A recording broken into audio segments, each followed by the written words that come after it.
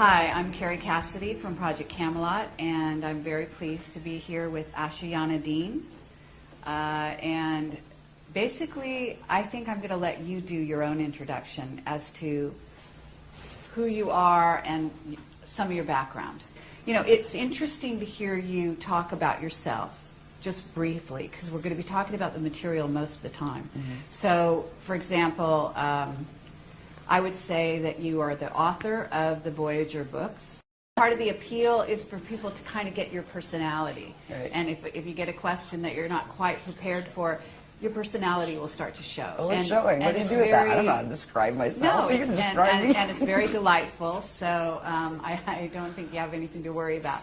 So, but at any rate, you want to say you've come here to teach about Ascension. Yes. Would that be accurate? Yes. At this time accurate. On the planet? Yes. And I'm not a speaker one in the Melchizedek Cloister Emerald Order, and that was a commission that was given to me. And the other two speakers, there are three of us, are present in the room with us. Okay. You're an American citizen. Yes. In this life? Yes. Okay. And where did you grow up? In what state? Well, I was born in Pennsylvania, and I was raised in Pennsylvania and New York, and then moved to New Jersey, and then moved to Florida, and then to England, and then to Arizona, and then to Colorado, and then back to Florida. Okay, so you've been around. Yes. Okay, yes. Great. Actually, following spiritual guidance, we were asked to move. Once it was past the childhood and adolescent times, the moves were following what I was advised to do by the Guardian Alliance. Okay, wonderful. And you are in touch with what you call the Guardian Alliance. That's what they call themselves. Okay. Yes. And do you consider yourself a channeler? Because I'm aware of what it is you do, but I'm going to ask you questions that may seem wrong. Okay? Feel free. And so at that point you can correct me, and it's totally fine. It's not channeling. In fact, we teach against channeling because it's dangerous. It is a process of electronic data streaming that it's quite sophisticated, but it doesn't work like channeling. Channeling involves literally another entity coming in and sharing a body with you, and that is not permitted in our teachings because it can actually damage your DNA. This is an electronic data streaming called chelantic transmission, and it is literally electronic data streaming, but interdimensionally, as opposed to simply on the horizontal like we do it here. And that is the way that the Guardian Alliance communicates with me and has since childhood. But they have also, in my younger years, I had both negative abductions with negative groups of visitors, and it was the Guardian Alliance that actually rescued me from those situations. And I learned a lot about why I had the experiences. It had to do with the contract I came in with, that it takes most people quite a few years to wake up and realize what they came in to do, what they birthed in to do.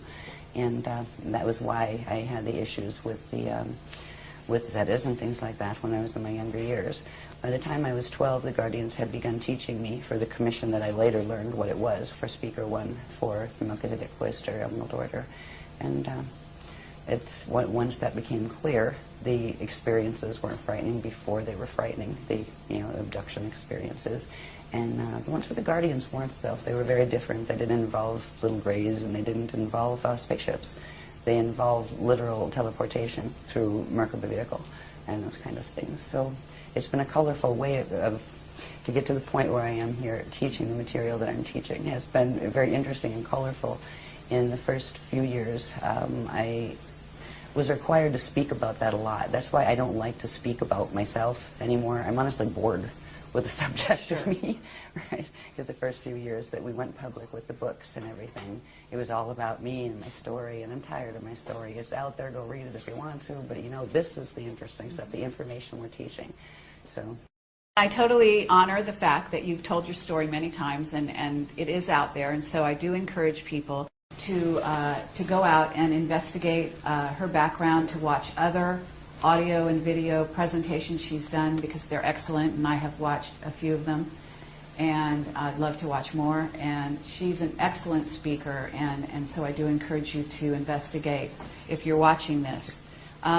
So what I'd like to do from here is really get into what the agenda is of what we call the service to self, or negative-oriented ETs, visitors, what have you. And then if you could talk about that, and then if you could also talk about what the positive side, service to others, is doing, what their objective is in being in contact with us here, and so on.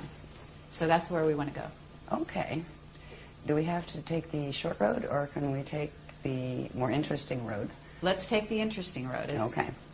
Because the interesting road, by the time we get to answering that question, will make a lot more sense. And the interesting road does have to do with some of the other questions. When we'd asked you that, just give us a few questions or something that you're planning to ask.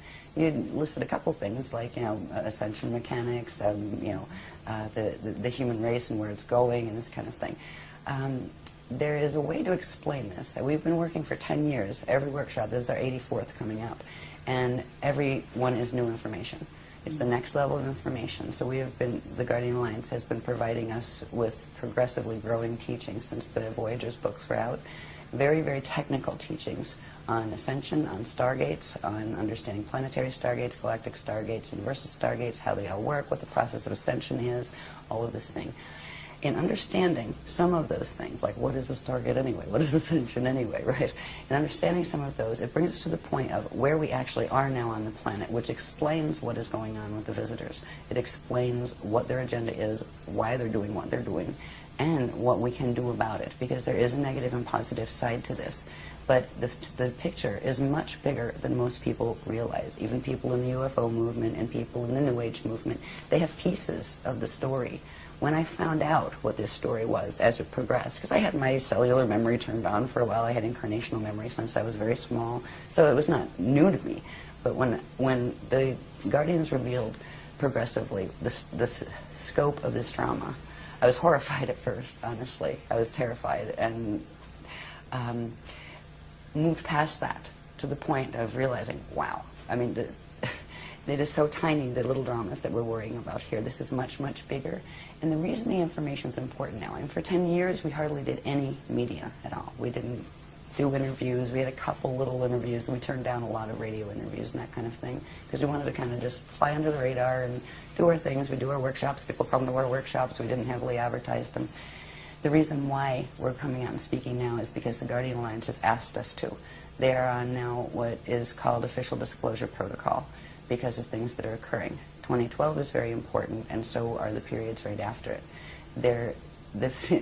To coin a phrase from Anderson Cooper's show, planet in peril. Yes, to put it mildly.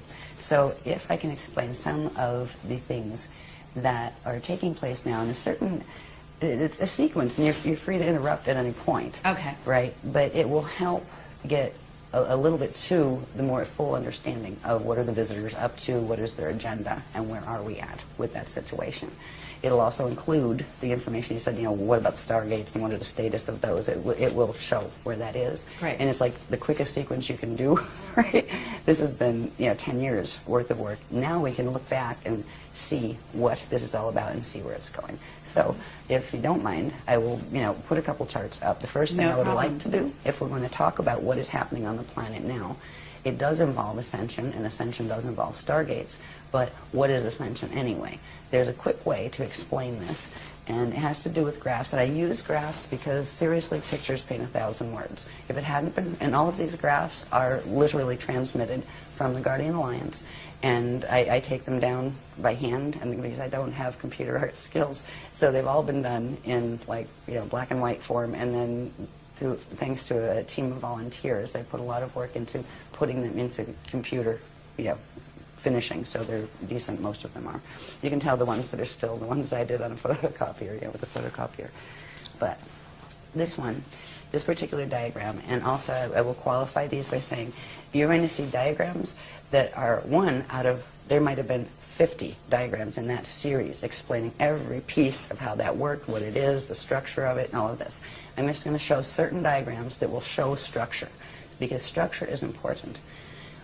Science here is getting into quantum physics and all of those things, and oh, maybe there's dark matter and all these wonderful maybes. There is a whole order of these things. Yes, there's dark matter. Yes, quantum physics are real, but they have no idea the structures that are involved. This is not a haphazard cosmos or universe. Some of these things, if you're going to understand what Ascension is, you need to understand what context is happening in, and that's why the Guardians gave us the context in the first place. In the early days, they taught us about 15-dimensional physics, and that's not meaning there's only 15 dimensions. Dimensions run in sets of 15, and there are many, many, many different sets of 15-dimensional matrices that have a particular order that form galaxies, universes, cosmoses, plural. It is a multi-cosmos, not just a multiverse. Now, when you think of Ascension and stargates that you ascend through, it implies there is an order of stargates within these greater structures. So I will show you this diagram Let me first. ask you where the diagrams came from. In other words, are you getting, you say you're getting this sort of a data stream electronically, and when you say that, I am assuming that you're visualizing, maybe you're getting a visualization. I just see them. Okay. Yeah. And then how do you transfer them onto the paper? How do you, you draw them? Really? Okay. I'm known as the whiteout queen. Because a lot of times they'll come down, like one diagram like this, that's all like, looks like a single thing. There'll Very be like intricate. 6 different images on it. Wow. And like 20 different layers. Okay. And I call it a pullback process, where the whole big thing comes down in one data stream that it might take me like 6 hours just focus completely on one, getting it all down. And that's even without the words and labels and arrows and stuff. That's just Okay. getting the shapes and structure. Then we'll pull them out, right? Where I'll make photocopies and white out that part, and then you get that one, white out this part, then you have that one, and you might have like a series of 10 of them out of the one that came in. So it's almost like what do they call those files where they condense everything? Zip file, yeah. So it comes in like a zip Okay, file, I hear and when you. it opens, there's a lot of heat involved, actually. You can feel the DNA activation. It comes through, the chakras activate, and there's like this heat field around me when it's coming through. Or sometimes, depending on the line, because there's different lines, different ones, different levels of the Guardian Alliance communicate, from different places, and some of the lines come in cold, like shiver, some of them come in hot. Okay. So some of them carry the images, and that's where the images are coming from. And at this point, there are thousands of them. There are thousands of intricate diagrams that Fabulous. come Okay. in this Yeah, way. that's great. All right. This one, for instance, this is part of a huge series. And this is a very simple one. As you'll see in some later ones, it grows. If we can think of this, I wanted to use this as a very simple way to explain what Ascension is. Ascension is about evolution. It's actually about re-evolution. The Guardians refer to it as re-evolutionary determinism. Yes, there is a predetermined framework of creation within which creation occurs, but you have free will within that framework. And you start out as part of the whole. They refer to it as the God Source consciousness field. And from that place, you can enter into material experience that is all taking place within that God Source consciousness field. There is no place outside of God. All of this takes place within the body of the consciousness of God Source. They consider the structures in which and through which matter materializes and forms and identities individuate. They consider that part of the manifest body of God Source, and they're talking about the cosmoses being the manifest body. And there is a field of just pure cognition that is beyond that. It is eternal. It is always aware. Time as we know it in linear form is just not a reality there, but it's understood as an experiential quality within the framework of materialization.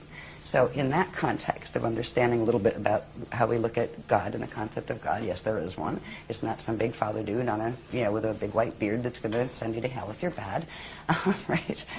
There is structure involved in this. Now we went through what is called Partakai creation, which takes it from the first unit of consciousness in the consciousness field of God that did something and went under certain changes. From those changes, that shape grew and literally created the spherical wheels within wheels, or spheres within spheres, that is the hidden structure behind all cosmic order and even galactic order, planetary order, and your own body's order and atom's order.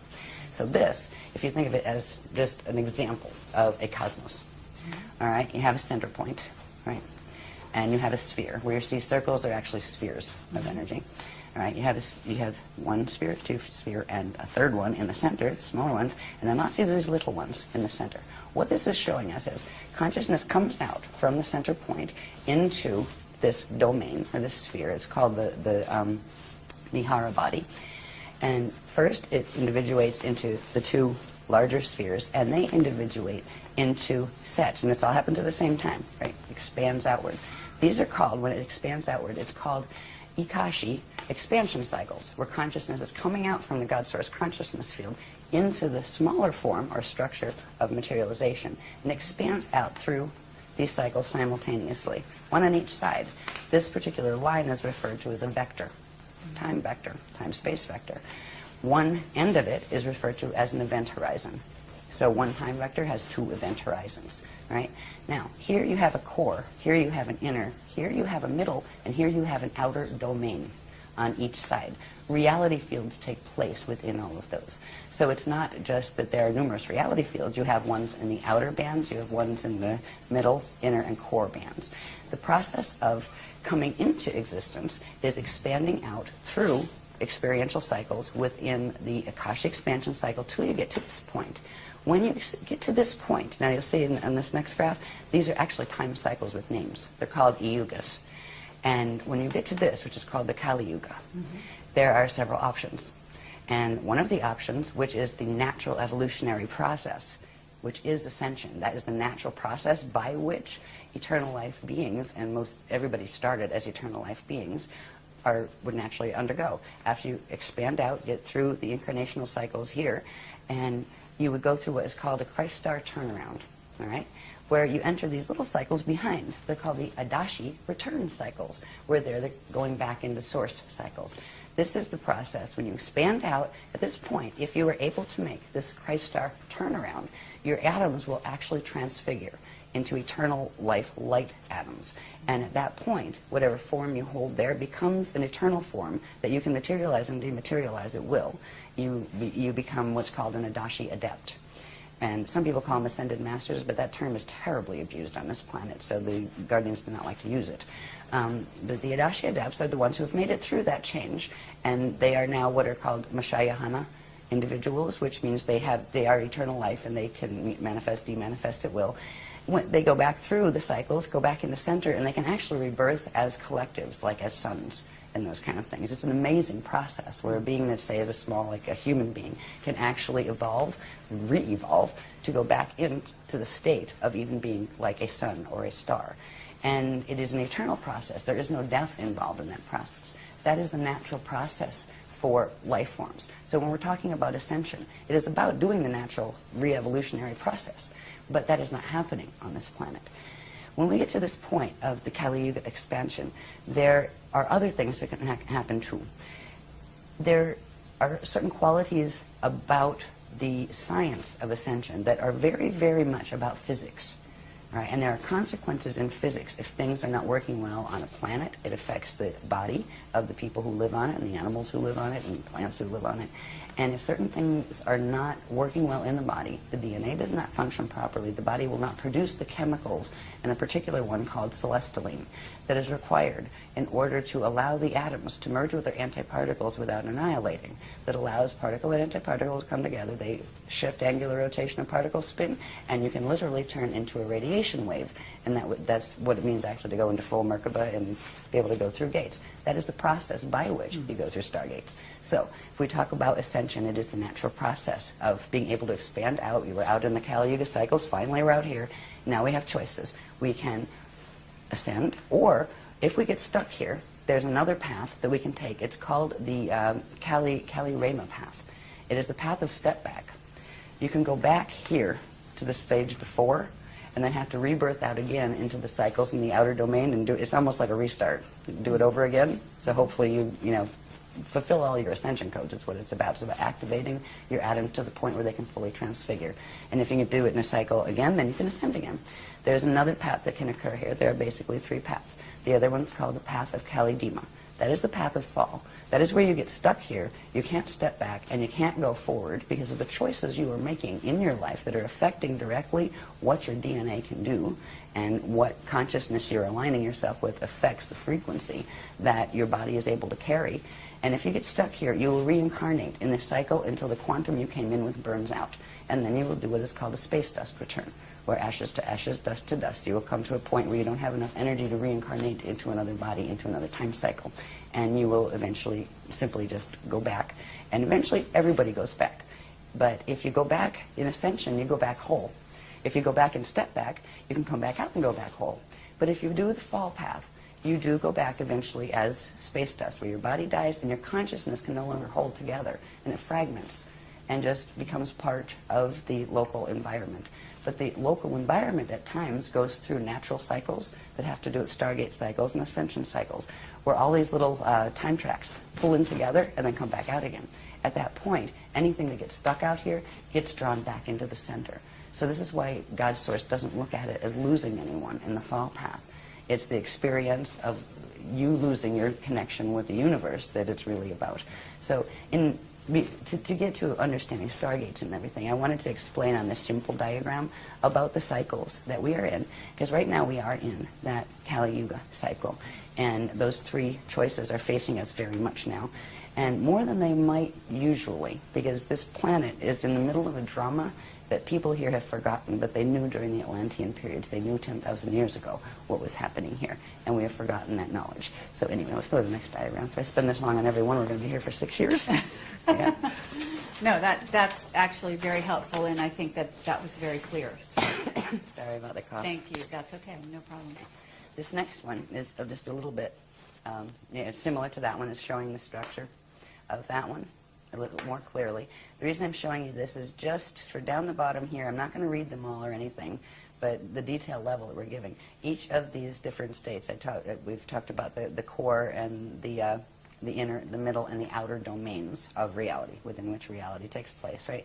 They each have a different state of matter, a different type of matter, a different density level of matter, and different states of consciousness that go with them. So I just wanted to point that out. So when we see this diagram, we're seeing the three, the Kalihara, it's called the Kalihara system, and we have the Hara bodies, and the space-time structures within the Hara body. So these are large energy structures that you don't see. And you don't even see these. You don't see, you're not walking around your field counting your little balls, right? But they're there. This structure, the cosmos is created with this structure, but it's much more complex. But when you see it, it implies structure, but also time and evolution. And that is a good way to show the ascension process, where it is you expand out, you go through experiences in the time levels of the time matrix, and then come back in through the Adashi return cycles. So the word Adashi, for instance, is something that is special to us, because we are following the path of Adashi, the path of Christ our return. When I use the word Christar, by the way, or any of the words like Christ or anything like that, we spell it with a K. It's either K-R-I-S-T, sometimes we use shorthand, or K-R-Y-S-T. There's a reason for that. It's not because we're basing everything on the Bible or anything like that, nothing against the Bible, but it's spelled with a K because that's how it originally was, and what it refers to there's 7 syllables to it. We often will just shorten it to 5. It's the first 7 audible sound tones of creation, and they are ka, ra, ya, sa, ta, ha, la. And we also often just shorten it to, ka, ya, ra, sa, ta, Christ, right? So that's where we use the word Christ. It has to do with the sound tones, the vibrations, the first audible sound tones when we get into first particle creation. Before all these structures occur in the cosmos, there are certain things that happen on a very, very, very nano-micro level that the first what would be audible sounds or audible vibrations, and that is why we use that word Christ. So that's where it's coming from. It's not saying, we're Christian, that's which means we're not this and we're not that, and we're not the other thing. It's something that belongs to everyone, in every language. So anyway, that's just another version of showing the same structure. This is part of a much larger structure and has to do with stargates. So we'll go, because what the drama that is happening on the planet now with the visitors and all of that has to do with stargates. It has to do with Ascension, but it has to do with stargates too, and who's fighting over them. So the next diagram, this is called the Illumeridana spirit body. And the reason I'm going to show you the spirit body structure, this is a diagram that has many purposes, but if you remember that last diagram, this one is a bit more detailed. It is still showing structure. This is a simplified, and each one of these pieces and flows and all of the different elements of this have been analyzed. There's like 100 graphs to this sequence. What it comes with is the structure that is referred to as the Illumeridana spirit body, which is different than your light body structure, different than your atomic body structure. Yeah, it's part of that structure. The cosmos has this too. When you see these little petal things, these are actually flows of energy. Okay, now think cosmic, right? Inside of this, you have those the Hara ball structures with the time cycles moving in and out of this. But if you notice here, there are 12 points on this. There are 12 petals. Each one of those would have a line running down it that comes out the other side, right? Each would be a vector line. So you're not just dealing with one vector where you have 2 event horizons. You're dealing with sets of 6 vectors that form 12 event horizons. And there's more than that too, but that's the ones you can see in this diagram. The spirit body structure is built on this particular structure. And these flows here, you have some of the outer flows that are called the lotus flows, those later ones in the pink. And then these little things that you can see part of, they actually go all the way down to the core, but then there's another layer of them here and another here. These are called the core flows, or the Navajo flows. The Navajo word has to do with a particular part of the creation cycle that is the first, where the Partakai units, which are the first units of consciousness that materialize, are actually born. It's a word that has to do with the Navajo cycles. So these are called the Navajo core flows. This has to do with stargates. All right, the next one will show you these stargates. Now, if you take the circle away and the ball structures away, and just look at the flows here, again, we have those outer petals, we call them the lotus petals. We call this the living lotus. Okay. All right, and these are the natural core flows of an eternal life creation, which means energy flows out, but it also turns around and comes back. It just doesn't flow out and expand until it destroys itself and burns itself out. That's what science is watching happening to this universe, because it's not functioning normally in our local galaxy. Anyway, stargates. These structures, these flows, now this applies to a cosmos, it applies to a galaxy, it applies to a planet. The planet has a structure like this, and it applies to our bodies as individuals. It applies to atoms, actually. They have their little own structure of this. Each one of these core structures, core flows, represents a stargate that has particular structure. When you look at it on a planetary level, they are literally points on the planet that interface with these energy flow systems that connect into core. And under certain conditions, they activate, and they literally allow space, time, and matter to turn into radiation and pop up somewhere else. They are passageways. So you're talking about 12 major stargates? There are 12. They go in sets of 12. On this planet, there are a whole lot more, because the main 12, which are called the Halls of Amente stargates, they actually fell in 2003. They fell under the control of the service to self groups, let's put it that we call them the FAs, the fallen angelics, right? That's what we refer to them as. And there are about 5 different, what are called interface gate systems, that were put here by the Guardians a long time ago, because this isn't the first time that there's been gate wars on this planet. In fact, 2 seedings of the human race were wiped out by the same type of, they call them Templar wars, because they're fighting over the Templar. The Stargate system on a planet or in the universe is referred to as the Templar, and that word refers to template pillars. That's what the Templar word means. That's, I mean, the whole Knights Templar and all of that stuff. I mean, these things were from the old records from Atlantis. They had pieces of them. So anyway, when we're talking about Stargates or Ascension, in Ascension, the process of doing that turn around and be able to go back into the eternal life cycles has to do with getting your body able to where you can pass through the natural structures of stargates. Now, that's great if you get your body in shape, but if you're on a planet that's Templar is messed up, you're going to have a problem. You'll get stuck on the planet, and your body will reflect whatever distortion is in the planet. That's why people right now die on this planet and don't ascend instead. Death is not a natural condition. It occurs on planets that have a distortion in their stargate structure where the natural flows are not occurring, which creates distortions in the biological forms on that planet. So we have been locked into this planet. This has been a prison planet for at least 13,000 years. And actually, we went further back than that, but there were little bits of times where the gates were working properly. This is the first time. Why everything's coming to a head right now is because it was known in 22,326 BC, which was the last stargate opening cycle, and that one failed. that this would be the next one. They knew this time period would be the next one because there's a specific time frame in which the gates open. And they stay open for a period of time, and then they close again. That's why it's all coming to a head again. Okay, so but when you're saying the gates are going to open, you're talking about the 12 that have been taken over, so to speak. Those, I'm assuming, are not going to open. Oh, yeah, they're opening them. They're going to be and open. we're opening the others. The Guardians are opening the others. Okay, even though they were taken over, they're able to go in and open them. Oh, yeah, they open them into the black hole wormhole systems. Oh, into an, okay. Yeah. Well, you can still use them, except, it takes you into fall systems. Right. Yeah. So, and that is so what is there has happening to be on this alternate stargates that are going to be used. Mm-hmm.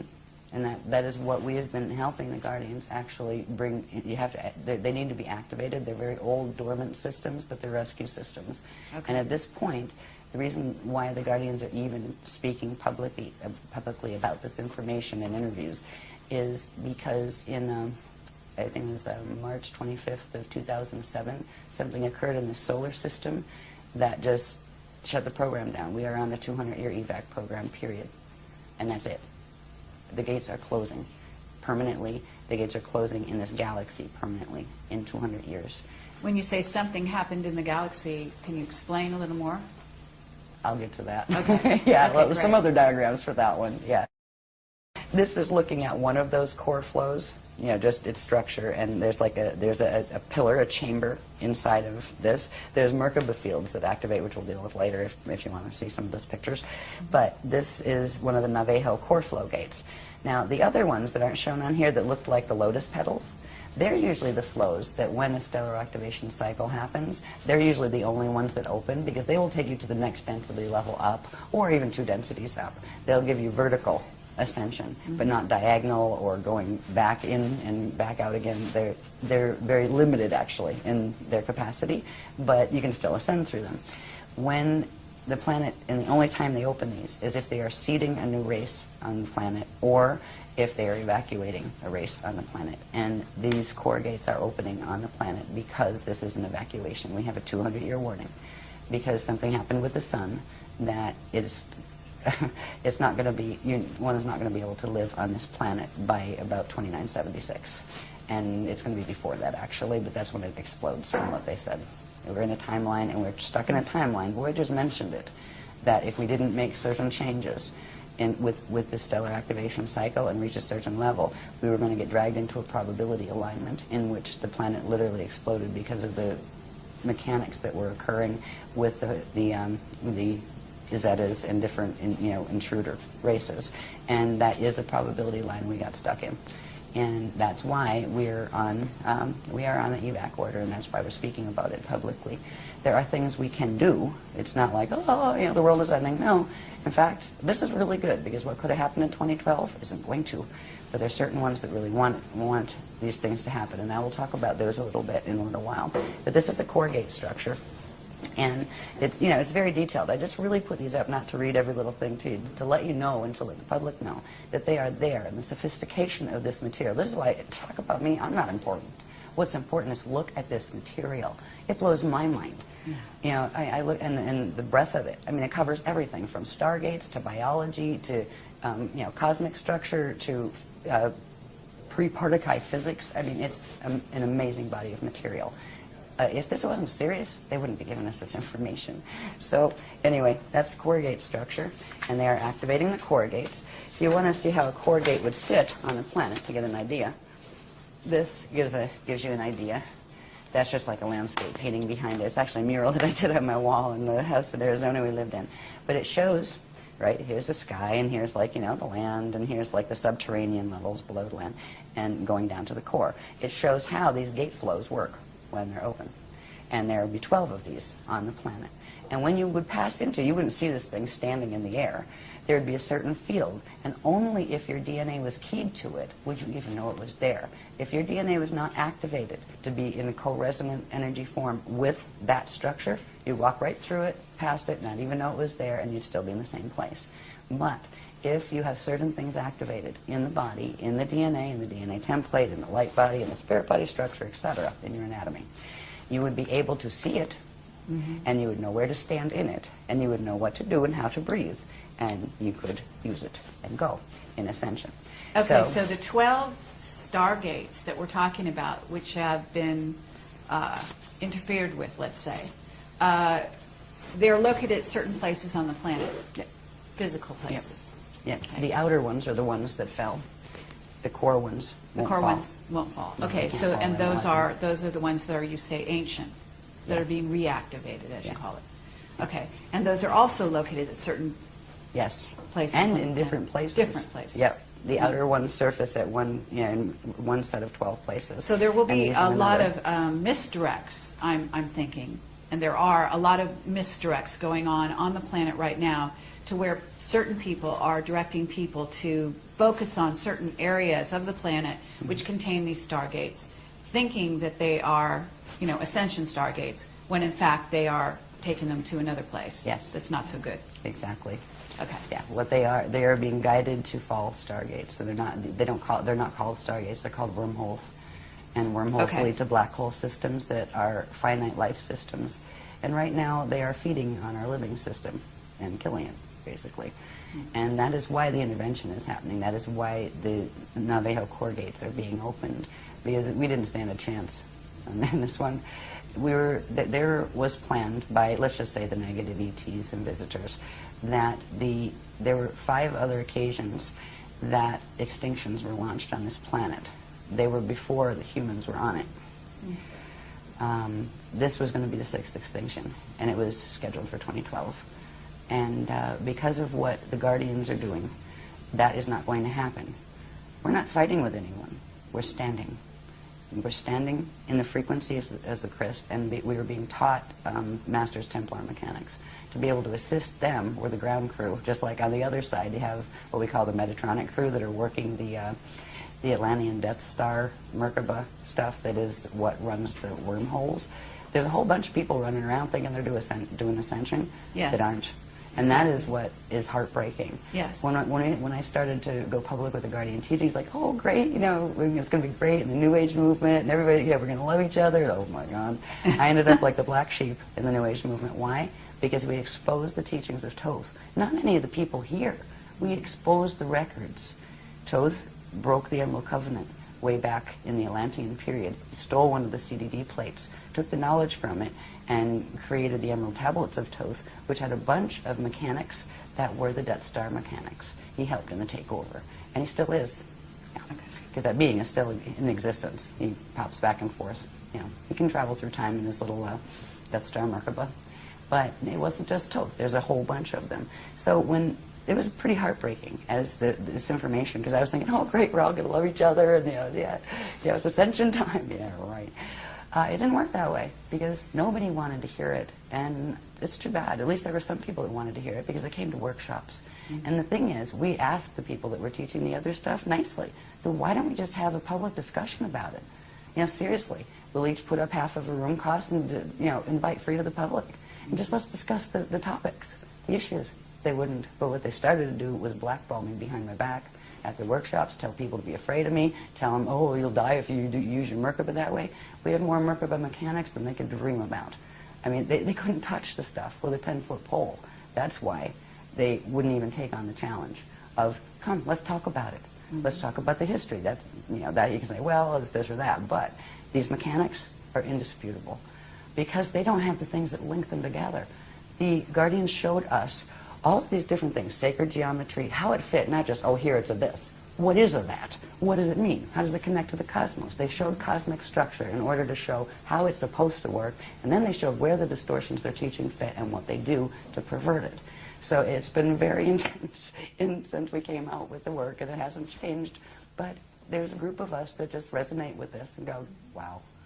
Just wow. Okay, no problem. Well, that's one of the reasons I'm here.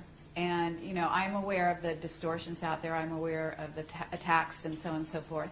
And, again, I have to say that people need to really go into their hearts.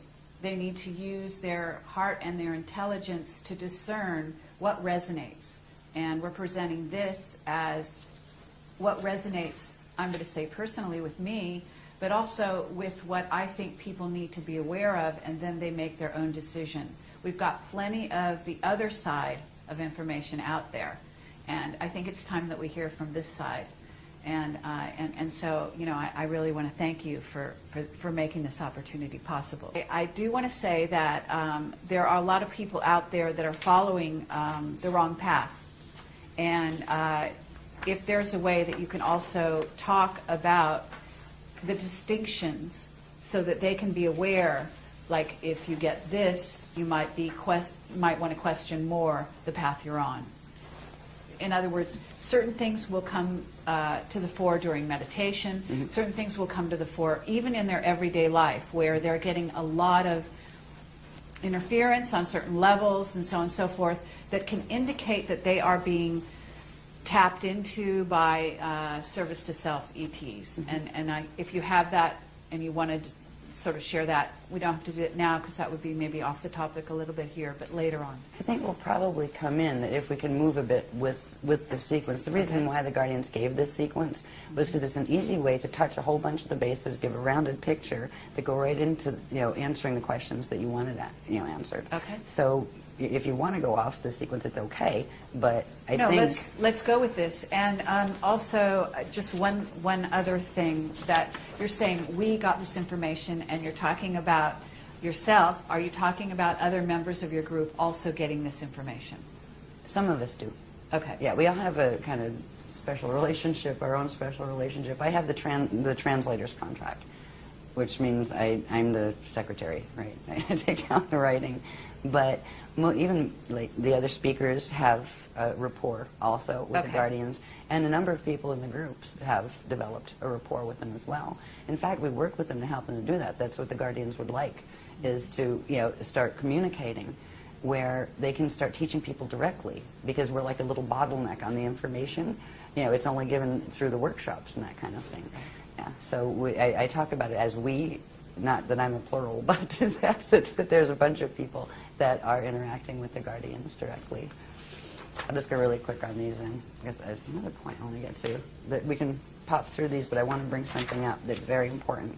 As far as telling the difference between some of the teachings, too, this in general is just showing basic Stargate structure, like how they work. When you have the core gates we saw before, these are what happen when you have those other flows that happen, the lotus petal flows. When you have a Stargate area, you have two vortices of energy, one electrical, one magnetic, and when they activate in the center, they come together, and one goes down, one goes up, and they form what's called a Biveka Merkaba field. All right, and that Merkaba field is, well, what does it mean? Moving light body, Merkaba, right? The Merkaba field is the field that actually, if it's around you, if it's a natural one that occurs around you, it's also occurring within you, and that is what allows your atoms to bond with their antiparticle and transmute and transfigure so they can go through gates. So this is basic Stargate structure as far as the Amente gates were structured on this structure and those kind of things. There's more to that. There's the Merkaba part.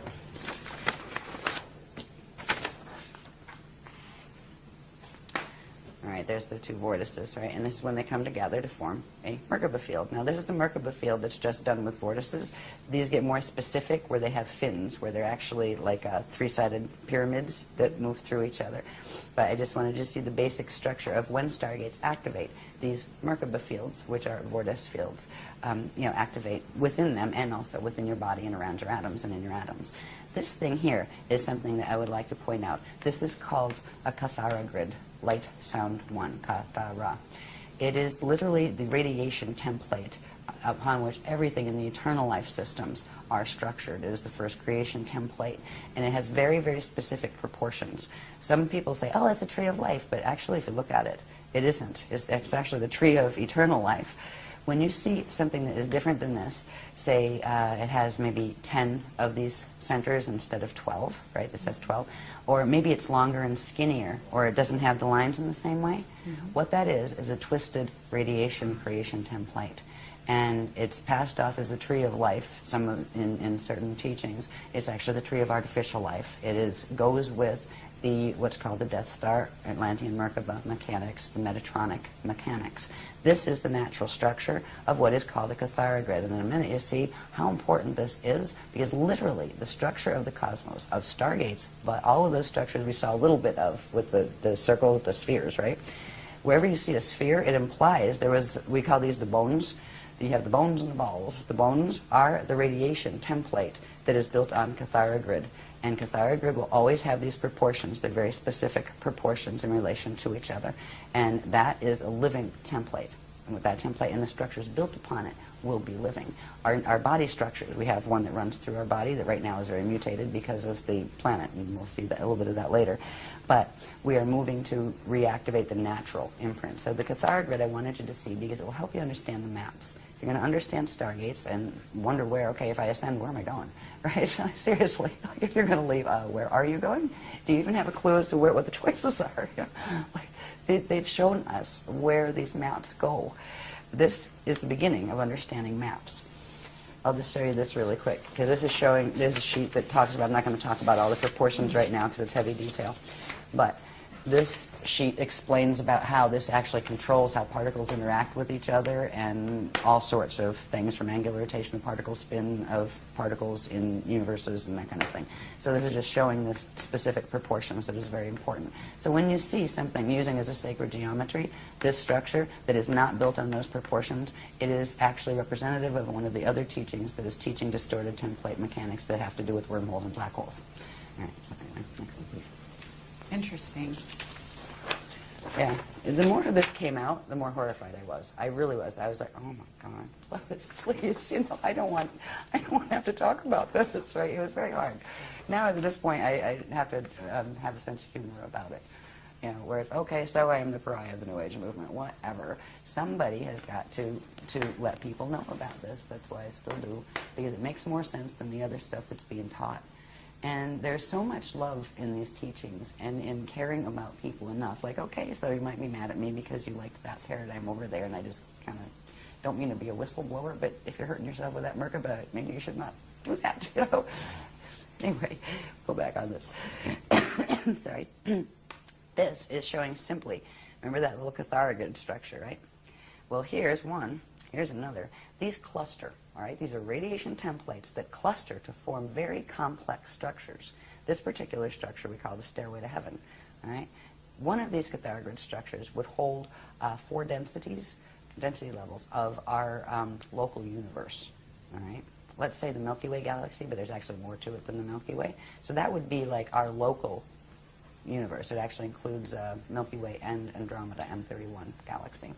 All right, and it's connected to another one. The one at this angle, 90 degrees to it, would be considered as parallel. It also has a light field that goes with it. So these are intricate structures that are formed from these templates. And where you see these structures, these are the bones again. You will have spheres of energy and spheres within spheres built upon them. So there are various levels. These are called the Veka systems, and 4 Vekas come together, and at the center an Eka system forms. And the ecosystems form a cluster, and they form what's called an Akasha system. Then there's an Akasha A system and Akasha Aya system, and they all form this big cluster that's called the Yukatarista body. The Yukatarista body is one cosmic creation body. Now, our own personal anatomy has these levels to it. All right, they connect to those levels of the cosmos that we were born into. And full ascension is actually turning back on in our atomic structure all of the frequencies involved with all of those spaces. So we're down here in the Veka worlds. The next thing is we have to move up into the Eka, and then from the Eka, this is the long way to ascend, by the way. That's when the gates are working well. So the normal way for ascension would be you would work your way through re-evolution through the Veka system up the densities. We're in density 1 here. We'd work up to density 4. Then we'd go to the Eka level, and you're growing and getting lighter, and your matter's less dense, and you're getting more control over it, and you're getting more consciousness, you know, more God consciousness and that kind of thing. And then you would work to the Akasha level, and then you would work to the Akasha A level, and then the Akasha Aya level until you got up here. At any one of those points, you could experience the Christ star turnaround, and it would take you to the next level, right? Then there's the quick way to ascend, when it's an evac. It's an evac situation, and that's what we have, where these are called harmonic gate systems. It implies that it's built on a system of dimensional harmonics, which means you have to take them in sequence harmonically, one by one. It's the slow train, right? There's something called the transharmonic continuum that actually runs between them. It requires a very specialized type of Merkaba vehicle and accelerations in the light body and spirit body anatomy to be able to do it. But those core gates, which are also the Navajo gates, they're also called the spanner gates, they are able to do that. They are transharmonic, where they can actually jump the scale. So you could jump from here to here, or from here, to there. So you can move, you have more liberty of where you can go in ascension when you ascend. You're able to actually, you become a time jumper, basically. Instead of just a straight, ascension the hard way, you go boing, boing, boing, boing, that kind of thing. So that is the system we're working on, because at this point, all of the natural structures of the outer gates have been damaged. The Amenti gates are damaged. We are stuck down here. And the same thing is happening through the Milky Way. It's not just here. It's not just in our solar system. Our solar system is a mess, but the Milky Way is a mess too. That black hole at the center, that's not an accident. That was done on purpose. That was done 360 billion years ago. Milky Way actually used to be a part of the Andromeda Galaxy. And it was literally forced into what is called fall. And now there's many light years between them, at least a couple. I forget how many light years were between them, 2 million light years, something like that. But they were once one. That is actually our home galaxy, the Andromeda M31. But right now we're in the Milky Way, which is a fallen phantom part of it. And there's still, it wasn't a full fall system until recently, when certain changes occurred that mean the quantum of energy going into the negative fall path is larger than the one pulling back the other way. And at that point, it's a galactic evac where they're pulling out the ones who can still go. The consciousness that can still follow the ascension path is being evacuated out, because the gates will close. Once they close and the system falls, that system won't immediately blow up or anything. It will have a finite lifespan. It no longer has the direct currents coming in, the inflow of currents coming in from the larger structure of space-time and source. So it becomes a finite system that feeds on itself until it eats up its own quantum, and then it implodes and goes back as space dust. So we are at a crossroads, a huge crossroads right now. We are on a planet that is going in the fall direction, but this planet's actually going to take that path I mentioned, the step-back path, but that requires losing its body, and it's going to do that. Not while we're on it, but that is what we're headed for. But right now we have 200 years before these gates close in the Milky Way galaxy, and that includes here. So this is why they're giving the advanced ascension teachings now. And that's why crazy people like me come out and talk about them with the vocabulary, because we could use a dictionary, honestly. No, I mean, I expect people, it's good if they go, what did she talk about there? I don't get it, or go investigate. You see, right. We're not here to answer all their questions, actually. Okay, well, I don't mind. Investigation is getting involved. Right. And if they get involved, they learn, and then it becomes part of them. Well, So when we it's see okay. the structures, when I'm showing things like the structures, these are structures that are not known out here yet. They have words that describe them. They have names Sure. for that structure. That's a Hara body, or that's a Yucatharista body, right? Or that's a Veka, and that's an Eka. These are part of the actual templates of the layers of creation, going all the way back up into expansion, into God's source consciousness field. They are the literal bones of our space-time orientation. So they are time references. When I talk about a Veka system, that is down here, closer to where we are in a Veka system, right? When you get up to the next level of ascension, there is the Eka system, which is at the core of 4 Vekas. Then you get up from there, and you have what's called an Akasha system, which has a set of all the smaller ones inside of it, right? And then an Akasha A system, and then you go up into the Yucatharista system, which is really, they are words to describe things that make perfect sense, to the people who are describing them, the guardians. Sure. They're words in the ancient, what's called Anahazi language, which was the first spoken language in this time matrix. So a lot of the language that is used, that it's like, what is that? It's translations from those languages. Okay, does Anahazi relate to Anasazi? Actually, it does. Okay. The Anasazi were connected to the guardians, actually. So did they ascend? Is that why they disappeared? Some of them did. Others, they were actually raided, from what I heard. They were raided and overtaken by another group, and some of that other group became Anasazis as well, where they became violent. And the original ones weren't like that, and yes, some of them were evacs locally, is what I heard. Okay. The Kabbalah is got to be, I'm going to just say it here, to my understanding from what you're telling me, is that Kabbalah is not the positive ascension path. I would put this way.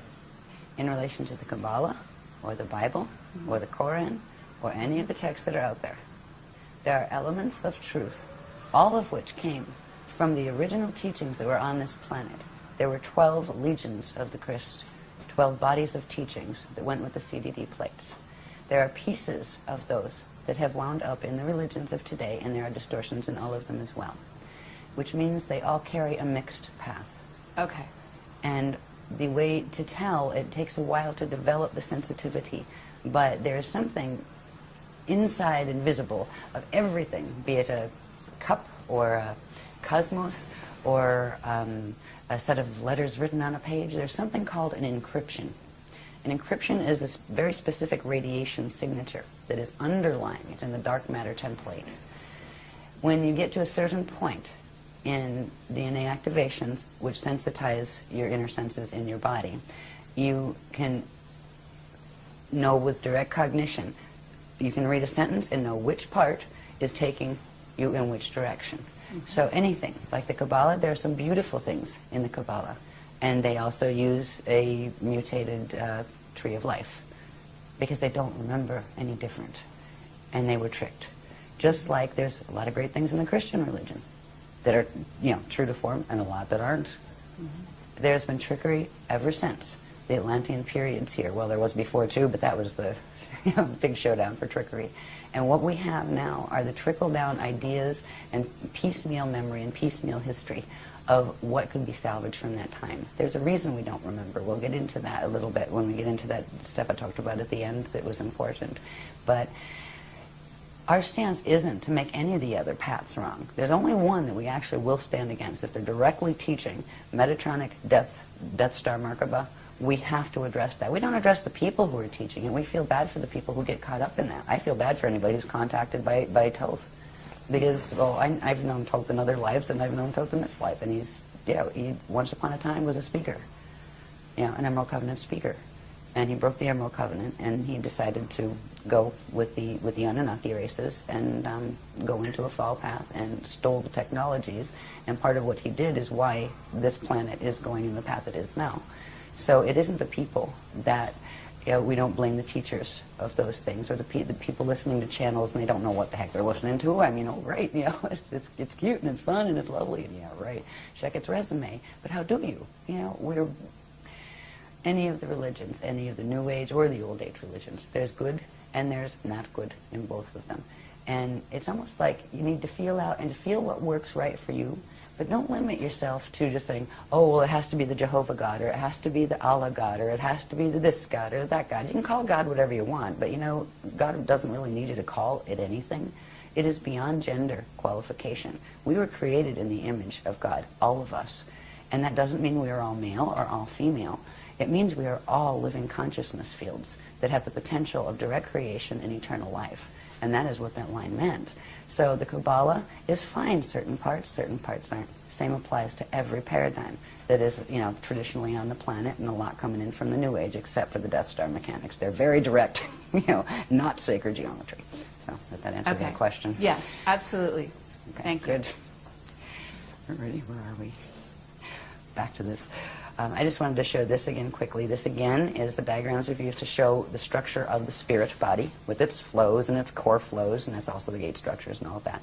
It means that the cosmos has sets of spirit bodies. There's like lots of these embedded within each other, and we also have our spirit body. When I refer to our spirit body as part of our anatomy, it is structured in this same way. Okay?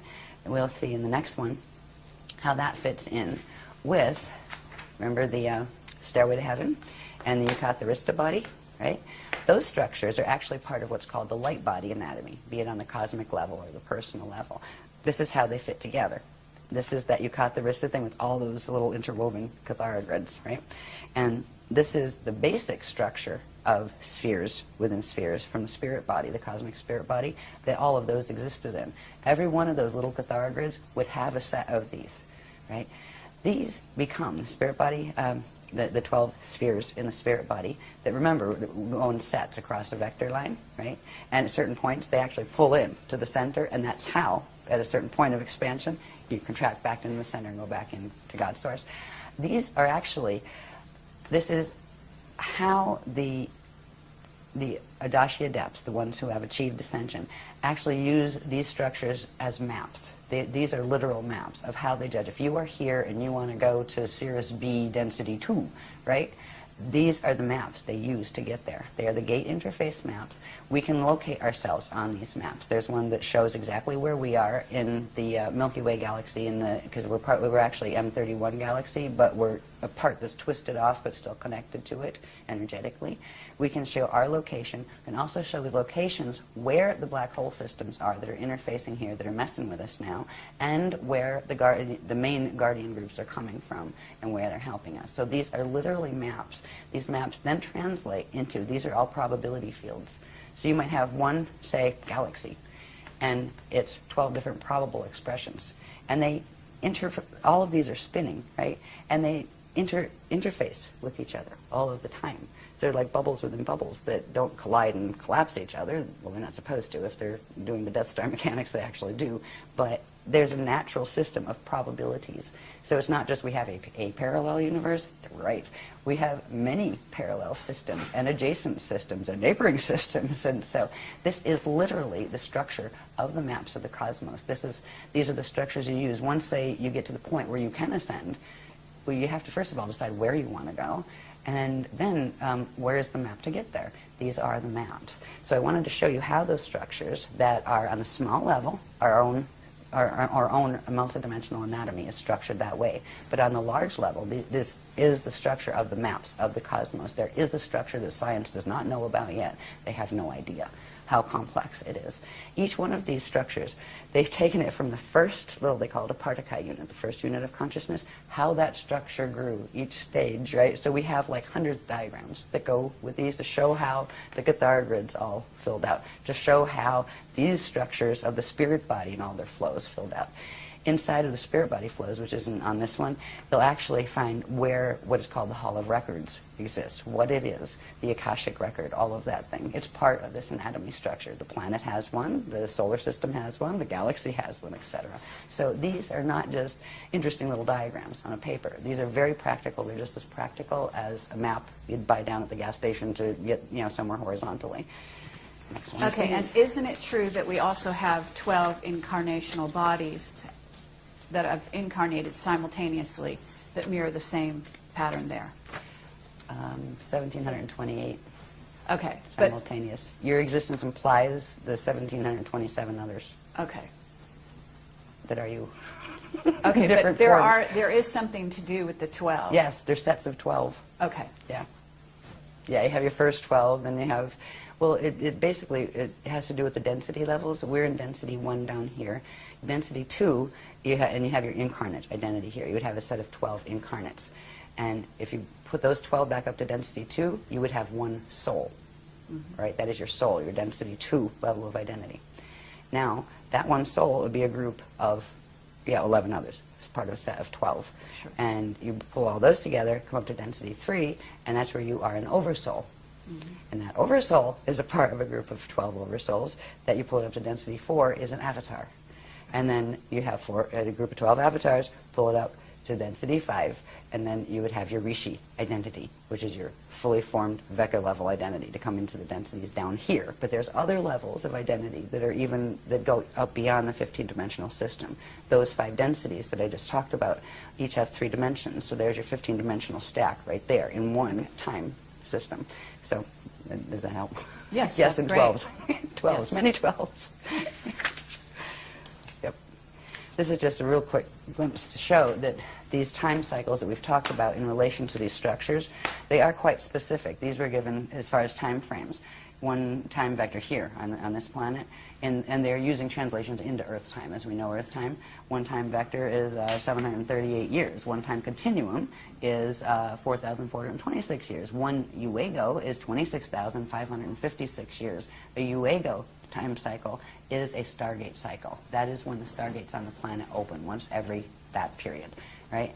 Right now it's distorted into what are called the false Yuga cycles, and we'll show you what that is at the end. But these go all the way up. There's galactic levels, there's universal levels, and these are the structure of time and how it works, and that yes, you can take it right into periods of time. It is because we are in a stellar activation cycle right now, and the last one was 26,556 years ago, and it failed. The gates did not open. They had to be shut closed because we got raided. That was called the Deane massacre period, where it was there was a lot of ships mowing people down, actually, in that one. Beam ships. And was this, we're not talking about Atlantis here, we're talking prior? There were several phases of Atlantis. Okay. All right, the last phase of it, the last pieces of it went under in 9558 BC, but way before that, there was Atlantis. There was in seeding 1, there was an Atlantis. In seeding 2, there was an Atlantis. And on Terra, there was an Atlantis. That's where it all came from. And a Lemuria. We had Lemuria, Lumania. There were different spellings of the names, but they were the same places and the same soul groups inhabiting them. Yeah.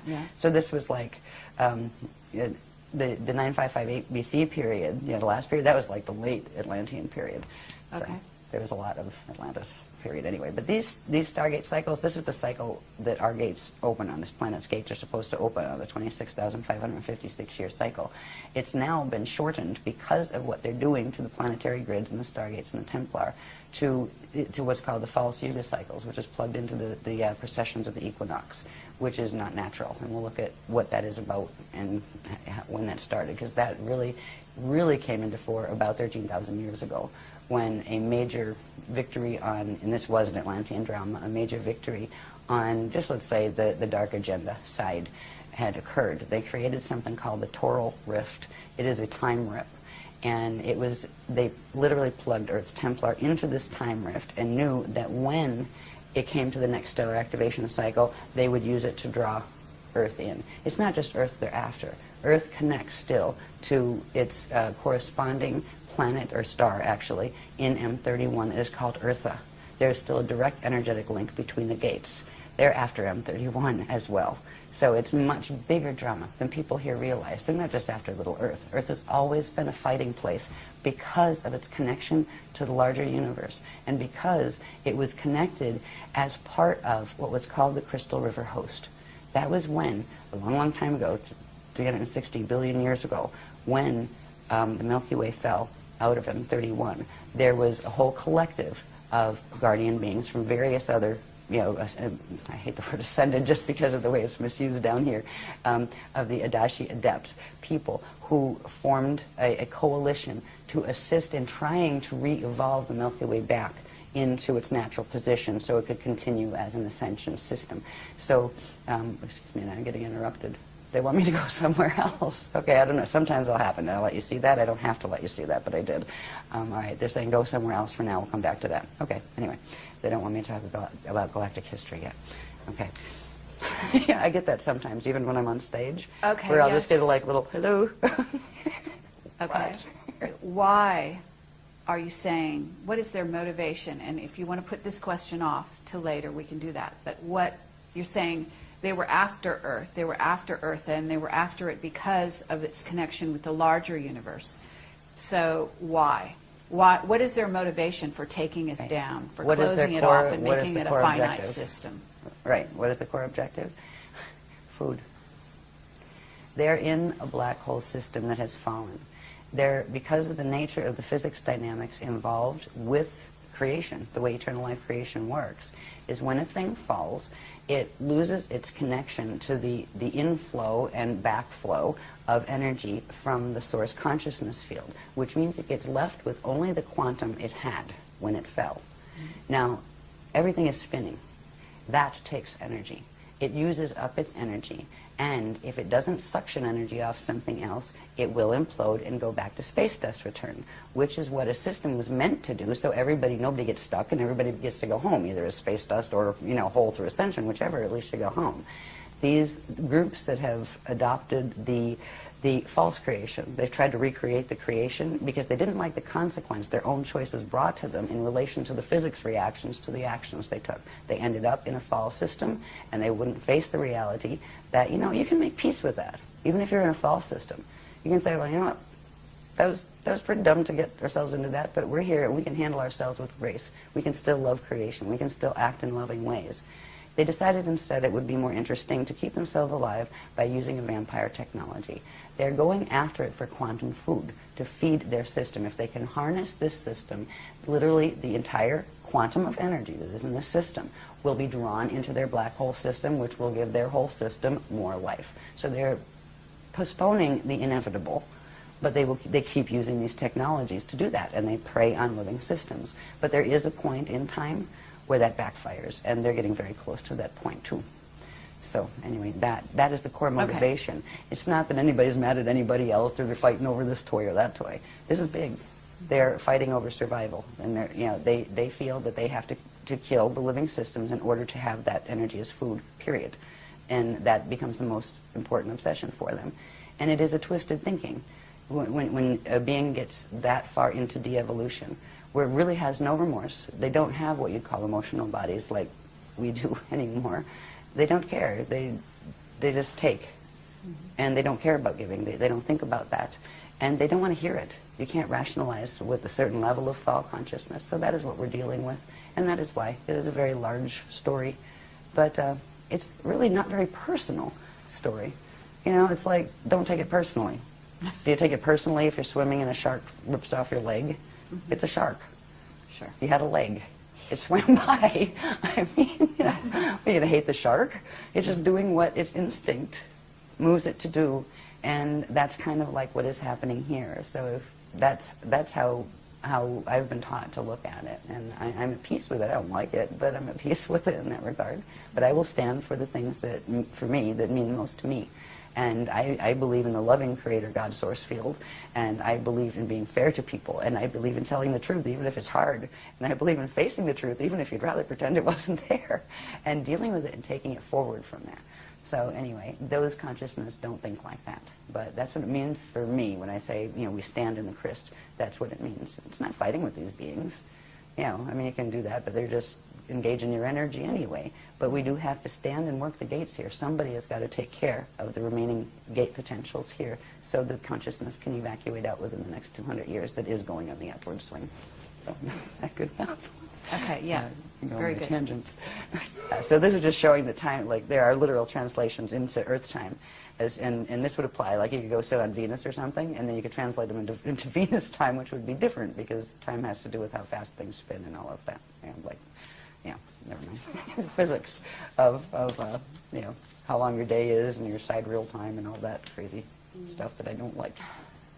With all the structures and processes that we've learned that have to do with that structure of the spirit body and its hara centers, which are the probability structures that at certain periods pull in, right? And that's an ascension cycle when they actually pull in, and then a new creation comes back out.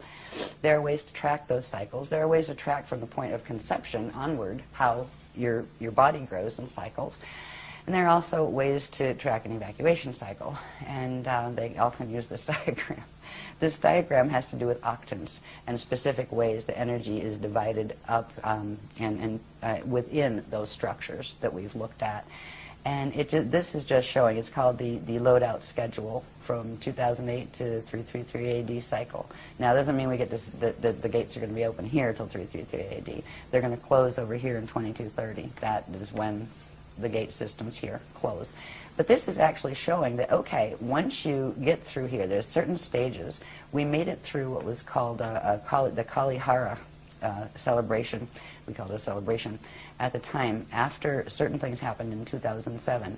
As we moved into 2008, if we did not hit on this planet a certain level of core vibration, we would have gone into fall right there. We would not have been able to hold a host. All the gates would have shut except the fall gates, and we would have all been stuck, and it would have, well, we'd all been extinct in 2012. That was the other side's plan. But we did make the vibration for the Kalihara, which allowed us to pick up into the host, which is called the Crystal River host. This has to do with a stream of energy currents that are coming in from a matrix that I'll show you later on the maps, that are the high level of the Guardian Alliance. They're like the ones that wrote the books originally. They're like the small layers from our matrix. These are massive Ashayanic beings, and that means they're the eternal life beings, the ones who've gone through the Adashi return cycles, and so they're. Anyway, we were able to pick up the host, the planet was, where it could anchor those frequencies as long as there was somebody here to anchor it, and that is what our groups have been doing. We are, I mean, our bodies are energy, everybody's bodies are energy, and we're all anchoring something. And right now, the planet, most of it is anchoring the Metatronic currents. And there's a few people that just because they happen to have the DNA codes that they are connected with the crystal and don't know it, are just, going about their little lives, but anchoring it, the good currents anyway. But there are, I'm not aware of any other groups that are working at all with the Christic energies as far as the grid works they're doing. So we go around and we do grid work, and very specific grid work. You see these type of diagrams? Well, when we go to do like grid work someplace, we know what a vortice is, right? We know where to go. We know this information. We don't just go, play like a planetary guardian like a lot of people do, unfortunately. Mm-hmm. People that are inadvertently anchoring the negative currents and opening gate sites on the the wormhole codes because they don't know, because nobody taught them the difference between them. So anyway, we made this into this cycle, and this is good because if we didn't, it would have been all over in 2012. But we passed the Kalihara cycle. We're in this cycle period right here, right now, which we haven't come to the center point yet. That'll be 2027 when we hit this point in the cycle. There are certain energy changes that take place here, certain accretion cycles. Now, it means energy coming in cycles, right? These are accretion cycles where energy pulls in to a certain point. There are certain things that happen in each of these stages. So we are right here in this stage. This is the first stage of what's called the Kali Krista cycle. This is, what do they call this one, the Barda phase. And then over here, there's the Masha phase, I believe, and that's where you get the Ashayana word from. And the word Messiah was twisted from that word, the Ashayana word, in the ancient Atlantean teachings. That's an Anahazi word having to do with this cycle. And it's related. Is it related somewhat to Mahayana, Mahabharata? Yes. Very much. In fact, a lot of the Mahabharata texts were some of the remnants that had come up from the Mahabharata texts that were the translations of the CDD plates much earlier. Yeah. So anyway, we have to this point, when we get over here, that is 2047. I don't have it marked on this one, but this would be the point in this cycle. It would be 2047. And this is where something called an infold happens, where when we go back to remembering the vector line with the hara bodies on it, right? And at certain points they pull into the center and then come back out again. That is going to occur with the energy systems literally in the parts of this galaxy that can hold the host, including Earth, including our own fields. So right now we're making it through this part of the cycle. There's certain changes that will happen here. This is a point, that middle point, during which something called the Bardo chambers open. Now, the Bardo chambers, it can be a pleasant thing, or it can be a time when people evac the quickest way possible. And we are still looking at the potentiality of there could be major Earth changes that occur during this period. And that's and at this point, it's like if we get that far, because what's happening between now and 2012 is pretty rough. And what some of the other ones, like those who make wings, have planned for 2019 isn't too pretty either. So we're trying to help keep the grid stable and the consciousness stable just by working energy, as opposed to trying to go out and preach on anything. We teach what we teach. But there are this is a really bumpy period we're going through here because of what the service to self ones are doing. And they are seriously just trying to use this. They're trying to take our planet, forget about us, they don't care. They were planning to exterminate us in 2012 and just use it as torque to drag a whole larger system into feed their black hole. So when you have an objective like that, you really don't care. They don't care how many people are lost, but the Guardians do, and that's why we're still here. So we're moving through this period now. We're probably somewhere right about here, because this will be 2027. There's some rough spots coming in 2019 and 2022. And also we are in the middle, well, not quite the middle, but in March of, I think it was March 25th, 2007, there were certain things that a particular group of the Raider races called the Borgia that are connected with the Thetans. They kind of work together. They're on the negative side. They're part of the groups that are fighting over who's going to control this beast machine, this Death Star Merkaba here. They did something with the solar gates at the core of the sun, and they forced closed what is called the prana seed. Now, the prana seed has to do with sophisticated anatomy. We all have one, and so do planets and galaxies. When a prana seed closes, it forces the Bardo. and which means it forces this beginning of the death cycle. And our sun is dying as of that point. That doesn't mean it's immediately going to die. There are 15 layers of the dark matter template called the Rasha body that need to separate from the physical matter body. That will be done in 2022. Now there is a gamma burst that is released, and right now it's being buffered every time one of those, they call them ring waves, solar ring waves, releases. And they will get stronger as it goes into the higher levels of the rings, the higher numbers of those 15. And 15 comes in 2022. So, so far so good. We haven't had any major gamma bursts, that, solar flares that wiped everything out. But these are other potentials that we are looking at as well. Okay. As well as earthquakes and the usual stuff that end times dramas bring. Gosh. But it's not as bad as a lot of the things that some of the other people are teaching. I've heard certain people say that, oh, well, we won't even be here by 2013. Yeah, that's one of the Death Star people. Right. Okay. So I'd love to have a public debate about that one, Mr. So-and-so. Yeah, it would be great to do that. We invited that person. I think you know really? who I'm referring to. Yes. Yeah, years ago. I see. Yeah. Interesting.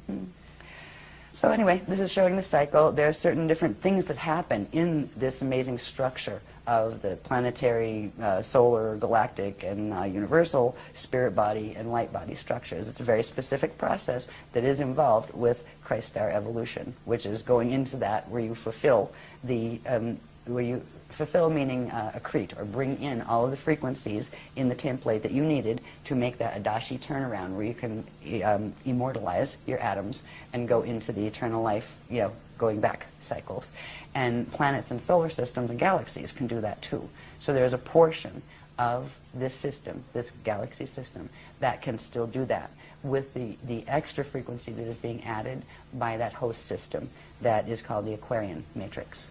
And it's actually, the Aquarian matrix is, they have the prototypes of what the humans here were actually designed on. The genetic prototypes were from there, even though we weren't directly from the Aquarian system. We were from M31 and from this particular universe once, the Milky Way once it fell. But they're very closely related genetically, to us in that regard. So they're not like, when I talk about the other ones, you don't have to expect very strange looking beings like octopi. Some very nice ascended ones do look like that, but these look very human like, but much larger. Okay. Very, very tall. Yeah. Anyway, so this is the cycle we're in at the moment. Now, this one's good. This will show a little bit. This is how we can start understanding these as maps. That's a pretty colored one. I'm so glad people cared to take my black and white messes, right, like these, and do them properly on the computer. This again is just showing the bones, or the interwoven Kathara grids, right, of the Yukatharista body, which is like one cosmic body, right. Down here, Aquinas, Akasha matrix. We're down in here. Aquinas is actually the name of M31. That's the official name as far as the ancient records go and all of that. Okay. And we're we were the Aquinas, universe. They call it universal system, and we call it the M31 Andromeda galaxy, but it's actually the Aquinas universe.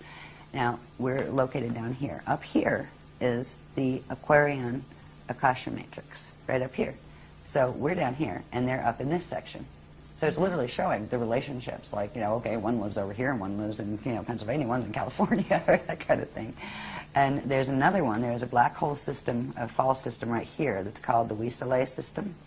And what's interesting about this whole creation is falls can happen where part of the spherical structures of that system literally no longer are energetically connected to the grid. They still hang in the grid, but they're cut off from it.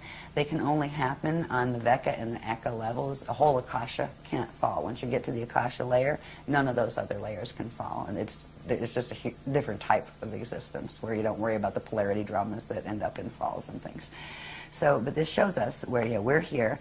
The ones that are helping us here, this is they call it a it's an eternal matrix. That the purpose they choose to stay in incarnation or stay in existence is to kind of play the helpers for any of the other systems that do need wants to go in, where they've actually they live by a let my will be thy will as far as Source goes, and they want nothing other than to fulfill what Source's intention is, which is a loving intention and an assisting intention. So they find their joy in being of service to assisting the evolutions in the lower matrices, and they hold these frequencies pure. Their systems stay pure enough where they can actually send currents in and help systems or hold them up so they don't fall, and that's what they're doing with our system right now.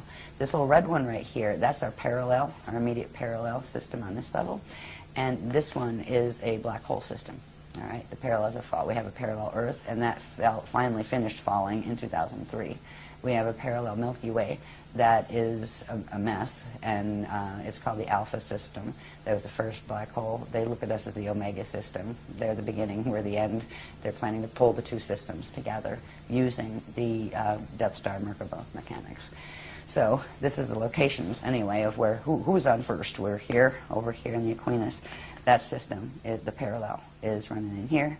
Our buddies that are helping us with the Crystal River host, sending us energy to literally stop. It's kind of like sending big energy arms down to hold us up, because these guys are pulling so much energy out of us, we would have fallen already. This whole galaxy would have.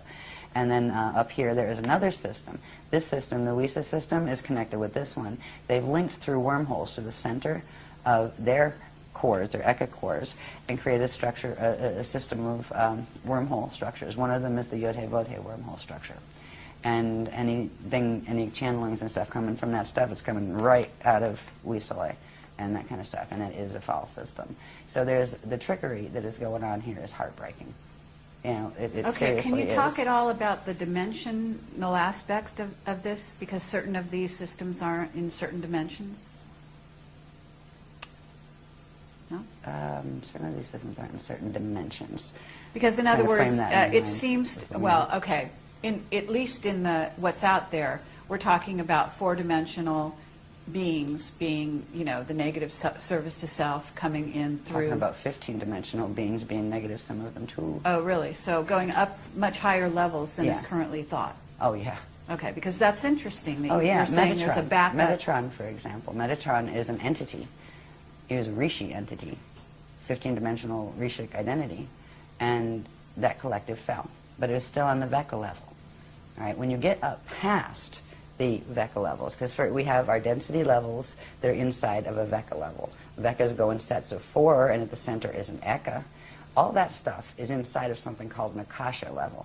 The Akasha level can't fall, but any of the consciousness or the structures below that can. Okay, and what levels of density then are we going down from there? Each set of, each Veka, each Cathar grid, let's say, those little structures that you saw, each of those has like 4 density and implies a 5th density when you cross through the center.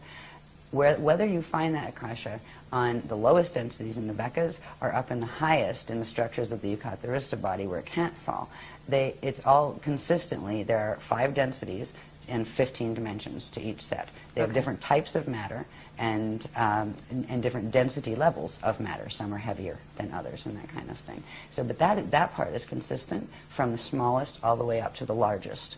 It is just that the fineness or the refinement of the matter type changes as you go up into the ones that can't fall.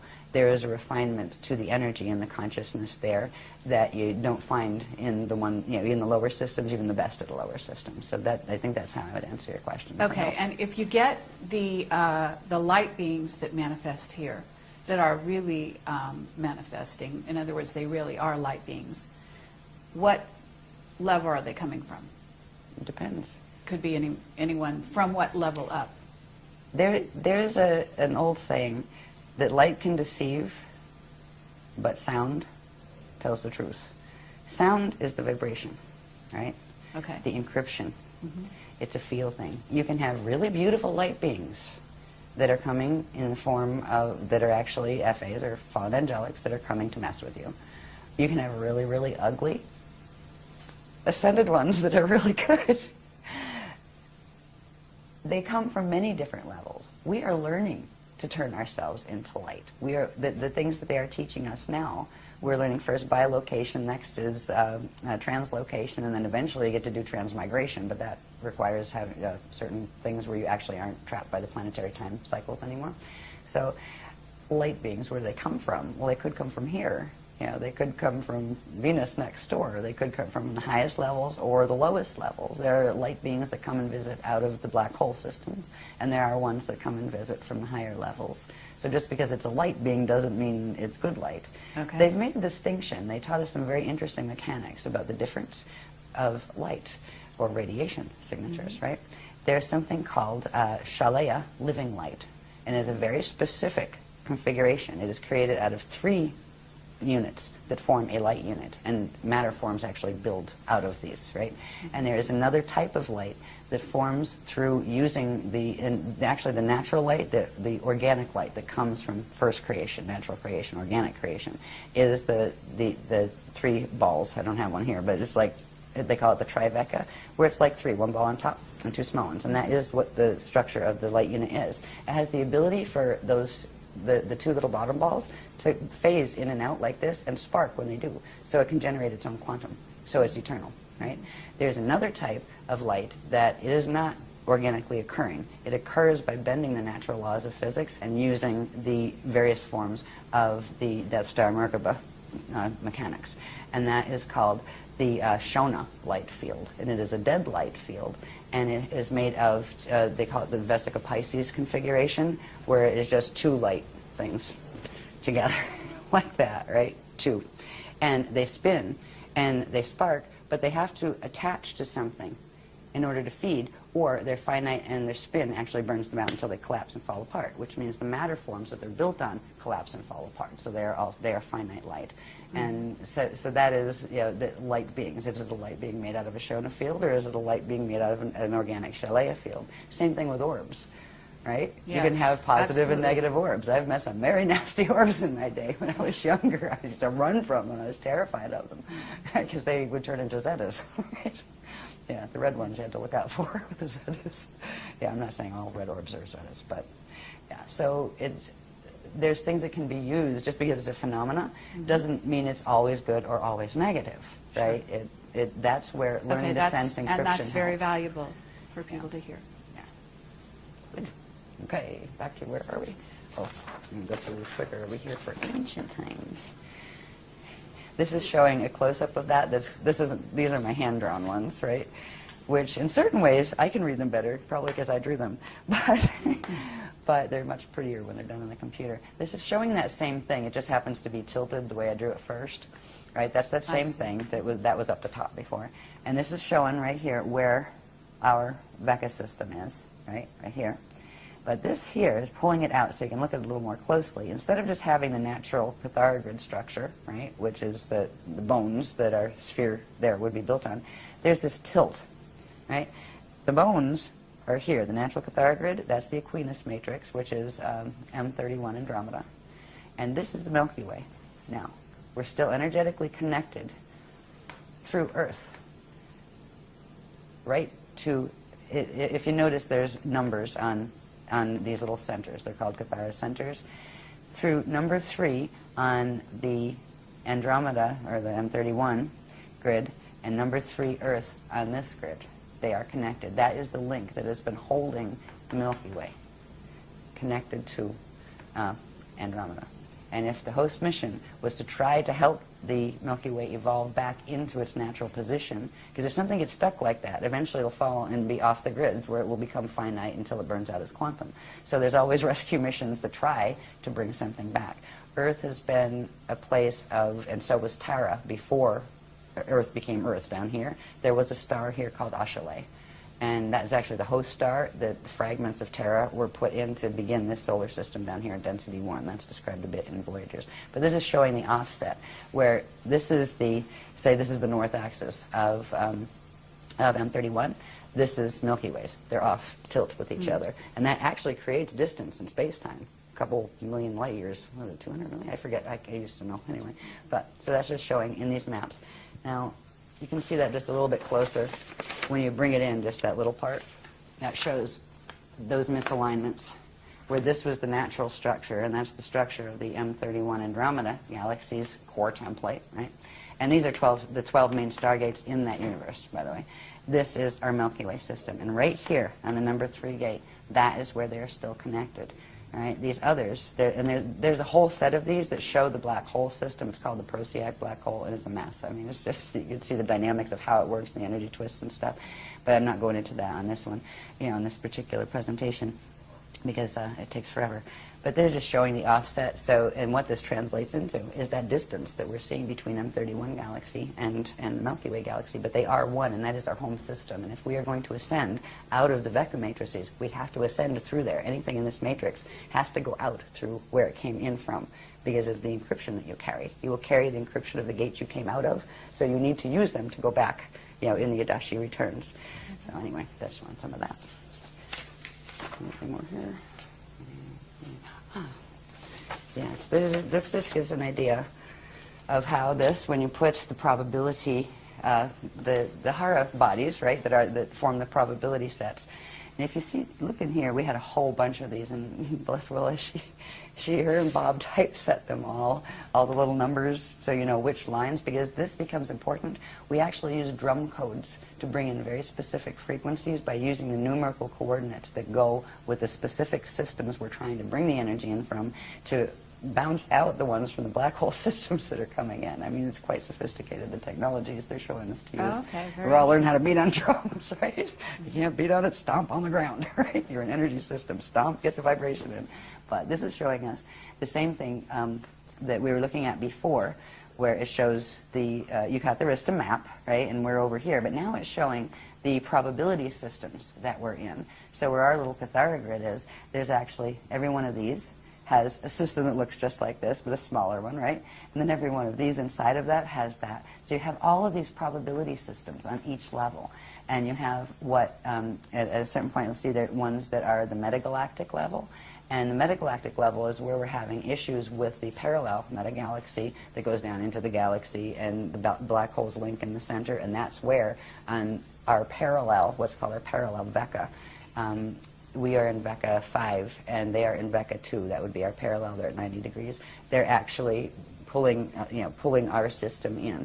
So this is just another way of looking at it, but showing not just the bones, but also showing the many, many layers, the wheels within wheels, the spheres within spheres. And these are all probability fields that interact with each other and pass through each other. So there are gate systems between all of these organic ones, and now there's wormholes that don't belong there too. So it's a really big story. No doubt about it. Right? Sometimes I just go,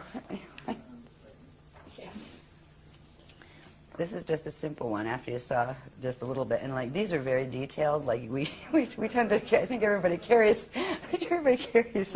little magnifying glasses around with them at this point for any of the chart facts that come out at workshops. Because all of these are actually numbers that mean something and words that mean something, right? But you usually need like micro lens to read it.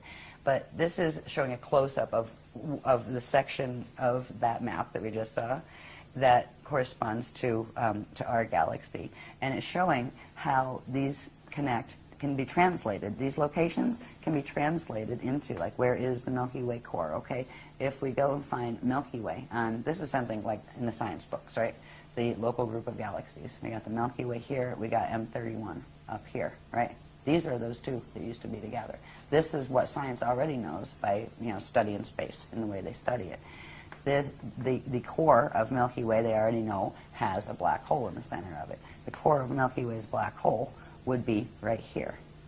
M31 is right here, and we're in this twisted down offset here in these spheres. So you can literally find us in the maps. And this is how the Adashi masters, they will not use words like time lords and that kind of stuff. They hate that power thing because it's a twist on power. The Lord concept where, Lord and Master, I'm so above it. They really just don't come from there.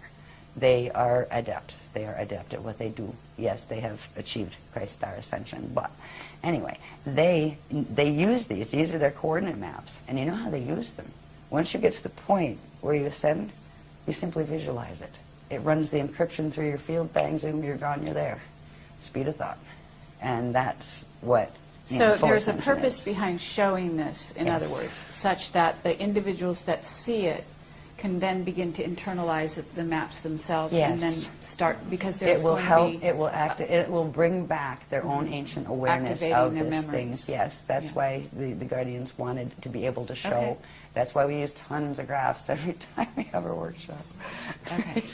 Yeah, but it helps. I mean, if you can read them forever and kind of go, oh, okay, I kind of get that.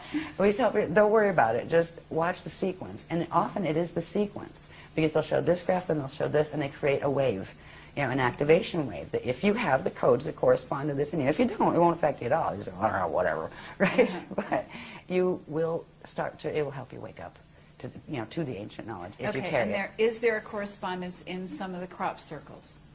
Yes, to both sides. Yeah. Yeah. Some of them are very not friendly, and some of them are. I remember we were really thrilled when the Guardians actually said, that's ours. There was only one. There was one. It was a number of years ago, but we actually have a picture of it on one of the covers of our Templar manual thing. Yeah. Where is that? Milk Hill on that one? Yeah. There in England. Any of this? Oh, this is just showing you when I talked about the overlap between us and our parallel. Okay? We're back in these maps again. These are called the probability maps when we look at them with just the balls, without And bones. when you're calling them probabilities, are you saying that, in other words, that means that certain things could change within these maps? That Certain means areas that could activate, certain other places could close down? Yes and no. Yes, but within a parameter. Okay. Within a set parameter. After a certain set of things occur, a probability locks in. Okay. And then whatever's in that probability must follow through to whatever the natural next point is. Okay. And that's what we've been stuck in. We've actually been stuck in this probability system on Earth for ages now, for many And what you're 100,000 saying years is the longer than we should have. probability system here locked in, and that's why they're doing a 200-year evac, as you call it. The probability locked in when the solar core closed, the sun is dying. All right, and that is going to start at some point create, red pulse, which is a vapor wave that takes out any life on the planet. And when that event happened, that is something that you can't go backward from. All right, so you are locked into that probability, and then there are various versions of what you might see, but certain things are going to happen, period. And you can't change them no matter how much you push out and visualize it, right? Or no matter how many people you get together to do a world peace meditation, right? Because we try to do those too, right, to help the grids. Yeah, so we did lock into that probability, and in when the solar gate things happened. The fact is, I'd in our also system, like to talk about why or how that happened, that the sun did end up in that place, locked in. But we don't need to digress right here, but just for It'll future. probably get me in trouble if I answer that one fully. But don't I always anyway? There's there are a bunch of different, it's not just Zetas we're talking about. The Zetas are the little guys on the block. Don't even worry about them at this point. There's a group called the Thetans, and they also run a very popular movement on the planet. And there's another group called the Borgia. They are from the parallel Akasha, part of the black hole system. They have been trying to get control of the grids here. Everybody's fighting over the Death Star Merkaba, because it's here and it can be activated. So you're Now, saying there's a bunch of these- systems that are fighting over this, right? Well, they actually tried to activate what's called the Mica Mecha complex. The Mica Mecha complex is a set. Mica is on parallel Earth, and the Mecha complex is here, and it is a set of wormholes that connect in through the Thetan grids. There's like certain implants here that the Thetans put in. So they actually tried to blast through to activate that and take it away from the other groups, FA groups, who were actually activating it. And it overloaded the solar core, and that creates a spasm. And when a prana seed spasms, it locks. And when it locks, it cuts the connection to the natural breathing that would happen between it and its dark matter template. And that is when Bardo starts. And the sun entered its Bardo cycle when that occurred. And it was grid wars. If you want to chalk it up to one thing, grid wars, again. This is stuff that is happening not because nature had it happen or God had it happen. No, this is because people are acting like crazies in this universe. They are. They're just like so far gone in the don't get it anymore that, we all came from the same place and we're supposed to work together peacefully, and You know, this crew just doesn't get it. The ones dealing with these particular Okay, but are you levels, talking mechanics. about, when you say Thetans and other groups, are you talking about off-planet beings that have come here, that are here? Maybe, are they physically incarnating? Yeah. Are they taking over bodies, that sort of thing? Yes, those Okay. two. Yeah. And then also, what about the ships that we've been seeing near the sun? What are they trying to do? Depends on which ones they are. I think Okay. you have various ones up there. Okay. But I just is got there- ours aren't up there. I mean- You just said, our Guardian said they're not theirs. Okay, Right? but if they're there, in other words, if the sun is basically locked into this, then what would be the purpose of having ships there at this time? Okay, and it's got 2012, 2012, 2012. There's an alignment that's occurring in 2012 that has to do with the solar core. And whether or not its pranaseed is working, the alignment occurs. It doesn't involve the Rasha body or the dark matter template. They just said it has to do with 2012. I wonder if this has to do with what this workshop's about. See, every workshop they reveal another level of something, and this time they're revealing stuff about what they're calling the ancient arrow sites, the 12 plus 24 ancient arrow sites that the Guardians are activating this weekend. Okay. Yeah. Well, We'll know about it Monday. that brings us into the wing material, and we want to address that as well at some point. That's a better point after Monday, because that's what they're going to talk about in this workshop. Okay, well, there's a and I didn't know synchronicity there. they haven't mentioned it since Voyages was written. Mm-hmm. And I was just like, looked at some of the pictures, felt the encryption, going, oh boy, it's that stuff. Okay, pretty, but great. No, thank you. Some of it's all right, but some of it has that twist to it. But all of a sudden, I mean, what is the name of it? I don't have the thing here. It was a really funny title. No. they called the workshop the what is it? The makers of wings and other things. Okay. Yeah, and it's not just about that. And it's not the people that are involved with the wing makers site. These people are well-meaning people, and it's fascinating. They're trying to figure out what it is. Sure. But it's the particular group of the ETs that they're dealing with. These are a group of Nephilim. All right, they're called the Cortium, and they are part what is called the Necromaton Andromi hybrid with Jehovian Anunnaki. All right, the Necromaton Andromi are known as the Beetle people. All right, they had a lot to do with ancient Egypt and stuff. Yeah, and scarab worship and things, because their home form looks like that. Anyway, stop. Okay, I just got anyways. Okay. Talk about wing makers later. Okay. Okay. But I don't want to offend any of the wing makers people. I'm sure they mean well. But what we didn't know is, so they're saying, okay, we're going to do wing makers, so I have to go look up a little bit on it and say, what is this stuff anyway? And it's, all the sites I saw have the same story, and I have about a 4-second attention span when it comes to stuff I'm really not interested in anyway, unless the beloveds tell me I have to read it. And there's nothing there that said anything except, there might be a few other sites, there might be 7. The Guardian said they're the 7 broken arrows. We'll call them the ancient arrow sites, all of them. They're our sites. They were our sites. There are 7 of them that have been compromised, but there are 12 primary plus 24. So we're going to learn about what they are in this workshop. It's news to me, but I have a feeling they're connected to the Spanner gates, the Navajo gates. I just have a feeling. They're the one set of gates they haven't revealed the locations for, except for one. So you're They talking revealed about Spanner 24, and that corresponds to the 24 DNA and... 7. The 24 strands of DNA. Yeah. They use 12s and 24s a lot in things like Stargate configurations and that kind of thing. Usually there's primarily 12, and then there's various other increments of 12. And we have to find out what the 24 other sites are. So it's Okay. like, here we go again. I'm one of the people that really enjoys going to workshops because I like what I learn. Because I don't know the information before I go. I don't know if you know this about the presentations. No, I didn't. I'm lucky if I get an itinerary. I've Oh. walked into workshops and gone, well, it's the orientation night. Hello, everybody. Thank you for being here. It's one of those mystery workshops. Don't know what it's about yet. I don't even have an itinerary. So Right. you get downloads during the workshop? All during. Yeah. Okay. And And how then I do go you down and remember present it them. all? It comes through on a wave, and some And of it they sticks. record it? Some of it sticks. Okay. And diagrams. diagrams, many diagrams. Okay. Interesting. All right. Yeah. Very good. Yeah, but it comes through live. It's Okay, always live. we're down to 3 minutes, believe Again? it or not. I don't know what happened at this hour. I could probably but- talk forever. Yeah. Okay. What we found neat about these is the fact that, first of all, it was in direct response to the techniques that the guardians said to do. And they didn't let us know the first time, right? They said, just do these projection techniques and things. And it was a big surprise, right? And then they told us the calling, how to actually call them, and they showed up again. And they are the intricate ones and that kind of stuff. But it wasn't just like one person with a camera. This was like a whole bunch of different people, some of them the first time at a workshop, you know, saying, do I want to go to workshops or not, you know, getting orb pictures. And it was just like one of those little gifts, you know, from the universe kind of thing. You go, cool, we got orbs. We never looked for orbs. They found us. But now it's becoming important because we're learning a lot more about the orbs and what it means in relation to what needs to be done for 2012.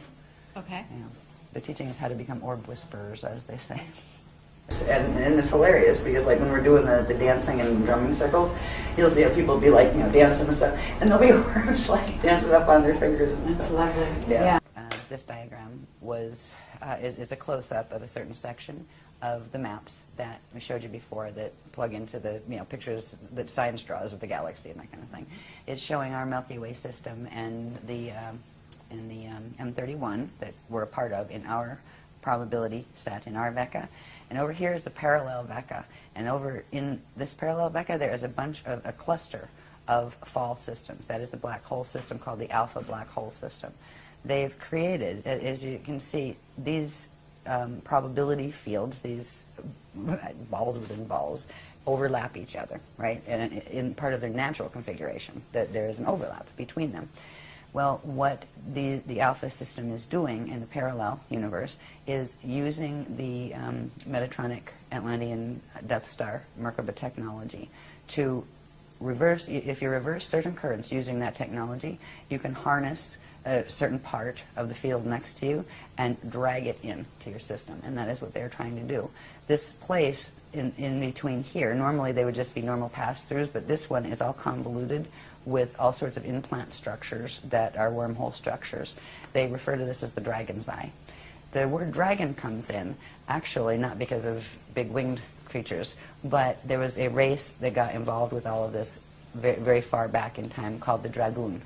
And the Dragoon races took sides over which sides of the fallen ones they were going to side with, and the Dragoon races ended up with some of theirs fallen, trying to help the others, and then you ended up with ones that wanted them all exterminated, ones that wanted just the one side exterminated, ones that just wanted the other. So the dragon races are actually the Dragoon race line. It is a reptilian-based race line, reptilian crossed with what are called equerry. And equerry are a group of the ones that originally were called aquery before they fell. The aquery are from the Aquarian matrix that are the hosters, the ones that are helping here. Some of them incarnated into the falling matrices to try to assist, and a group of them had, this is ancient, way, like, you know, a couple billion years ago, they got ensnared in one of the fallen angelic dramas, and they ended up falling, meaning they ended up in a fall system and they lost their ascension codes. And the distinction with them is they became the equerry, where they use the E instead of the A on the front. And do they have a memory? Will they have a memory of when they weren't fallen? It depends on the fall, honestly. It depends on, because the blank slate technology, when this thing does its whole thing, it just completely wipes you clean, where you don't remember anything. You wake up and it's like, yeah, just born here. What am I? Who am I? Where am I? That kind of thing. There are, because that happens when the transition of that fall occurs, because there is a final point of transition when the Death Star Merkaba activates and literally rips you apart and drags you into another field and then kind of assembles you in a facsimile on the other side. There are almost like time capsules that they leave for themselves, so they can refine the memory, and when you refine it and discover it somewhere else, it puts that memory back in. So they will get a facsimile of the memory that, you know, that they would have had otherwise. But the fall codes, once the Metatronic activations in a body have taken place to where those Merkaba fields have activated to a 55 spin or higher, 55 or higher, there's no turning back for the gene code at that point. The consciousness is trapped in that body, and the only way out is a hosted bardo, which means when the body does its natural death thing, it would need help, the consciousness, just getting out of that body, and it would have to go through a rehabilitation process of that Kali Rama path of step back. and have to come back out and reincarnate into the Matrix again to, to try to get back into the Ascension thing. So. Okay, and I'm also going to ask you at some point about what are beings that are like artificial intelligence, but they are not, they don't incarnate. They're, in essence, clones without souls, without, you understand where I'm going with that? I think so.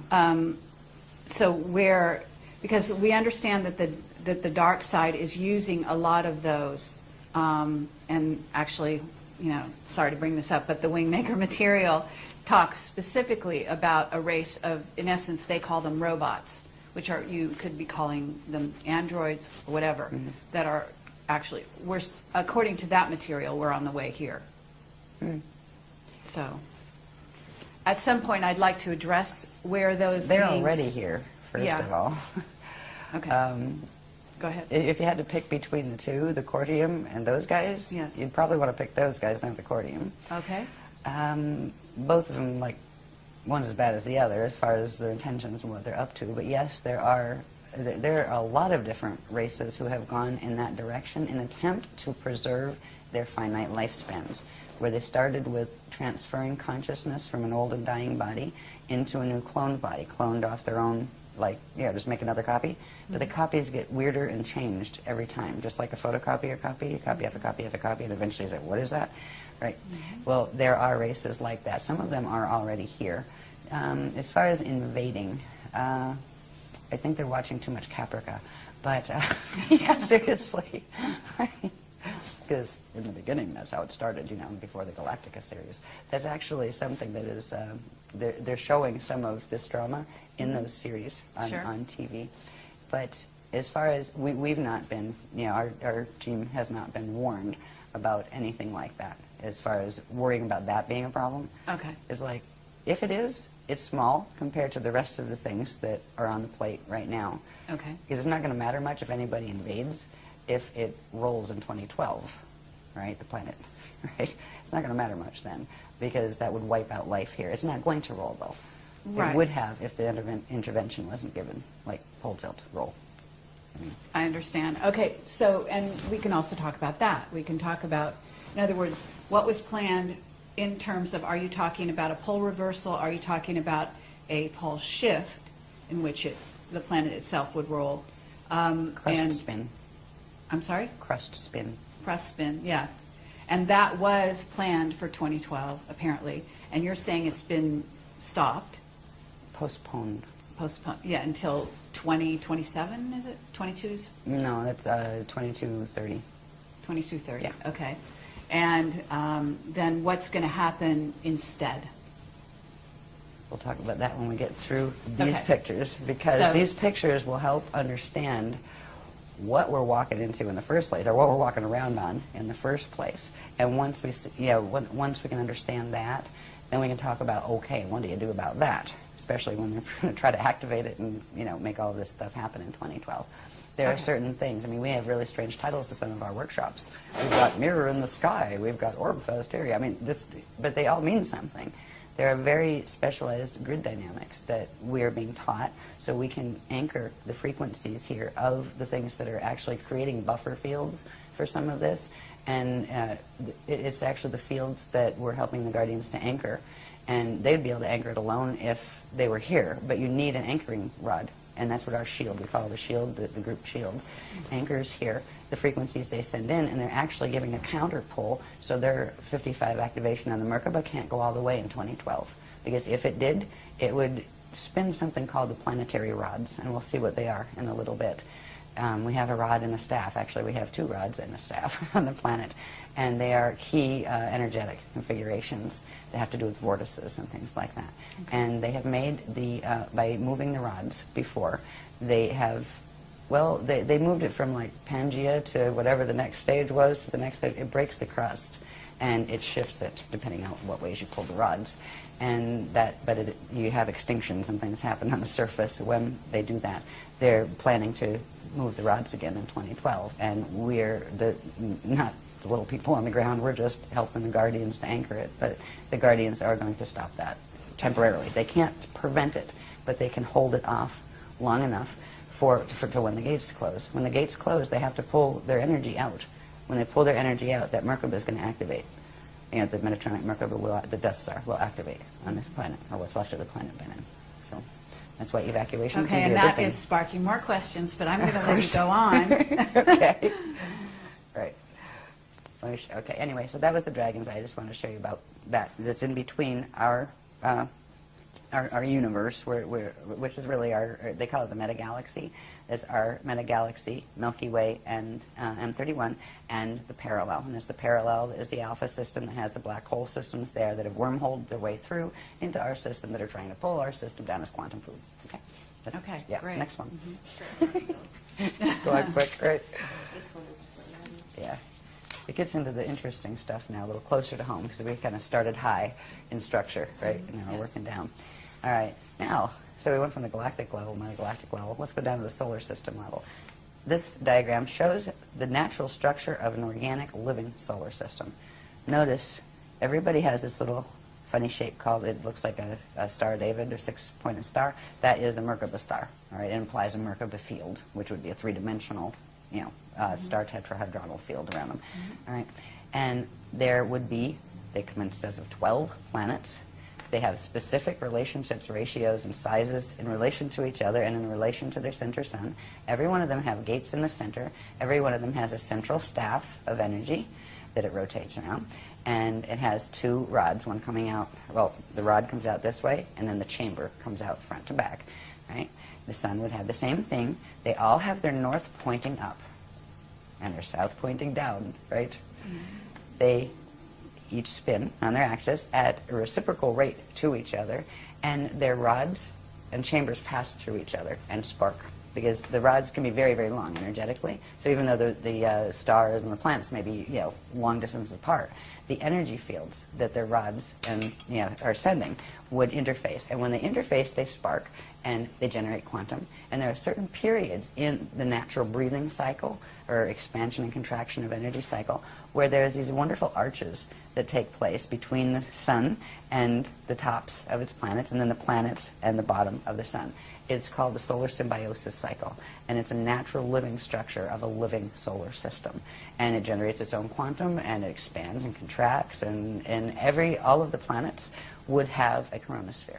They would look like stars. That doesn't mean you couldn't live under the chromosphere, but from the outside they would look like stars. Mm-hmm. And our system started out this way after the fall from Terra. It was actually taken, the remnants of Terra were taken back in through that Kali-Rama step back and reseeded, brought back out down in density 1 as this solar system. So that's how we did the fall from Terra. They actually pulled us back in through the Kali-Rama path and pull us, rebirth this system back out. And it was rebirthed back out in its natural configuration. So that is a natural solar system, and that's what we used to be. Next one, in a natural solar system. Sorry.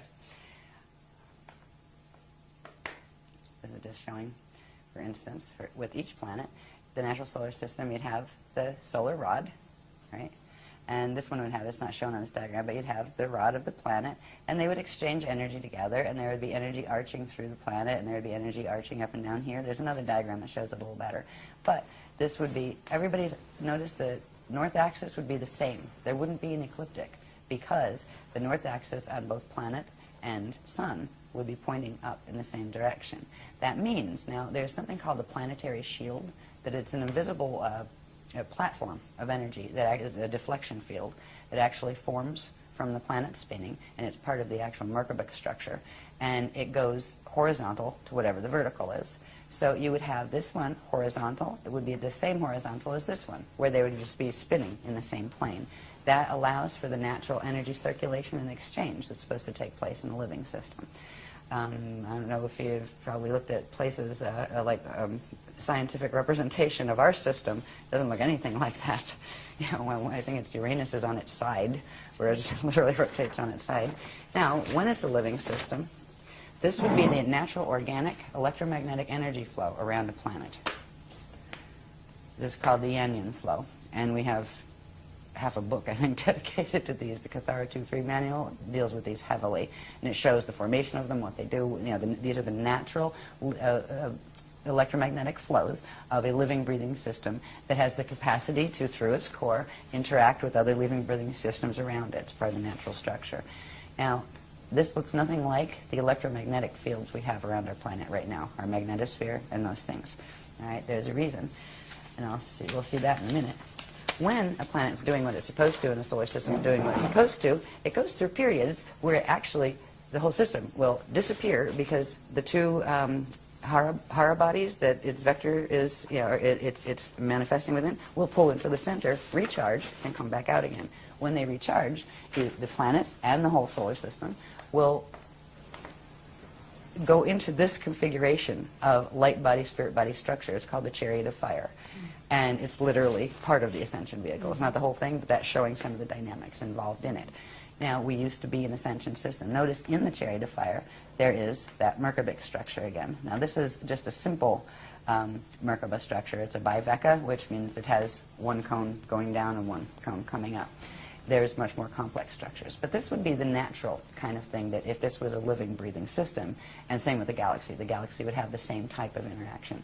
The galaxy does not have its galactic plane is tilted. Things are tilted all over the place in the galactic plane, and our solar system is in the same position.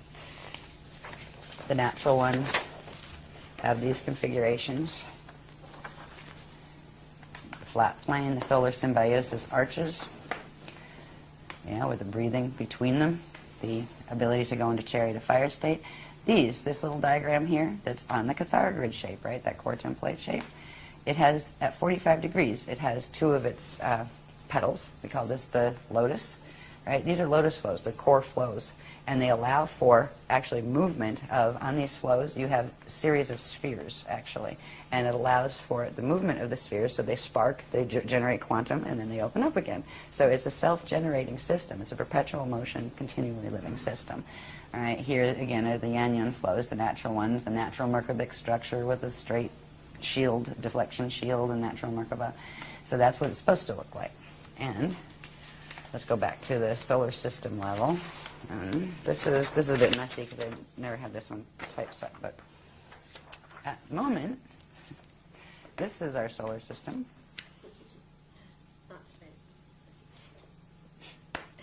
In the center there, you have the inner planets, right? We'll look at Earth in a minute as far as how it's sitting in its solar plane that gives us the ecliptic and all of that. This is the Oort cloud that is, out in space around our system. What should have been Nibiru, our 12th planet, not our 10th. It was our 12th planet. I believe Chiron was our 11th, and then Pluto, and then where the asteroid belt is, there was another one called Maldoc, and that exploded. So this is a mess. This solar plane is twisted here where you have Pluto's orbit, right? That's already going wacky out this way. Then you have Nibiru that actually comes in, I forget, I have the date somewhere, every 3,600, something like that, years. On the other end of it, there is another, it's an artificial body that was actually created by squashing together fragments of planetoids and things, and partially pieces of the moon as well. This one is called Wormwood, and it was meant to counterbalance the orbit of this, and they go in and out of the density 2, I think, Sirius system. I think that's where they said it was. I have it written down. I haven't done the Nibiru stuff in a long time. But it's literally a cycling machine that was their watchtowers here. And it wasn't just so they could come in and watch us every 3,000 years or, see new information. It was to counterbalance this one. On this one, we have over here, what is the names on here? I haven't looked at these names. The Maitreya moon. And up here, I believe, was the Clarion. These were other bodies taken from elsewhere to create this. They've literally created this. These are beings that are moving planets. They're moving stars. Like, we're worried about little grays? Seriously. I mean, at this point, whatever, go ahead and abduct me. Jeez, you'll be sorry. I'll fight back this time. No, I'm just kidding.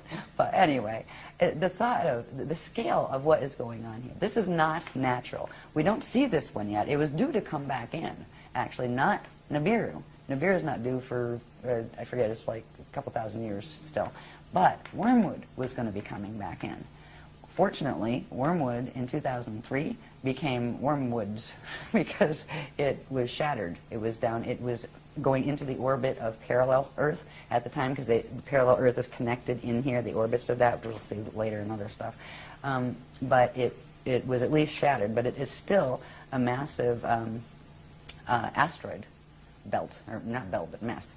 And it still potentially can come back in. If it does, it creates total havoc when it comes in.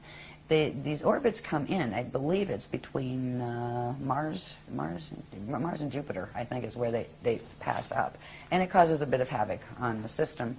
When full rip is allowed, where they come in at a certain level of density, because there's a way they play with the dimensions here where they can bring them in without totally tipping the system, without, you know, totally wiping out the solar system. That's why they've been able to do this cycle before.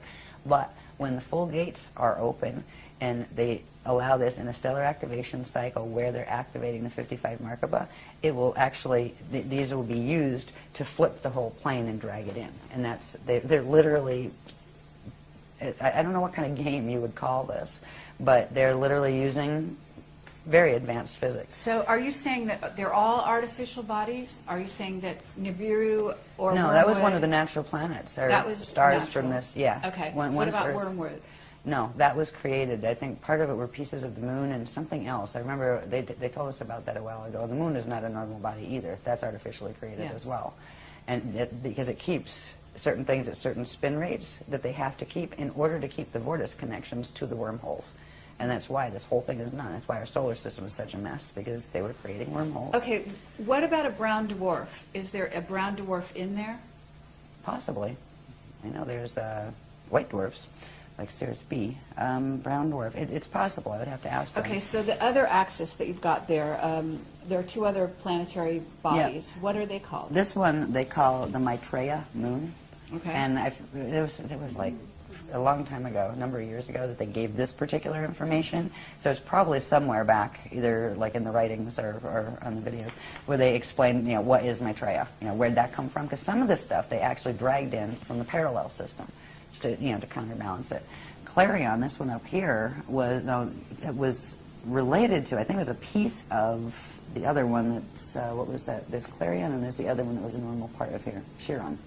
All right, so you have Clarion up here that I think was a piece of Chiron. Chiron used to be one of the normal ones, and I think it was, you had Nibiru, Chiron, it was 11. Chiron used to be 11.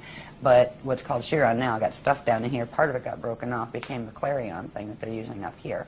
And you have one of these controlled by the Wiesa-Dex black hole system, which was the Wiesa matrix that I had pointed out on those maps. You have Wiesa-Dex and Wiesa-Drax, and they don't like each other. They're fighting. You have the Anunnaki and the Omicron Draconians. They don't like each other, and they're both fighting. And then you have Wiesa-Drax that like the Draconians, and you have the Wiesa-Dex that like the Anunnaki. I mean, it's hilarious. It's sad. It's really just sad. But there are a whole bunch of groups on each side of this polarity drama. Then you have the Christians sitting in the middle going, oh boy, you know? Like, we're not fighting with anybody, but, you know, what do you do when everybody's hell-bent on destroying each other? Because that's what's been happening down here for eons. So anyway, this is what our solar system looks like up here. This artificial, it's like a wobbling orbit. It's not just our planet that wobbles. There's actually a wobble created in the solar plane itself. It's actually taken the solar plane where it doesn't sit flat in the galactic plane anymore. I think it's at around a 45-degree tilt to the, you know, to the galactic plane.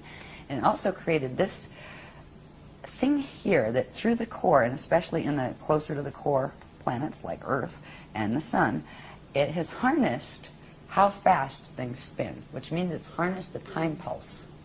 So through this device, they have been able to progressively get control over how fast things spin, so they can synchronize the spins of things over here with the things that they're trying to merge them with on the parallel side. It's a bizarre and fascinating and horrifically morbid technology, that star technology. Now, what that creates on a planetary level, when we look at our poor little Earth sitting in the middle of this, and it's not just that this has happened on the solar level. They've also put the same type of mechanisms in the planetary core and in the Stargate systems here to create the same effect, to plug our planet into that whole system. They've done it on the other planets too, the ones that don't have anything that has its axis that's not tilted the same as the Sun. is either in its normal place and the sun got tilted, which is part of the case here, or it's not in its right place, because they should all be sitting on a natural, vertical and horizontal plane with each other. This is what we have right now. And like the science tells us this is normal and this is natural. Wow, our planet's tilted about 23.5 degrees and it does this cycle called the precession of the equinoxes. And, we've got the ecliptic shield, that cuts through. The sun's shield is here and ours, comes here. This is totally twisted. Our planet is tilted. This messes up its entire system. It's not just tilted. This one here shows at least a relatively normal-looking cathara grid inside. There's a whole set of unsacred, not sacred geometries that go with the Death Star Merkaba stuff. It has to do with the shapes of the flows. Where before we had, I talked about those, the arms that, the petals that stood out like this, and they're at 45-degree angles, and they phase and spark and generate quantum, right? There's another one that has them pulled down like this, but they look much more like a flower. We call it the daisy of death or the bloom of doom, but they're phase locked, where they can't phase, and that means it can't generate quantum. It means it's a planet that is dying because it can't breathe. And that's one of the things, and it constricts the cathara grid at the center. And so something, I think we have one that shows that. What that also does is create a bulge at the equator where it squashes the natural spherical shape down. Hello, is there also a correlation with the cross? In other words, the actual symbol of the cross reflecting what is in essence this frozen inability to... Yes, yes, and even more. That has to do with the mutation of natural Shalea light units into forcing them into the Vesica Pisces dead light unit configuration, the sign of the cross.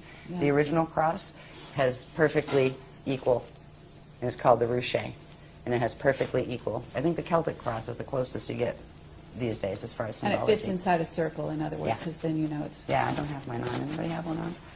It's one of our sacred symbols. So this is, right now we have, this is all part of the mechanics of the Death Star Merkaba technologies. We have the unnatural precession of the equinoxes. This is called the sextant shield. It's actually it's a distortion shield of energy that keeps those vortices spinning at their tilted angle. It keeps us aligned with, we flip between being aligned with Polaris, which we are in that phase now, and flipping back into alignment with Vega. And we just keep cycling back and forth and wobbling back and forth in the precession of the equinoxes, and they're not normal. They just released when was Ireland, November last year? They just released some, October, yeah, they just released some fascinating things about the old pagan rites and stuff, and what this actually has done in its relationship with parallel Earth. This was done for a reason. The cycles of the equinoxes and the solstices have to do with alignments between parallel Earth and here, and between parallel Earth and the center of the Milky Way galaxy, the black hole there. And that's what we're looking at coming up on in 2012. And that's why 2012 was, the Mayans got the word it was going to be the end of times and those kind of things because of the dark road. Yeah, the dark road, all right. So these things, these configurations that we're seeing, the sextant shield is not the natural clock or shield, that the natural spin ratio that you would have for the planet on its axis. They actually have been accelerating time for the last 13,000 years to make it faster so it would catch up with the parallel antiparticle universe so they could merge them. And it means our days have gotten shorter, our spin has gotten faster as far as on the planet and that kind of thing.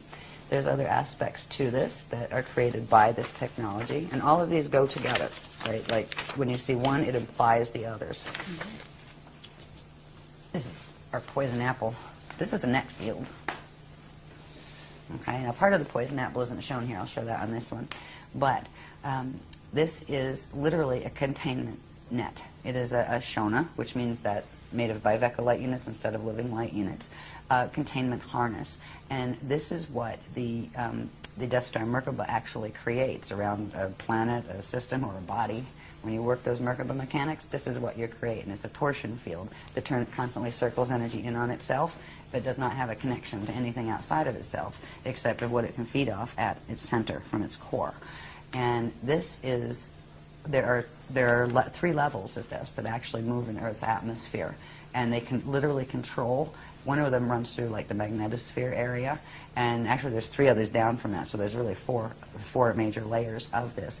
It controls, it reminds me of that whole thing, we control the vertical, we control the horizontal. Remember that show that used to sit, I think Outer Limits or something used to say that on TV?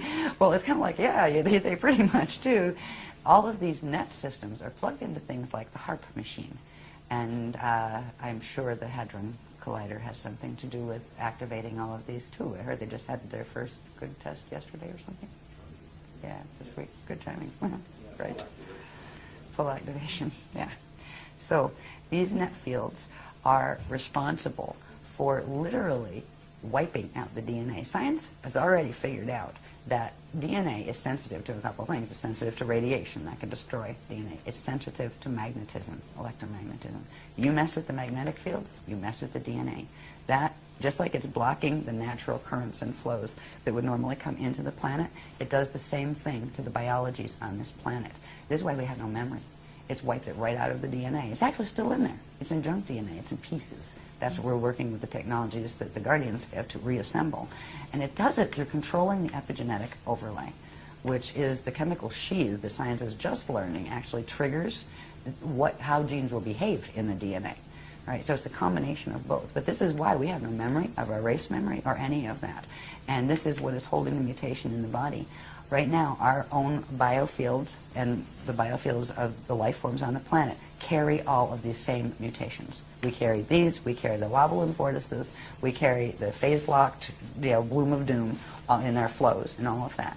And if we are going to ever get out of here while we have time left where the gates are open, it's amazing the gates are even open or even still usable after all of this, but we need to reverse mutate our bodies. And we have been working for 10 years with that. We've worked through the light body layers. We've worked through the spirit body layers. Now we're into something called the Ajay body layers. That they're kind of, the Ajay body is interesting. It's like a combination between the spirit body and the light body and the atomic body. That once you master that, it allows you to actually do the transfiguration and turn into light. And the first stage of that is called glide, where you learn to bilocate, where you put yourself into orb. And you go elsewhere and bilocate and then come back. But you still have to leave a body here. The second stage is what we're working on now, is called translocation, where you get to the point where you can do a certain level of transfiguration of a certain quantum of your atoms into light temporarily, so you can go visit elsewhere and take your body with you, but you will still be keyed to the space-time imprint or encryption of this planet until a certain other thing happens, right? So that's called a slide 1. The third thing is called slide 2, or span.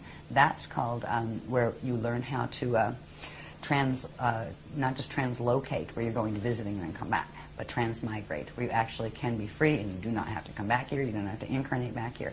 That has to do with releasing something called the Vibhati cell. That is the donated quantum from the egg and sperm of your parents. That was not your spirit body encryption. That has to be released before you can be freed from the space-time location in which those two things came together. It gets released as what's called the body dust, right? So there's this whole process, anyway, involved with it. While we have this going on, we are literally, the planet is keeping us mutated because the visitors are keeping the planet mutated. And at this point, good luck fixing the planet, because look at the solar system, look at the galaxy. This problem is going on all the way up into the galactic level. And there's a certain point where the quantum that is going down is larger than the quantum that can pull it back. And that is what's occurring, and that's why there's 200 years left on the gates, as far as 200 years Earth time. Okay, but isn't it true that the planet is a being? Yes. And also is going to be able to escape this? It chose the path of Kali Rama, which is the step-back path. Right? So Instead it's of the going path to of fall. implode and then re-emerge. Yeah. It'll go back into that middle density that happens to be called the edons. Out here, the density, remember when we, I don't have one really, yeah, I do. On this graph, let me get my stickies off there too. When we have the Hara bodies, right? And we had the core, the inner, the middle, and the outer domains. They each have names. This outer domain area where we are now, where we're experiencing the Kali Yuga, that is called a radon, right? And this one is called an edon. And then this one, the inner one, is called an adon. And the core is called, what is it called? I can't even remember. It's been so long since I taught this.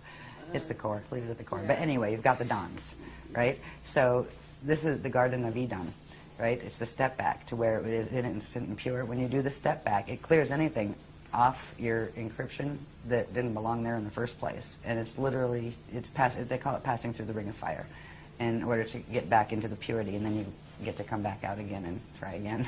Or at least you get to try again. But I also have a question, was where is Tara in this equation? Because Okay. All right, well, part of Tara is what we're sitting on. The solar system is part of Tara. The other part of Tara is when we look up in the sky and see Alcyone, the star Alcyone in the Pleiades cluster. All right, that is the remnant of what Tara was. So if you take Alcyone and take the quantum of this solar system here, minus the few bits that they put in that didn't belong here, that weren't from here, and you put all that quantum together, you would have had Tara in density 2. But my understanding was there was going to be, that once there's an Ascension group that's going to leave here and go to Tara. That was before the Bridgestone project failed. Oh, That failed in 2003. I see. So at this point, the Voyagers books, you would not believe what we have been moving through since that. We're on mission upgrade 44, 45. Yeah, I have a list of them somewhere. Yeah, where they at? Yeah, just because it's amusing to look at. Right, for you to see, oh my God, there's been that many mission upgrades. First, there was the attempt to salvage. This is all the stuff they're trying to do before the thing happened with the sun. Once that happened, there's nothing that can be done at that point. But we still have Ascension, but it's like the fly by the seat of your pants. Keep these gates open, and you've got 200 years to get anything that's going up out of here. And that's what's happening at this point. So Voyagers was written 10 years ago. Yes. Yeah. A lot has happened. Okay, so, but okay, my mind's going too many places at once here. But if they're not going to Tara, and maybe you're getting to this, then where are they going? And are they going back to Alcyone or jumping where? Or is that, they're making up their minds? They're going home. There's a few steps to get there. M31. Oh, okay. Andromeda Galaxy. Oh, That's all where right. we're aiming back. But there's a few steps in between. The first Okay. set of steps has to do with something simply called higher Earth. We're in the lower Earth planes. There are a set of planes that are still in predicaments. They're still connected to this mess that we've been looking at. But they're in much better shape. They're not under the net. And that's the first stage, where we go to higher Earth. Then there's a level beyond that that's still part of the Earth planes quantum that's called median Earth. Then, if we go back to remembering when they were telling us about the history of how they seeded the Amenti rescue mission in and created the solar system, there was a host star here that Amenti Earth had been seeded into, and that was called Ashayana. So that will be the next stage. And from Ashayana, we'll move through, there's another layer that has to do with the level of energy called the Iridanus layer that we don't really have to get into because it gets very complicated as far as different types of energy. But it's another set in between before we get to Eartha in M31. But that is where we're going. And from there, that's where originally the encryption here emerged from. From there, you can go where you want, basically. Mm-hmm. But it's a process of of re-evolving back to where we can do full Christ star evolution on our own, because right now we're being hosted, we're being given frequency to support us in the process until we can hold that frequency ourselves. So Tara was where we were aiming until the Bridgestone project failed. And at this point in this system, since those books were written, there were intergalactic wars that were taking place here that involved what's called the Eka. And the Eka is, if you remember the maps that showed one Cathara grid and then 4 of them together with the thing at the center, right? Mm-hmm. The thing at the center is the Eka. That's a little Cathara grid, and that's like they call it, well, for Earth it would be like the inner Earth would be there and that kind of thing. It wouldn't be in here. It's actually up there. It's like a high level. That actually fell in one of these wars. Ekas can fall. The Akasha above it can't, but the Eka did. But what happened to the beings that were there? They've gone into various places. Some of them are in the state of here. They're doing evac. This whole system, the VECA system, is actually being evacuated. So going vertically, the usual way, wasn't an option anymore. That's why they had to take us from just going into harmonic Merkaba states or harmonic ascension states into transharmonic, where we could actually go through and in into the like the Edon domain. There's a space between the radon and the Edon. It's called the aurora continuum. You have to have a transharmonic Merkaba ability to be able to go through there and then come back out again someplace else. So that is the technologies they're teaching us, because vertical is not an option anymore unless you want to end up in one of the wormhole sets going on into the fall. So it's been a really rough trip since the books were written, actually. But we're all still standing, and the Guardians are still giving us the information. So I'd rather leave on a happier note, though. Okay. Before we do a break. That's okay. Well, let's keep going. It's not much happier. Okay. As far as the poison apple fields go, this one shows the shape better. Right? You have that net field around it, but see that little shape right there? Looks like an apple. Yes. That's the shape of our magnetic fields, the basic shape of our magnetic fields, even though they There's a flux crop all circle over. that looks like that. Lovely. Hi, Metatron. Right. This thing here, right? A lot of people are using that as their logo these days. Right. Yeah. And that That is the phase-locked Ah. arcs that can't phase. With the constricted, if you look at, you can look at this more closely if you want to. You can see the difference. There's two cathara there. One, the artificial tree of life, which is taking the natural proportions and pulling them in, where it actually squeezes it, and that changes the shape of the sphere and gives you a bulge at the equator, like our planet has, because that is the configuration our planet has in light body right now. interesting. And this is also connected to something called Metatron's cube and something called the Fibonacci spiral. And what is this center bit right there? Yeah. In this, I'll make a little center bit. the dark, is that a black hole or? No, that is another one of their twisted, we call them Cathara centers, but we know that on our grids these are actually stargates, right? Right, let you take this down into the planet, and that's where you got Stargate connections, have Stargate connections, right? And these are twisted ones. So these would line up with the Stargates that interfaced with the Amenti gates to harness the Amenti gates. So that's just one of them here. But if you look at that, if you look at the teachings that goes with that logo, you'll be amazed to see how it fits and relate when it sits next to what eternal life creation is. All of the shapes that they've shown us how they fit together, what the processes are that they work from. They don't just say, here, there's a that. You know, that's a sacred. Why is it a sacred? It does what? Right? They've shown how the pieces fit together, what the processes are, and then they've shown how those things, what they do to that structure. And so, anyway, there's all sorts of pieces that show we've had to do this because this is what is taking down the planet, these dynamics, and people now practicing them again, just like in Atlantis. It's like Atlantis rising again. It really is. The same, how do we get in this predicament? Very much Look so. around you. Same way. Yeah. You know, Yeah. gullibility on a certain level where, oh, sure, I'll try that, right? Not wanting to hear it if somebody's trying to say, maybe you want to think about that first. How, the same way that right now you have a whole New Age movement that was supposed to be a movement of enlightenment and everybody loving each other, being a bunch of backbiting people practicing anti-Christic mechanics that are harming themselves and harming the planet. How did that happen? You know? Same question for Atlantis. How did it happen? But there's also the misuse of crystals that I'd love you to talk about a little bit at some point if you are willing. There's all sorts of really strange things being done with crystals. I think I'd probably rather get through this stuff, and that's kind of like, Yes. that's kind of like orbs. You know, can have- crystals, orbs. Tarot cards, no. Yeah, I like tarot cards. I'd like to design a deck, actually. They're really good for just letting spirit comment to you, give you waking dream material back to you. Yeah. Now, crystals are another subject, and we do take them seriously. They're very powerful beings, actually, and they can be used in terrible ways. And right now, speaking of crystals, it was really funny because right around 2002, the Guardians were starting to teach us about the Nibiru and Nodic crystal bases that are here. They're subterranean crystal installments that were planted here and actually seeded from Nibiru and used to create, literally spike the grids to receive Nibiruan frequency and to receive wormhole frequencies and that kind of thing. Now, all of the crystals in the world, under our world, are like that, but some are. Right when we were being given this information, this lady appears in one of the workshops, and she says, I've seen him. I went there. And she brought photos, and it blew my mind. Look at this. This is Leela. Yeah. She actually was one of the few that got to go down there Is because that she knew like, the scientists. I think they're in Mexico? Yeah, it's Chihuahua. Yeah, and there's many others like that actually on the planet. Okay. But these are one. This one was one that was seeded. It's an Iberian cluster actually.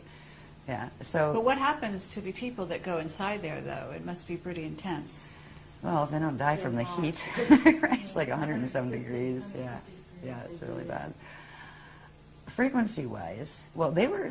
You could do interesting things with those. Now they're not so bad because the Guardians have worked in a way that has recalibrated them, because there's been a whole bunch of deals and treaties going on, because the ones that broke the original Treaty of Altair that was talked about in the Voyagers book, they found that they lost that round, and the other ones are going to take them over and take over their grids. So a bunch of them handed their grids back over to us and kind of, we'll be nice now, right?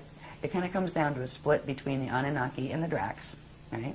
And on the Dracs you have Omicron Draconian, you have the others, Odedicron Reptilians, and a bunch of others. And then on the Anunnaki side you have the Tothian Anunnaki, and which are like the snake people, and you have the Jehovian Anunnaki and a number of others. And then you have the Weeses taking sides. You have the Weesedax. And what about the Syrian Anunnaki? Where do they fit in? You have they can come both Jehovian. There's some Jehovian ones, and like Nibiruan ones are primarily Tothian, but not all. Anunnaki tend to hang together, and then the really fancy Anunnaki gene code are the Enochians, all right, where they took both Anunnaki groups and created a master race, right, gene line. All right, so the Enochian Anunnaki, yeah, they're usually high Illuminati guys, you know, running around with 33rd degree pluses and things. But hey, it's cool. Yeah, it takes a village.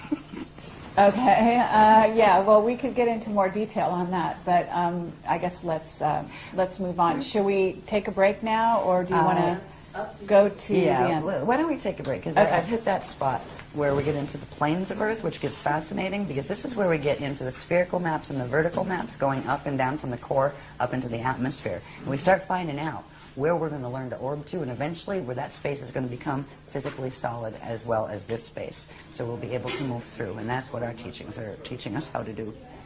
Go home. Yeah.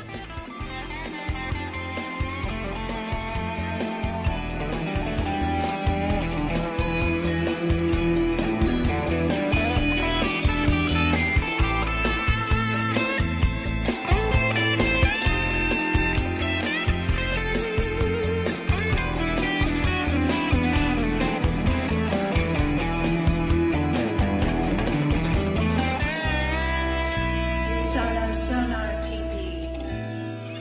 We live on pure electricity.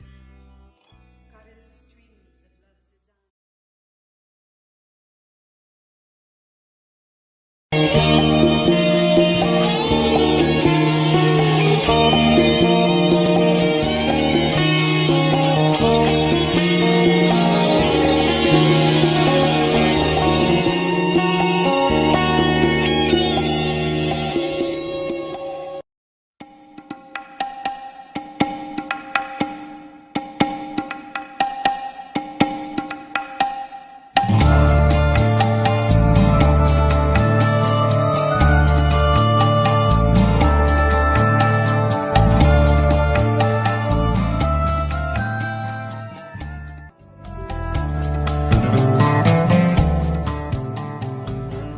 This is a transposition of race identity look, right? Angelic humans look much more actually angelic. We're much taller. We actually have 6 appendages, 2 thumbs, each hand, an extra toe, and we're much taller and more fine-boned and that kind of thing. We come in all colors, right? All the skin colors, they were all, you know, created there to be first. There are people that were much more reptilian, that were in on the bioregenesis, or helping the DNA to get its ascension codes back projects. So now you have like people that are part human and part reptilian, part human, part Anunnaki, part human, part draconian. Oh, it's just like Club Universe here, and that's okay.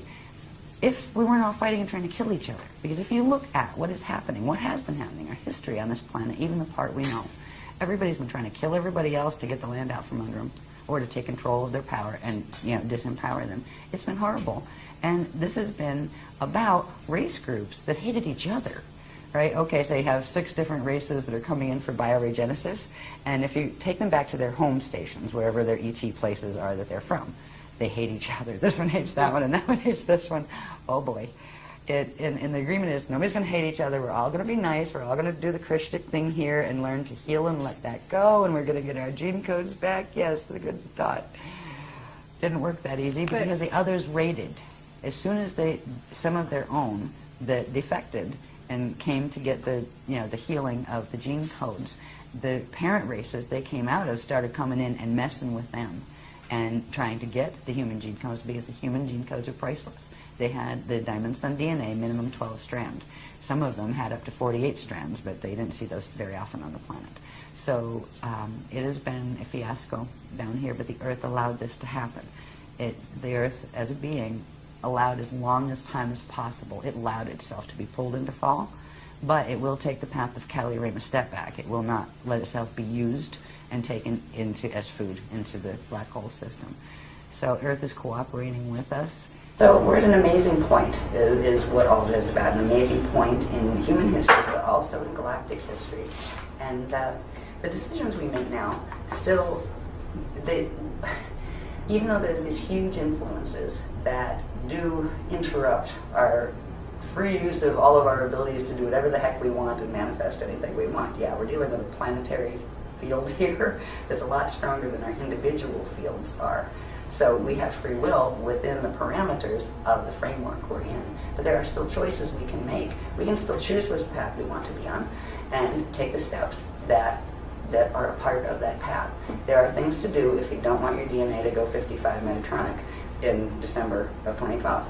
They're not that hard. There are some things you need to learn. There are some things you need to learn to do with your light body. You need to know what the hell a light body is. You need to know some of these structures. Yeah, you don't have to know every part and label every part. There's not a test at the end of it as far as, regurgitate the information. It's about getting the activations, getting your body healed enough to support your decision of the path you want to be on. It's like heart-wrenching because they think they're evolved spiritual beings, and maybe they were at one time or whatever, right, or in other dimensions they are, but you could just see that they've got no clue what they're dealing with. This is how Atlantis got to be what it was. It's that clueless naivety with a touch of arrogance added. Yes. That it's a lethal combination. You would think those would be an oxymoron. Yeah, you would think. Yeah, like they should repel like oil and water. How could one happen with the other simultaneously? But actually, it does. Yeah.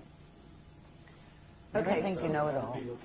I mean, spiritual arrogance is a fascinating topic.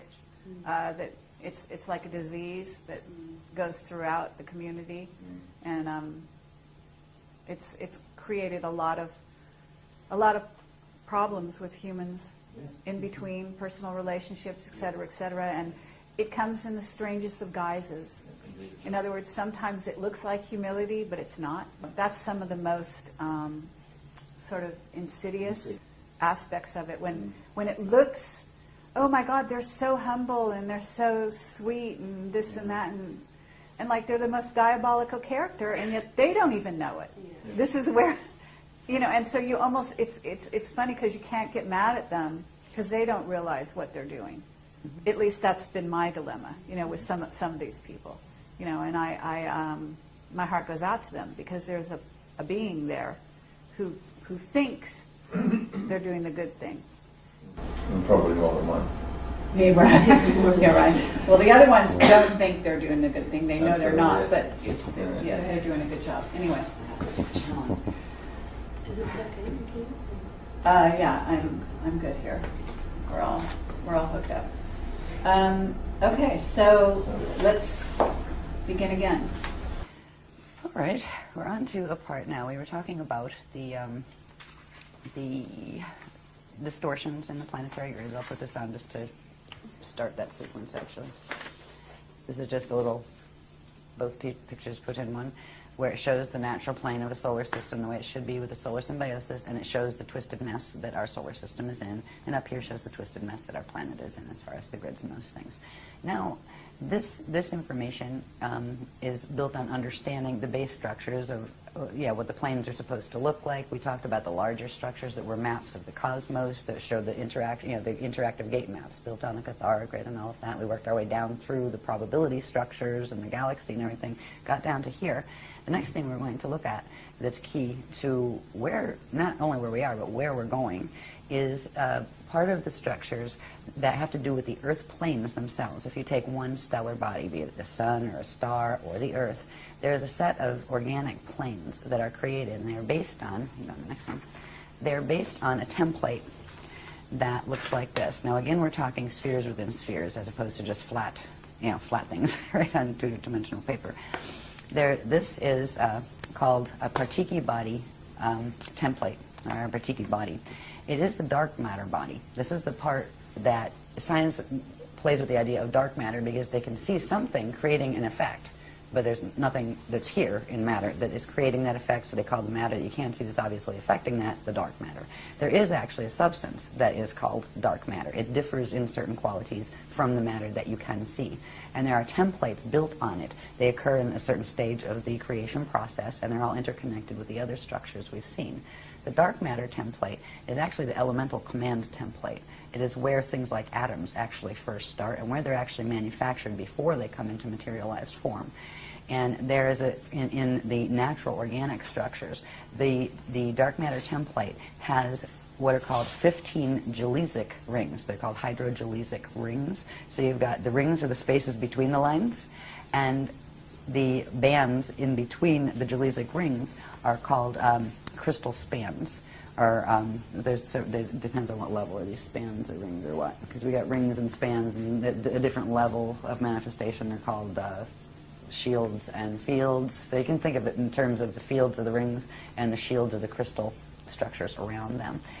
This template becomes important in understanding when a materialized body, such as the planet, because this would be the point that would correspond to the planet's core, and there would be certain dynamics in that core of the template that would materialize in atoms and in atomic structure as the core of the physical planet. The core has what is called a prana seed in it, and we had this whole long series of graphs explaining how it got there, how that grows and becomes what the template becomes what it is, and the purpose of the prana seed.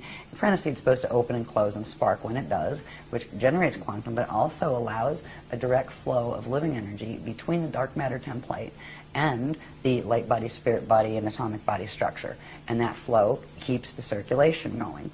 When the prana seed, when something goes wrong with the prana seed and it is forced to close, it actually locks up, and that blocks the flow of energy into the dark matter template, and that starts what's called the Bardo process, or the death process, where ring by ring of the matter starts to pull away from the dark matter template, which means it starts to lose its core form-holding blueprint.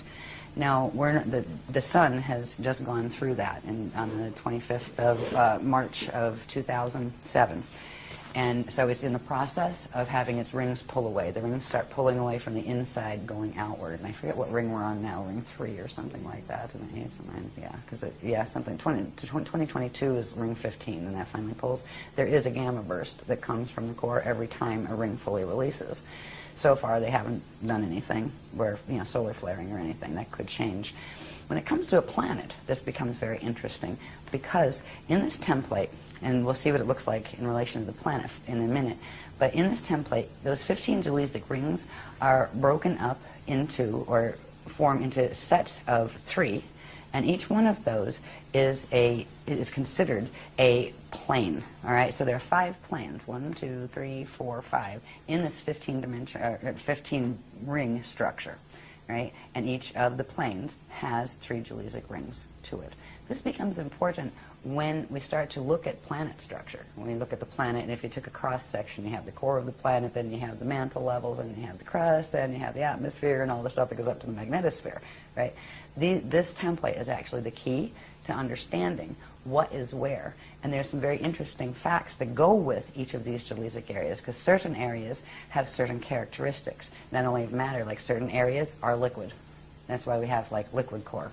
There are certain bands, number 4, 5, and 6, will actually be liquid aquifers. They're called aquifers. And when we see this in relation to the planet, we're looking at just one dimensional level of one now. Each dimension, for example, a three-dimensional planet like Earth, it actually has dimension 1, dimension 2, dimension 3, and what is called its density template, or its density body, which would be the catheric level. So there's actually 4 levels. It would be 4 embedded templates. One, like if you take 1 and then times it by 2, that would be the next size, times it by 2, the next size.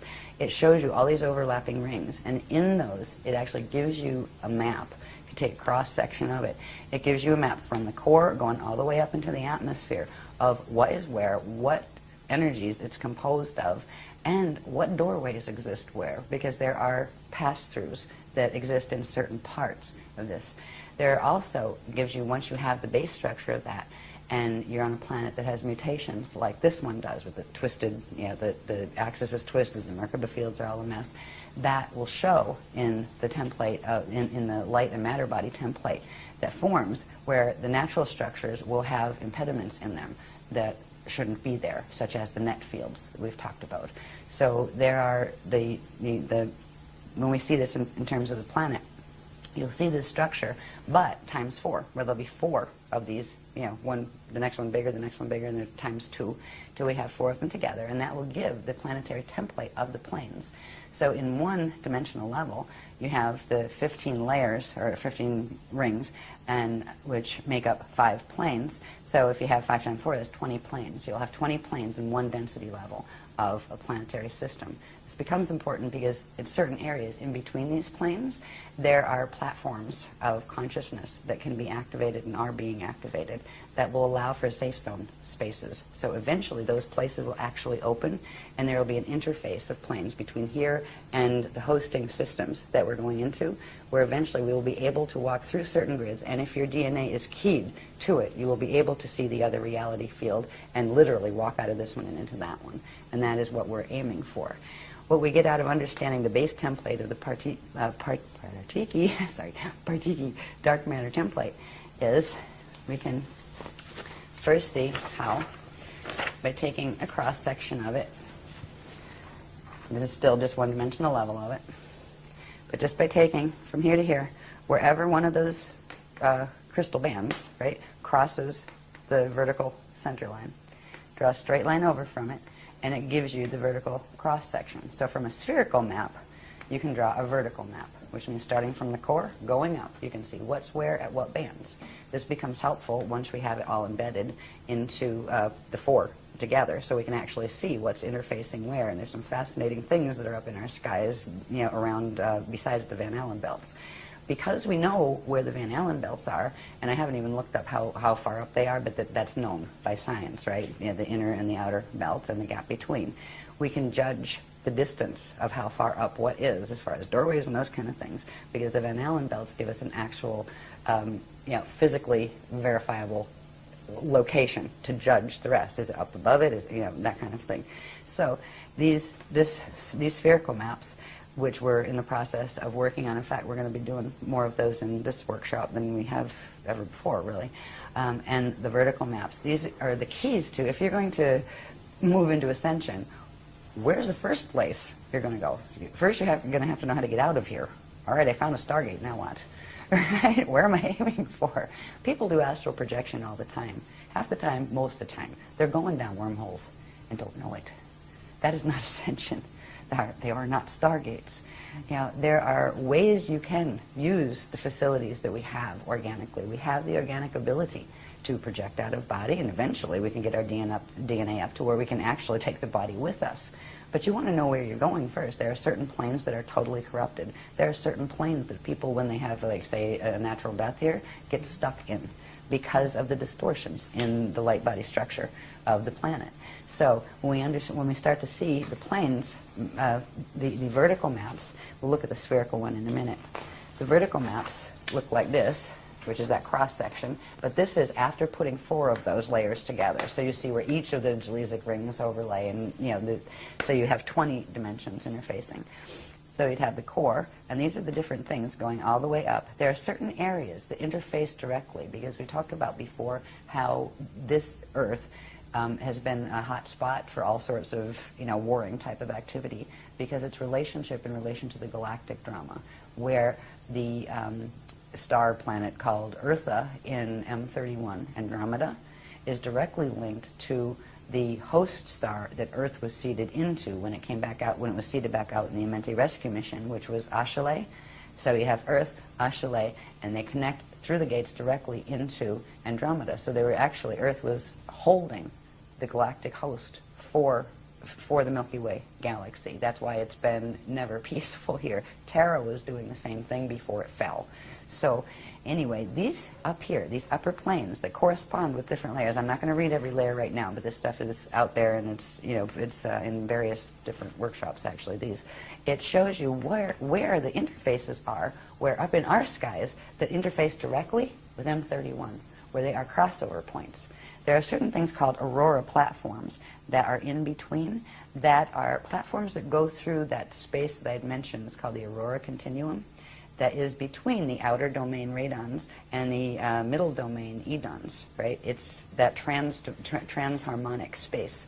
And the aurora platforms are there, and they are beginning to be activated now, because they will allow for a host that allow for ascension going through, instead of, because you can't go vertical anymore, because the gates up above have fallen. The Terran gates have fallen in the Pleiades system, and the gates up above that, the Gaian gates in the density 3 system, have fallen. This matrix is falling, and you can't go vertical because of that unless you want to end up in a fall system. So knowing where the plane structures are in our literally right here at home, this we don't have to go all the way out into the middle of the galaxy to find. It's right here, right here on our own planet with us. There are certain interface points where we have the liquid aquifers, we have the crystal core, then there's something called the flame field, which is like a thermal vapor. Then there's a void space, then there are the aquifers. And whenever you see the aquifers, they come in at the 4th, 5th, and 6th Jalizec layer in those templates. So they'll appear a couple times because you've got 4 of those templates now, right? So these are the deepest aquifers here. All of the aquifers will have these passageways, these natural passageways that are partially in the aquifer and partially in the lower mantle level above it. So there are doorways deep down there that you can learn to actually project through and eventually actually take your physical body through.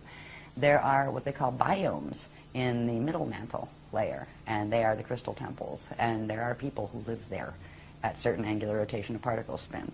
So we're not as alone on this planet as we think.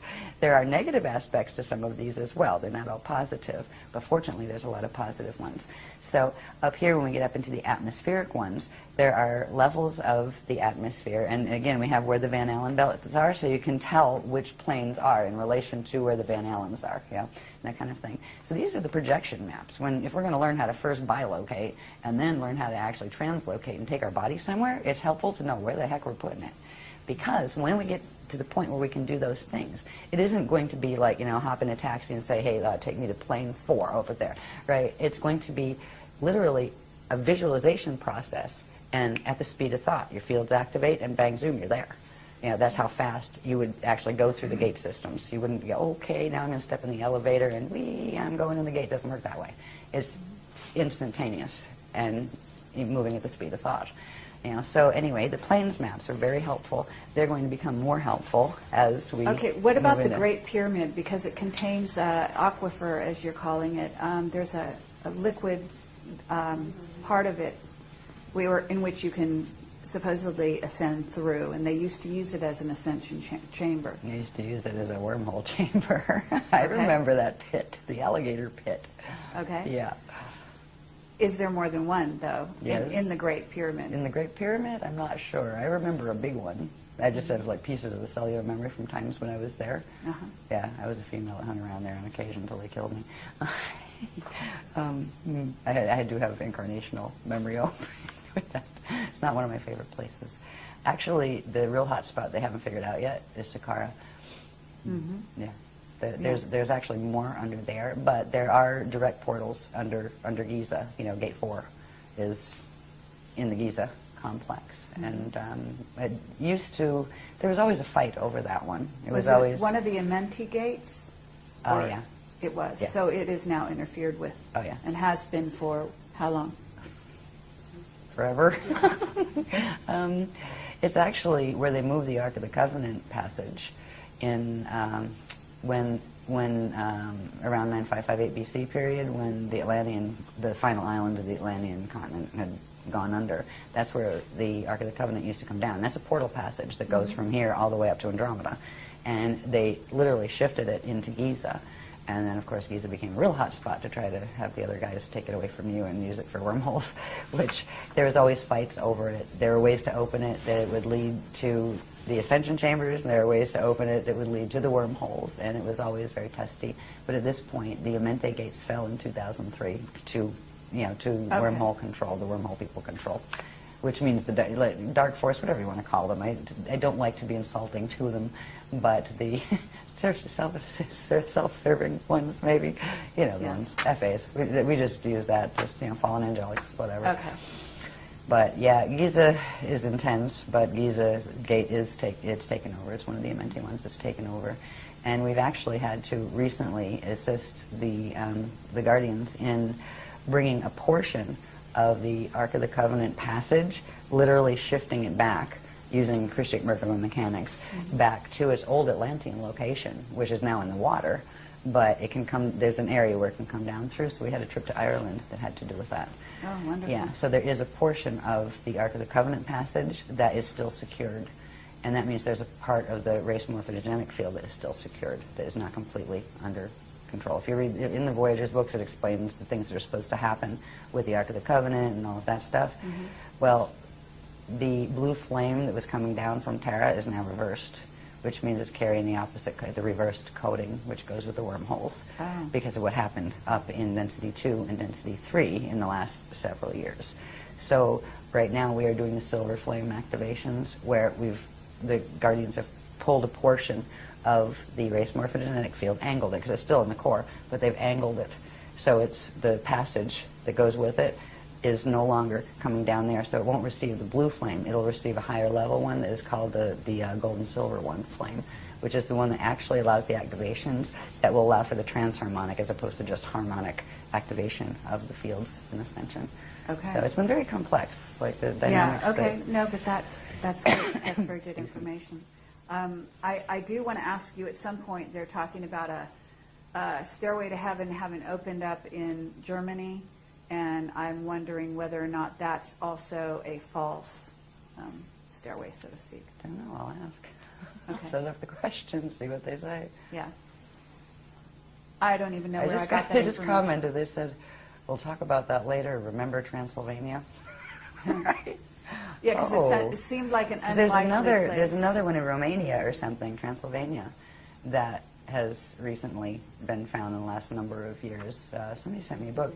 Yeah, Sarah sent me a book on it because she wanted me to know about that, and I asked the beloveds. And these things are part, I think, these are connected to the things we're going to learn about in this next workshop, that are the 12 plus 24 of the ancient arrow sites that originally were guardian sites, but some of which got compromised. So I wouldn't doubt that it has something to do with that, but I haven't heard anything about it yet, but that doesn't surprise me. Half the time it's like, you just heard about it, and here's the dispensation. That goes that way. So we'll see if it pops up. But, if not, I'll put it on the list of ask them about that, and if they want to comment, they will, and if not, they'll say not at this time. I don't think that this is a positive. Yeah. That was my understanding, is that it's been created, actually it's been created by governments that are working with probably with the Service to Self group. Yeah. That would be my gut feeling on it, too. Yeah. But I kind of put that, I call it File 13. I won't make a judgment on it until I get, direct from them or something, yeah. But I wouldn't be too hopeful, As far as all sorts of things like that, at this point, you're just going to go, yeah, right. Here goes another, FA activation. Yeah, great. Another wormhole's activated. Great. They're doing another big meditation. Oh, wonderful. Well, You and know, they're they're- also, they mean supposedly like an insider. Some of them. They're selling tickets to. I mean, it's a crazy, not literally selling, but for insiders and so on and so forth. And it's just a piece of information that I got. I can't even remember where. I remember one person who was doing these, secret, big, important meditation groups with her ET channel people, and you were required to send hair for DNA. Like I went, oh, no thanks. That's not a positive. Right. Yeah. Anyway, to each his own. I'll stick with my diagrams and the guardians. When we get through the structures that we were talking about in the vertical maps and look at this in terms, now this is just a black and white copy, I don't have this in color yet, but these are ones we're just actually bringing out in, we've brought out the material before, but the diagrams you could actually read because they're clear enough because they typeset them for me. This is showing the spherical map, right? And we saw the little one before that was just like a cross-section, right? This is showing the spherical map. And when you look at these more closely, I'm not going to analyze this here. There's other things that, we've gone in depth, other workshops have gone in depth in these. But here's where you'd have the Van Allen belts coming in, right? So that gives you, all right, that's up in the air. Coming closer down here, this is the D2 crust. That's what we're standing on. The D2 area, we're actually in D2, right? That's the telluric realm, and that is what we perceive as solid from the state of mind, the D3 atomic level. So we always see, you see as solid what is exactly one dimension below your state, right? And we are stuck in the D3 state because of the DNA, so we are seeing the D2 level as solid. So this is the D2 crust we're on. This is then you'd have the level of the mantles going down. You'd have the aquifers inside there. The crust level always shows up at the outer ring around the 9 level, right? And that always shows up at this point inside of one of the Cathara grids. And that applies all the way up. The mental body layer of the planet, this is the physical emotional body layer. The next one up would be the D3 grid, that's up here, and there would be the specific areas where the crust of the mental body is. Where if you went into the atomic state of matter, that would be physical to you. If you went into D4 or even density level consciousness, which is the one step up, you would see that as physically solid. Right? These are reality fields that are going on around us all the time, and they are populated as well. Right? And sometimes we get visitors from them. Not all of them are positive. They started out that way, but there are these things here. 1, 2, 3, and there's actually one that runs up in here. These are net bands. We've got which one's that? The Dermanet? Yeah, the D1 Dermanet, which is an etheric net. That runs let me see what level is this in, because you can find exactly where they're running. Let me find my crust again. That's the D1 crust, sorry about that. This is D2. And this is a little bit blown up from the smaller map I was working with. Here's the D2 crust. That was the D1 crust I was showing you before. This is the D2 crust. The Dermanet runs literally halfway down in the upper mantle and halfway up to the ozone layer. All right? That is one of the frequency control nets that are controlling our DNA, our minds, that we're getting broadcast. You wonder where channels get their information from. Yeah. It's the intranet, actually, and that one's up here.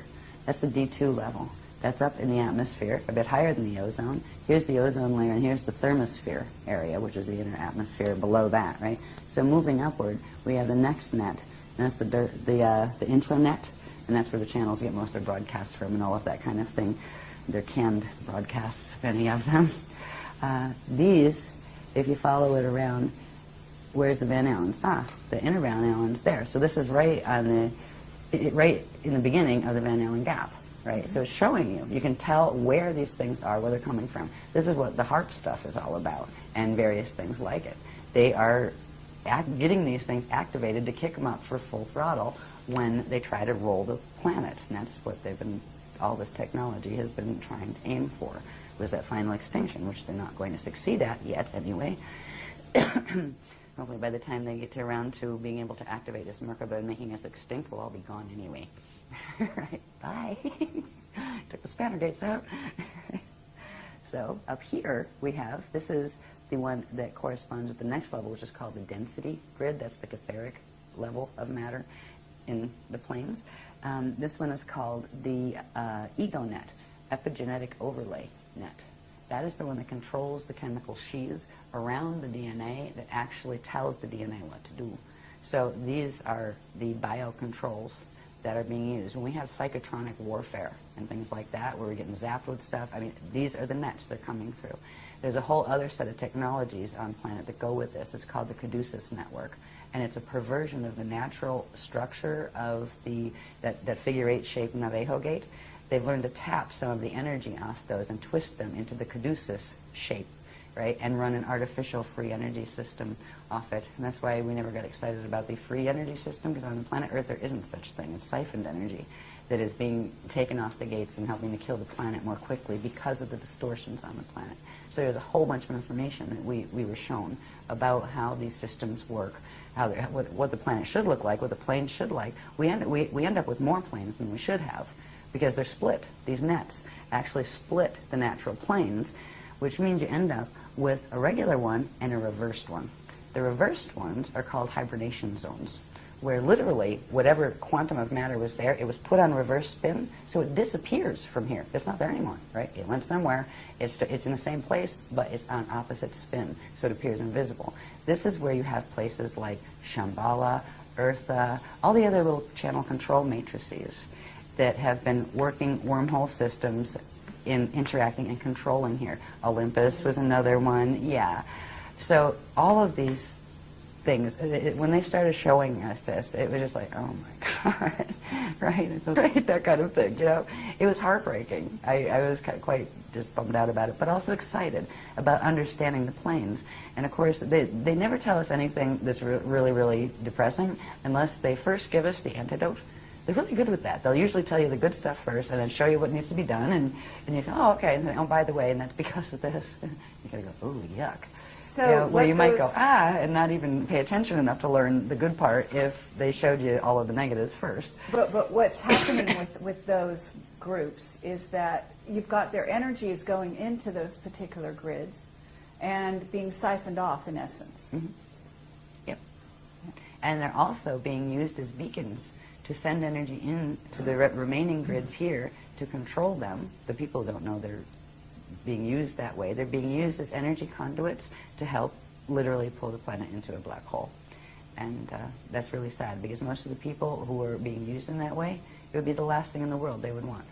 Right. You know, because they mean the opposite, and that's really sad. But there's also a lot of the people in those groups that are actually incarnated out of the soul, the FA soul groups. Mm-hmm. And some of them, once a being incarnates, though, it has free will, even if it's out of a non-free will matrix. Mm-hmm. Which is always a risk. When the FA groups decide they're going to incarnate and put their little soldiers on the planet, their soldiers might rebel when they realize, hey, we can make better choices. But they still have the DNA link, where they'll have a fight in their head. You know, one part of them pulling in this way, the other part that way. It's really, really difficult for people who are born with greater degrees of Illuminati gene code, because the Illuminati gene code is what plugs into the FA matrices. Mm-hmm. And nobody ever comes in alone here. We all have... You know, we came from someplace, and we all have family groups and that kind of thing. Mm-hmm. And if you happen to be out of an Illuminati family group that's a control matrix that doesn't give you free will and that kind of stuff, they will give you a hard time if you try to escape from them here, but that doesn't mean you can't, because you can. And there are certain things you can learn to do with your bioenergetic, I'm talking so fast, I'm tripping, with your bioenergetic field that will allow you to slow down their ability to push you and to make sure they don't come in your body and just take you over and that kind of stuff, because they can do that. And it's a pretty standard way of how Illuminati deal with their, you know, renegades. You know, they don't give them a chance to be renegades. So anyway, these planes are here, but they were the negative ones. The positive ones are here. There are these aurora platforms that connect into the aurora continuum.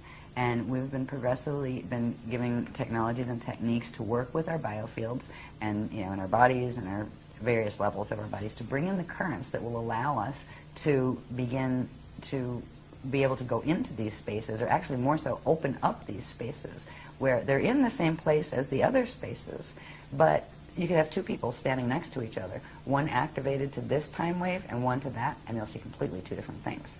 Right now, we're all seeing the same thing because we're all stuck in the time wave that's being run by the Metatronic clock down here. As soon as this other time wave starts coming in, there will be another option. And if we work with technologies that bring that other time wave into our bodies, that's why they give us techniques. I mean, every workshop, there's tons of techniques. We must have thousands of techniques by now, I think. progressively help to fix this part of the light body, then this part, piece by piece. We were putting ourselves back together, But eventually what this will look like, what slide will look like, is you'll have yourself activated to a certain level, and you will see a gate, and the person next to you won't even see it. You'll walk through it, and you'll disappear, and they won't know why. That kind of thing. And you'll end up where there's a place they're going to have that's actually called the mirror ball zone that we're going to learn about in this coming workshop, and I just know a little bit about it, but enough to know what its end result is going to be. There's going to be a place with the higher earth planes that we've talked about that are invisible to us right now because they're on the other side of the nets. They're free from the nets, and we just don't see those matter layers because of the nets. There's going to be a place where part of those planes blend with part of our planes, and there's going to be a blend field, and if you have the activated blended time wave, you will be able to see both and switch between them, which means you would be able to slide from one reality field to another. And that is the first step in ascension from here. The next step would be getting to the point where you could make it permanent. Because as long as your body is still partially running the time wave here, which means as long as you still have that cell donated by the piece of cell from your mother and your father, as long as that cell is still there and not released, you will be bound to the time frame of the planet in which that conception occurred. Right? So first we learn to slide, and then we learn to span, which is do the transfiguration and free that. So we are literally free to go into the living universe through the ascension passages. And that's what we're working on. It's the real deal. And I know it is. I remember teaching this in Egypt. I remember teaching this in India. I remember teaching this in Atlantis and in Lemuria and on Procyon. And it's the same thing we've been teaching over and over and over. It's the same thing that Jeshua tried to teach back then in the Jesus period. That was the person they call Jesus in these days. It was the same thing that before him. There were people in India that were trying to teach. These are the teachings. They belong to everyone. There's not one religion that they're a part of. They're the original legions of the Christ, which were the original, not just the CDD plates. The CDD plates themselves were just one part of the translation of the universal knowledge. There's a higher level of those plates that are called the something or other Alhambra plates that are from M31, the Alhambra plates. And they're crystal discs, actually. They're just starting to release information from those. When the solar crisis happened and it went into evac, they started bringing in the higher level information that had to do with the spanners, gates, and all of that stuff, because you weren't going to get out on the regular level of vertical ascension. You had to go in between in the aurora zone. Okay, so it's well, fascinating. actually, anyway. I do have a question about the CDT plates, as you call them. Yeah. My understanding is that these are actually physical, or at least they're in the 3D world here on the planet, and that originally those plates were in Hawaii. They're hidden in Hawaii. Is that correct? Not all of them. They're hidden in different places, but they would often take me to the Hawaii center they have. Well, through the Hawaii portal. It's actually the place they took me to is in the year 6,529 or something of Earth, but higher Earth. It's in the higher Earth planes. And before, when they were talking about it in the books, they hadn't made the distinction between the lower Earth planes and the higher yet. That came much later, after we had things like this to show, what switched in what direction. But that's where they were taking me, and it was in those experiences that they allowed me to hold them. So I actually felt them and knew they were real, so I didn't think I just dreamed it, that kind of thing, because I knew, I was like, well, I'm dreaming about it. No, you're not dreaming about it. You touched it. No, I didn't. Yes, you did. Did I do it again? Yes. Right. Yeah. I haven't, I've had bilocation experiences so far with the crystal ones, the ones from Andromeda, but I haven't physically held one of those yet, but I'm excited. There's books that are supposed to come off those. The Kali Shatari book is going to be very special. It's the holy book from, one of the holy book series from Andromeda, and they're holy because they explain our relationship with Source. They explain the paradigm that all of this is about, and this belongs to everybody. You can take it or leave it, but it is the way the universe works, and you can work with it or against it, and there's no big God that's going to get mad at you. If you do something a different way, or you go in the opposite, if you act in ways that are opposite to the will of Source, which was a loving will and giving free will, the universal matrix itself, just the energy dynamics it's set up on, to be eternal, will give you consequence to action. And if the worse your actions get, the worse your consequences are going to get. And if you end up with yourself in a black hole and you're going to go in space dust return, it isn't because God did anything to you. It isn't because somebody else did. It's because you got yourself a bit twisted in how you were acting, and you were getting the feedback. What goes around comes around. What you're putting out, you're going to get back. And there's nobody that can buffer you from that. You can, pray and do 500 Holy Marys, and it's not going to fix that. It's being able to hold the frequency, because whatever frequency you're holding and however you're acting and thinking and acting, like conducting yourself energetically, will be the consequence you get back. And there's really nothing that can stand between you and it. And that was the agreement coming into materialization for everybody the first time they came in from the God Source consciousness field. So there's no big, bad, angry God in the sky, which is nice to know. It's a relief after all the religions telling us there was. These also become flat maps, which of course would be maps like you would get, at the store, right? It's a globe turned flat, and they do have the Mercator adjustment, for the sphere kind of thing. So there's a lot on this. That's why it's a bit hard to see, but if you look closely, you can see it. This is actually showing where the old Atlantean continent was in the Atlantic Ocean there. It's showing where old Lemuria was, right there. It's showing a number of things. Here's the United States over here, right, in Florida down there. And here's Africa and Europe and stuff up here. All right. Now, these things here are interesting. This is the equator line, right? Now, if we look up here at the sphere, right, there's a little sphere up there representing the globe.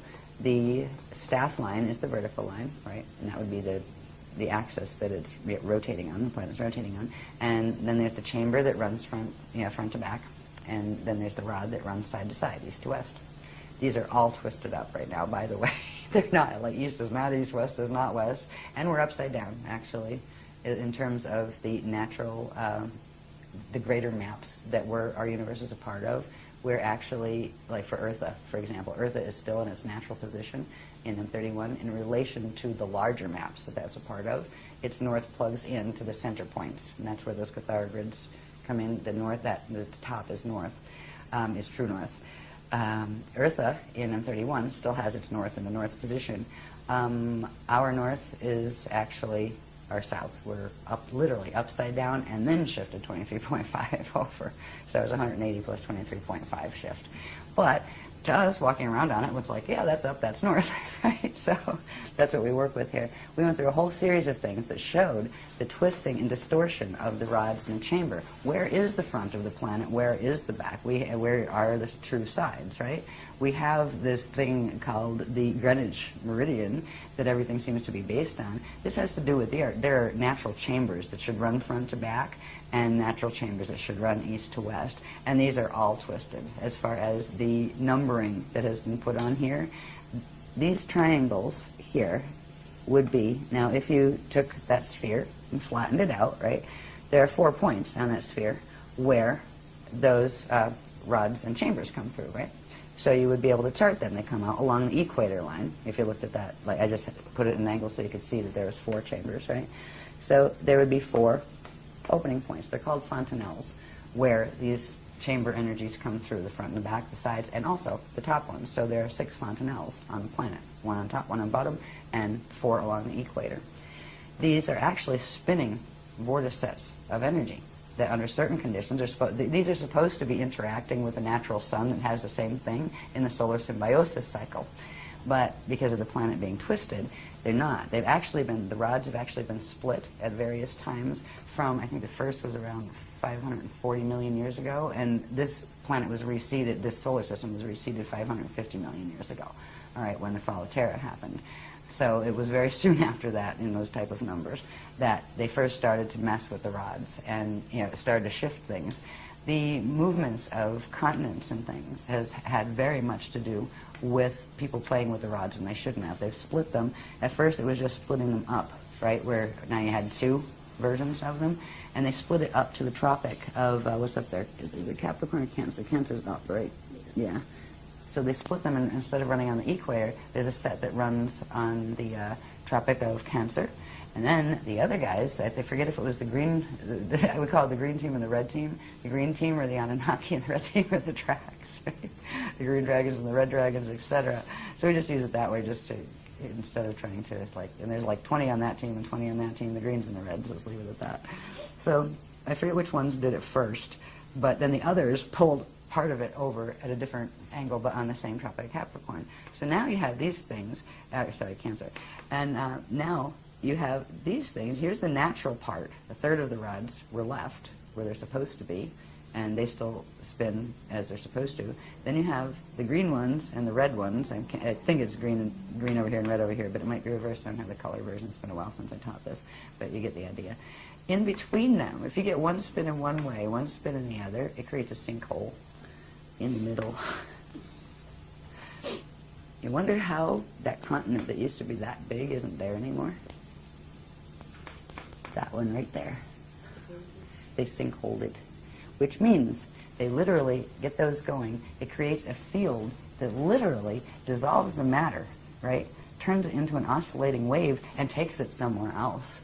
They took this to a place. Part of the quantum of this planet is now called phantom Earth because it has been taken into full fall zone.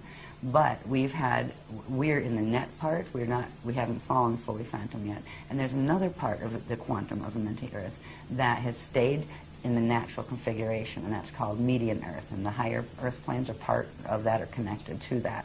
We're stuck in the middle right now, and most of the grids are going down, while some of us are going, up as those grids go down. Bermuda Triangle has to be in that That has to sinkhole. do with the wormholes, actually. Okay. There's a whole set of wormholes. They call them the Phoenix and the Falcon wormholes. They're right off the coast down around here, is the coast of Florida or North Carolina? It's one of the Carolinas, yeah, right up in there.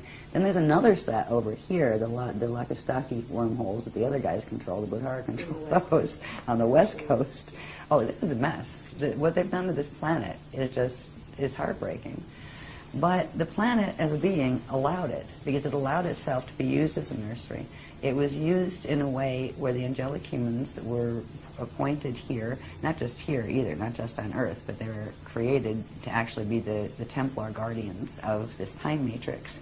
And the ones that were seated here were allowed to interbreed with certain races who entered the Emerald Covenant for bioregenesis, which means if they were losing their ascension codes to the point where they were going to go into full fall and they were going to end up not being able to even incarnate back into a body that had ascension codes, the races that went into that type of trouble because of the choices they made in their existence and their race existence, if they entered Emerald Covenant, we would literally help them get their gene codes back, and that's how we got in trouble down here, where there would be, we'd be allowed to intermarry and those kind of things, and children would be born, and the gene code would be brought back in the next generation, where it would lift their gene code.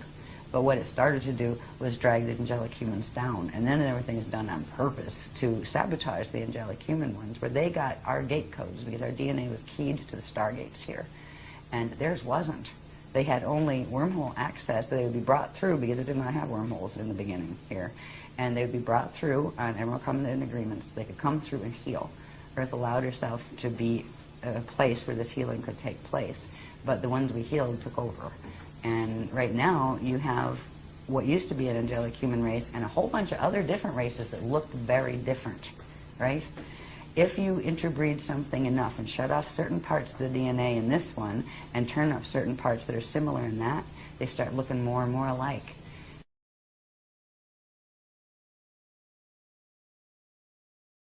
This is a transposition of race identity look, right? Angelic humans look much more actually angelic. We're much taller. We actually have 6 appendages, 2 thumbs, each hand.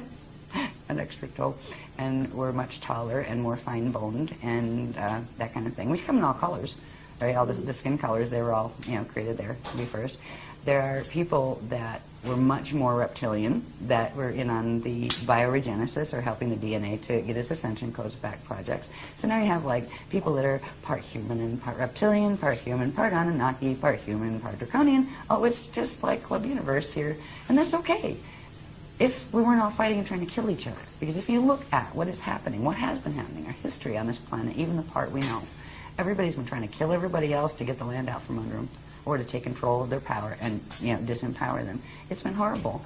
And this has been about race groups that hated each other.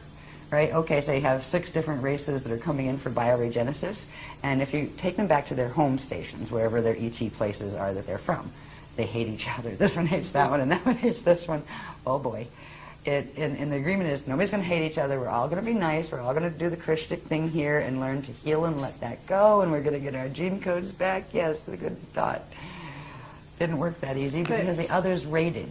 As soon as some of their own that defected and came to get the the healing of the gene codes, the parent races they came out of started coming in and messing with them and trying to get the human gene codes, because the human gene codes are priceless. They had the Diamond Sun DNA, minimum 12 strand. Some of them had up to 48 strands, but they didn't see those very often on the planet. So it has been a fiasco down here, but the Earth allowed this to happen. The Earth, as a being, allowed as long as time as possible. It allowed itself to be pulled into fall, but it will take the path of Kali Rama a step back. It will not let itself be used and taken into as food into the black hole system. So Earth is cooperating with us in this whole hosting movement. Earth doesn't want to hurt any of the beings that are on it, including the ones that have hurt her. The Earth is an amazing consciousness. And I remember a couple times I was just feeling so awful about, oh my God, our poor Earth, what are they doing to our Earth? And I could feel, and I got kind of like a verbal translation, because I have like this translator aspect to my consciousness that can take the direct impression. I said, don't cry for me, I'm all right. I'm choosing this path, I'm okay. But you need to be okay, and you need to help them be okay. And I was like, okay. It helped, and I knew it was coming from the Earth consciousness, and asking me to raise my consciousness up a little bit more. And even though it looks like a horrible thing, and it's not a pretty thing, it's not pleasant. It would have been nice if Earth could have done her whole ascension thing, but Earth feels that this was the best she could do for the races she agreed to host, that she looks at all as her children. And that, it's like if you were a being, I call her she, she's really a he, she, it. It's a consciousness field. It doesn't have gender really in that way. But the Earth loves its children. And if this is the best it can do, it doesn't want to abandon the children. They're going to fall. It could have shaken them off like fleas a long time ago, but it didn't, because it loves them. So this is an agreement of a very, very high order with a being that calls itself a planet, and a bunch of races that are trying to heal. It's just when you're stuck in one of the little bodies as one of the beings in one of the races watching it, it can look very scary or harmful or, gosh, that's terrible. Yeah, very diabolical.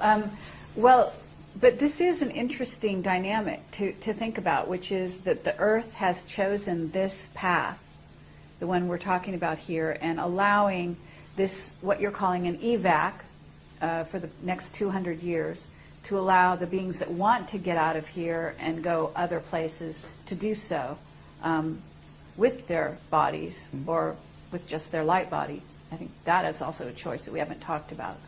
Well, right now, we still have the potential to heal the gene code enough where we can actually do physical ascension. I understand. That will change very abruptly on December 21st, 2012, unless we do stuff before the fact to stop what's going to happen in the planetary grids then. Because right now, the human DNA is keyed to the planetary grids, and the majority of those grids are going into the 55 Death Star activation. It won't complete, but it will be enough to shut down the ascension codes in the biological bodies permanently. But I do know that somebody, might not be our group, we might be too old and tired, honestly, I don't know, because you use up enough of your quantum, and even if you can get your, put your DNA back together, you're just too bloody tired, right? So it's easier to bardo out and just get your spirit out and free yourself from the body. Yeah. So we're not sure it's going to be, our group, it might be the next generation. Sure. But there needs to be a group that does this, because if not, the human race will become extinct. If there is not at least a breeding set brought off planet physically with the ascension codes restored, what the human race was will no longer be, because it will have been mutated into something completely different, and those potentials will be lost. It will become extinct. Now the consciousness will go in various places, but the race as a line in and of itself would become extinct. And that is not desirable, because there are still a lot of beings in the cosmos that think the angelic human race was a pretty darn good race. The Anunnaki aren't too thrilled with us, but there's a lot of beings that think it's a prototype gene code worthwhile having. And so somehow there's going to be at least a small group of people who do get off into full ascension, get off this planet into full ascension. The rest will stay here. Some of them, after the host, after the gates close, the planet's still going to be here. There's still going to be people on it. But it's going to become more and more obvious, if it hadn't already, that being here very long isn't going to be an option. So there's going to be a huge rush for who can get in the air the fastest and out of the solar system, because they're going to realize what is occurring with the sun. There's going to be a But you're galactica talking type about, scenario. in that case, they actually, their choice is only to go by a vehicle, physical vehicle. That's what they will try to do. The ones that who will end be up staying staying here, yeah, and there'll be grid wars But over who won't- has the resources But to will build there enough be any ships to get off. positive groups, any groups taken off by positive beings at that time? Right in at the end, vehicles? the vehicles would serve one purpose. If a being didn't have the ability of the DNA to pass through the gates, but still it was close, there's a certain level of protection and kind of like atmospheric support that the vehicle, especially the plasma ships, which are different than just metal ships, that they can afford a being. But they can't be permanent. It has to be a being that would be able to, if you get them through, they have to be able to move through and hold the chain on the other side, right? So it would, if they could do that, yes. If not, they would just assist them off. Once the body died naturally, they would assist the soul out, or not the soul, because the soul's on density too, the consciousness out of this level. Right, so, but that's 200 years from now, as long as everything holds. Okay. Just to, I'm not going to spend a lot of time on these. I just wanted to show the fact that they exist and how these pieces fit together. We're down on the planetary level now. We looked at the planetary rods and the split rods and how they form sinkholes and all that kind of stuff. There's specific locations, longitude, latitude, of these things that, this information is published. I think this was it's one of the Sliders' more recent workshops. I think this was the Ireland workshop. But if you take one of those, those 4 fontanelles, right, where the rods or the chambers come out,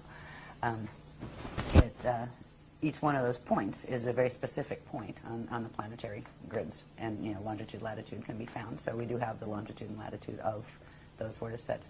What they do is, through the planet, they actually come together, right? So you'd have this vortex on this side and the other one on this side, and when they make them spin, there's supposed to be a natural spin to them, but when they make them spin and they send them in the same spin set, and then send the other set of them into the opposite spin, they can actually crack the plates at the equator and shift wherever they want. They can turn one up this way and the other that way, and they can literally rearrange the plate structure, and they've done that before in small ways. What they were planning to do in 2012 was the final one, and it would have ended up in the one extinction that did take out the humans this time. They took us out twice before. This is the 3rd seeding and the last one here.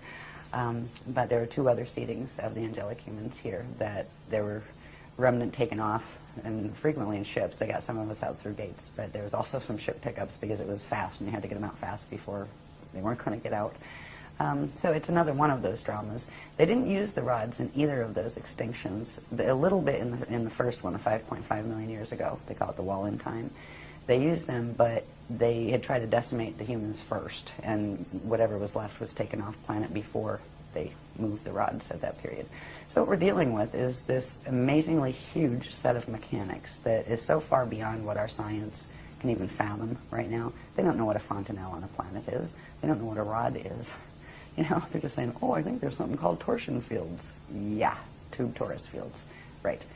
Yeah, we'll talk about torsion fields in a minute, because it's the torsion fields that aren't natural. Merkaba fields are natural, but unnatural Merkaba fields can be generated to create torsion fields, which are external vortex sets that can harness things and move things, and that is what is part of the Atlantean Death Star Merkaba structure. So when we talk about the rods and how they work as vortex sets, we also talked about briefly that this one, the one that goes east-west or left-right through the planetary body, is the rod. The other one is called the chamber. It has the front and that goes front to back, and that also comes out. This opens, this natural chamber at certain points opens. The rear part of it is referred to as the Bardo chamber. And at certain points in Ascension, a natural process occurs where that Bardo chamber would open that allows for the different things to take place in a being's or a planet's body, that allows it to go into light structure so it can go through gates and go to another space. The chambers are opening on this planet. They have specific locations as well. And again, if you turn this around, if you took this paper and bent it, where you at least have the circular part, you would see that this point and that point are directly front and back from each other. What's funny is we had to do the calculations of where is the real front of the planet, because it's all twisted. The Greenwich meridian is not the natural front, back, or sides, and we have the calculations of what actually is the front and back and all of that. That matters when you're trying to line up angular rotational particle spin with certain planes that are not in the net. Because if you get it going the wrong way, it'll go into the matrices that go with the wormhole structures. So they were teaching us the basics of understanding these things, so we understood what directions our particles needed to learn to spin in. There was a time we were hoping to get some of the planetary grids out of the fall, where literally some of the quantum from here could be shifted, and it would almost look like, well, it would look like in the other places, in the higher Earth spaces that are also physically manifest, it would look like new islands appearing, the land grids that we could get out. The chance of doing any of that now is very, very slim because of the thing that happened with the sun, the solar issues, and also the activation, the 55 activation that's going to take place in 2012. That can't be stopped. If they tried to stop it, it would actually implode the core, and it would all be history. So the chance of getting grids through is not, like, as far as planetary grids, is not high. There may be little bits that can come through here and there. I get a feeling. I don't know, I haven't talked about it yet, so it's maybe a potentiality that's still on the board, but they're not going to talk about it until it becomes a stronger potentiality. But as far as the planet will go its course, it's chosen its path of Kali-Rama, step back, and that's good. That's better than Kali-Dima fall. Because, it's like, okay, I'll work with you, the consciousness on the planet to a degree. I'll take this much, but I'm not going there, right? You want to go there? That's your choice, but I'm not going there. There's a whole bunch of people and a whole bunch of Illuminati races here that they don't have an ascension code left in their bodies. They're not going to make it out in time. They need too many generations to regenerate those codes, and there's only 200 years before the gates close. A bunch of them are choosing also the path of Kali-Rama, step back, where they will go through their natural Bardo process and then go back through the Ring of Fire, back to the Edons, and then come back out and try again. And that kind of stuff, where you come back out and you're not in false status anymore. Then it's kind of clean slate, and okay, your choices again will bring the consequence. So you have a chance to get the ascension abilities back, but you come back to where you started, like the frequency level where you started. So it's, you don't get to come back and I'm up here now. No, you'll come back in the same frequency zone that in the outer domains as you left in Kali-Rama. So we're at an amazing point, is what all this is about, an amazing point in human history, but also in galactic history.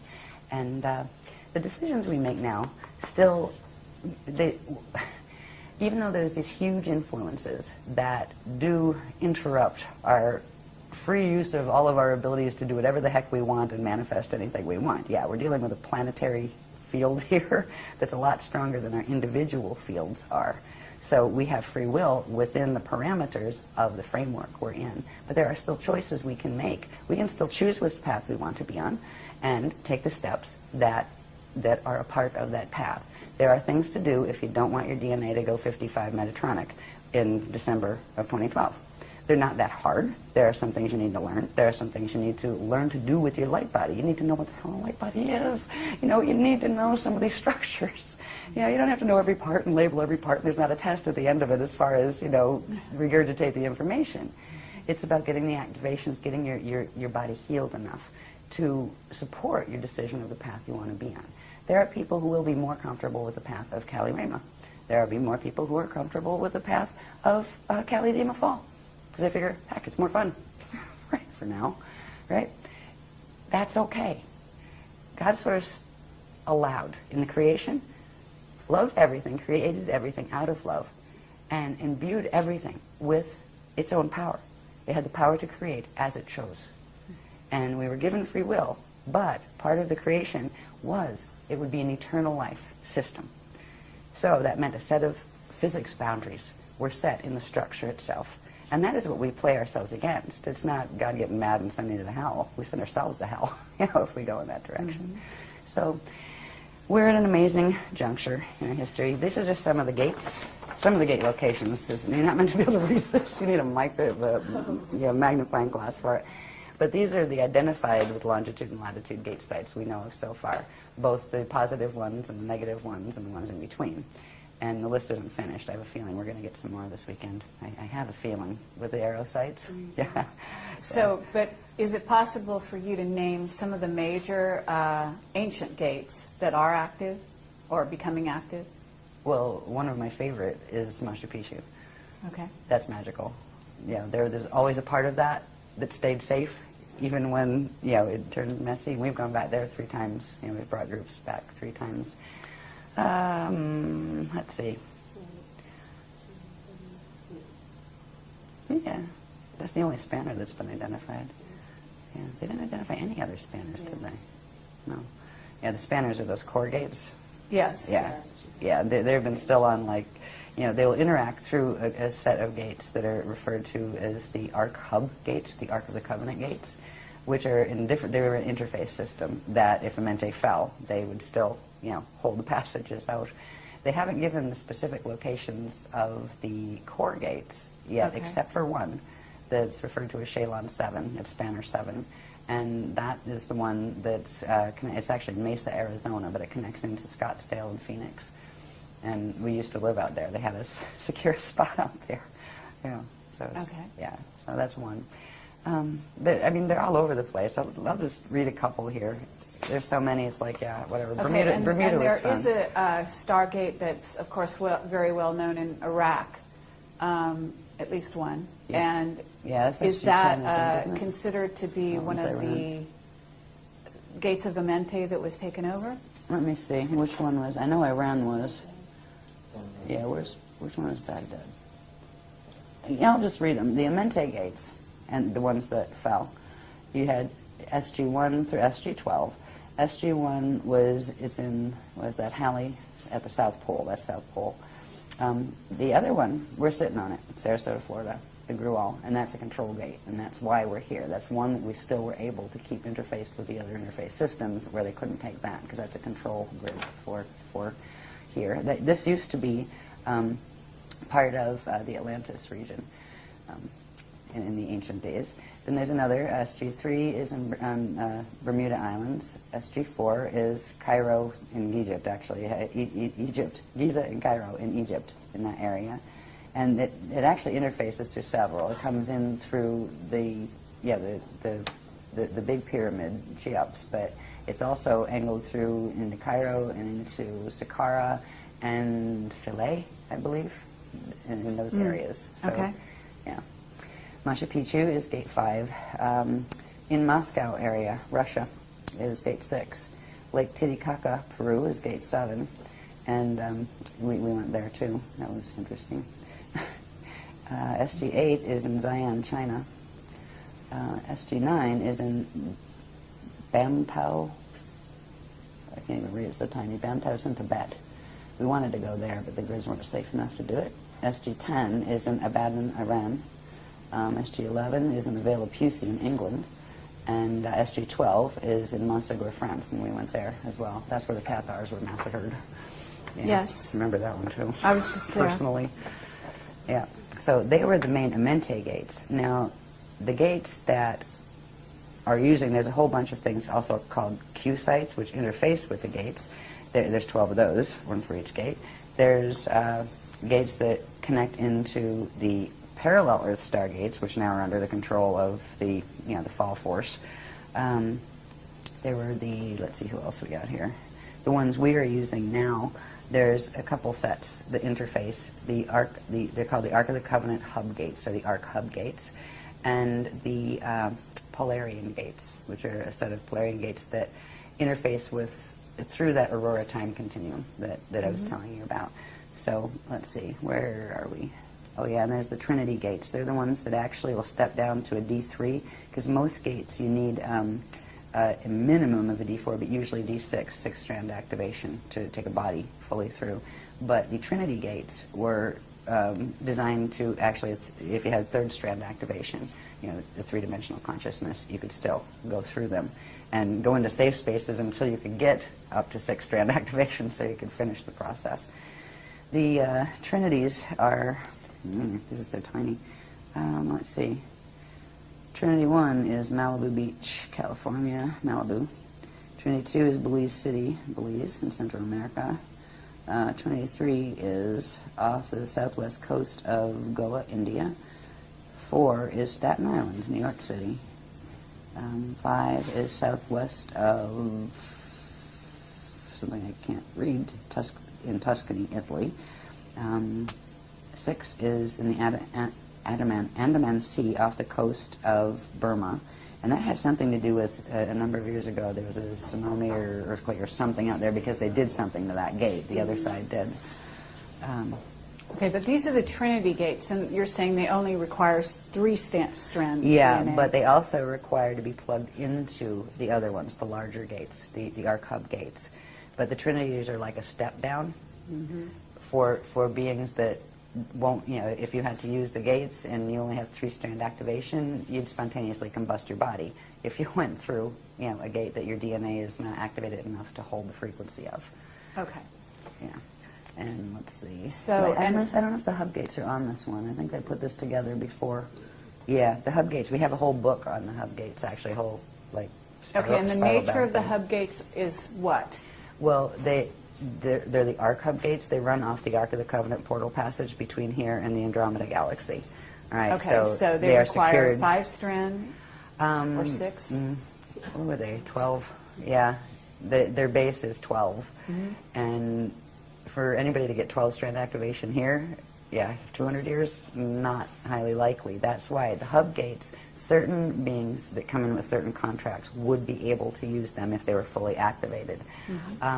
But what they're doing with those, if we get those activated on the planet, which they have done, then they can plug them into the spanner gates, which you need 24 strands to be able to pass through alone. But then they're plugging them into the Trinity gates, which steps it all down. So the Trinities would allow passage of someone that has average, you know, DNA activation levels.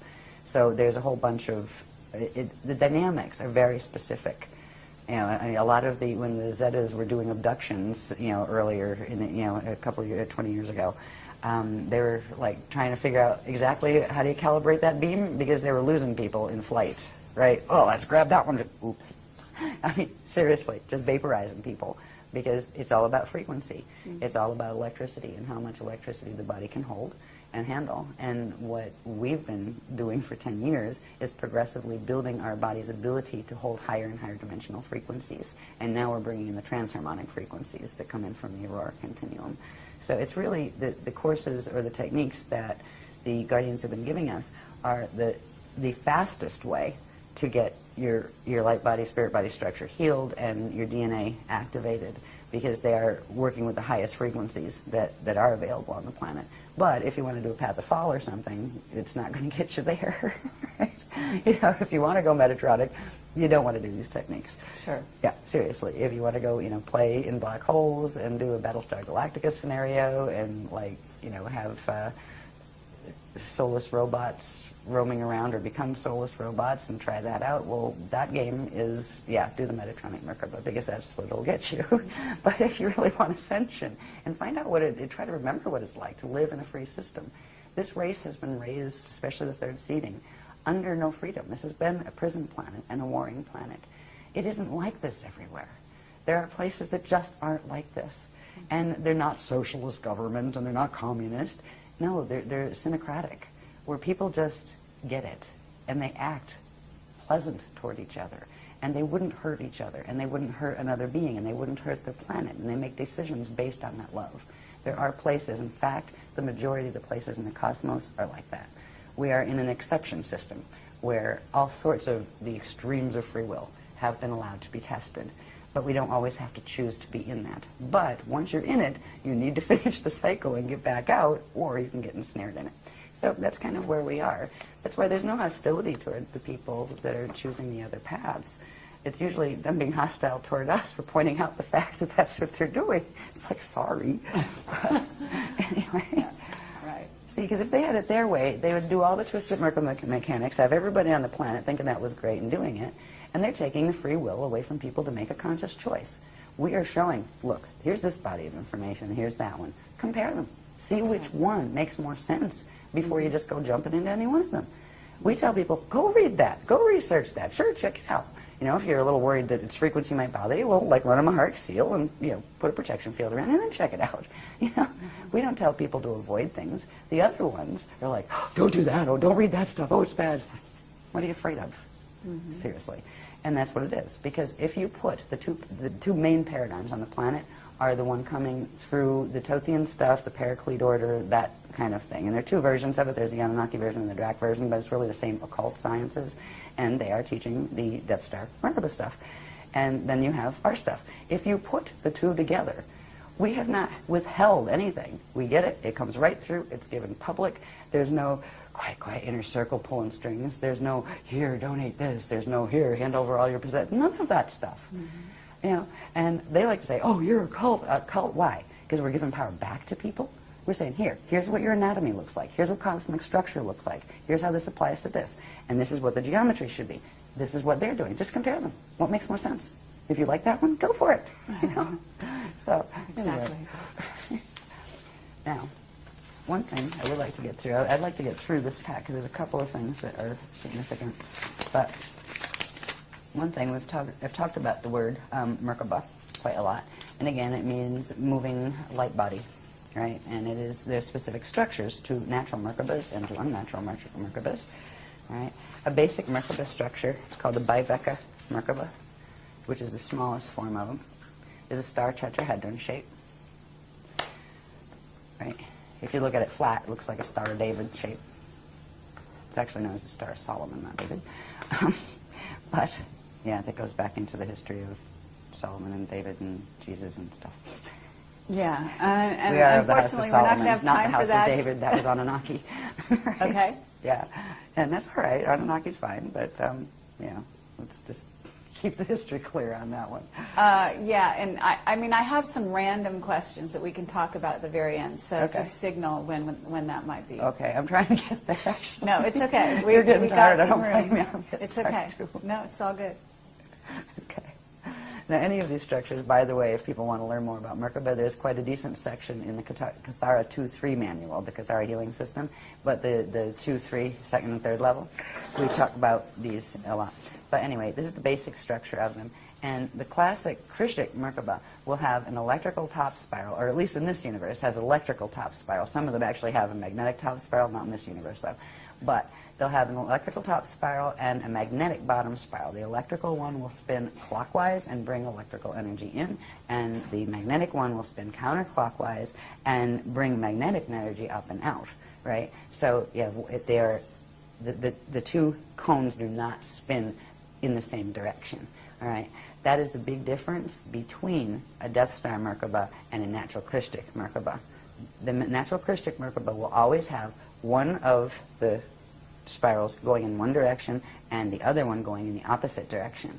Whereas with the Death Star Merkaba, they will take one set. They'll tell you you have two Merkaba fields, one Star of David shape and another Star of David shape. You spin the one Star of David shape this way and the other that way. That's the same spin spiral set. That is a phase-locked Merkaba. That is a Death Star Merkaba. And they're combining it with the one from the parallel universe to make an unnatural blend between the particles over there and the particles over here to drag you into the Toro-Earth time rip. All right. And the ratios are different. A natural Merkaba here at Biveka level starts with the electrical going at 33 1/3 spin. And it's, rotations per trillionth of a nanosecond, I believe is what that refers to. And the bottom would be at 11 2/3. And there are increments of speed that if you go to the density 2 level of it, it goes up to, the speeds go up. The characteristic one of the Death Star Merkaba is one of the numbers is, I think it's the electrical one, is 34, and they spin it counterclockwise with the whole thing, right? And the other is 21, which are numbers that are in the Fibonacci sequence. And the Fibonacci sequence is the anti-Krishnik spiral harness that is meant to harness the natural crystal spiral expansions, which we haven't even gotten into. So, I mean, we have all of this, you can compare this stuff, and it's just a no-brainer when you see it all together. No wonder they don't want a public discussion. Anyway.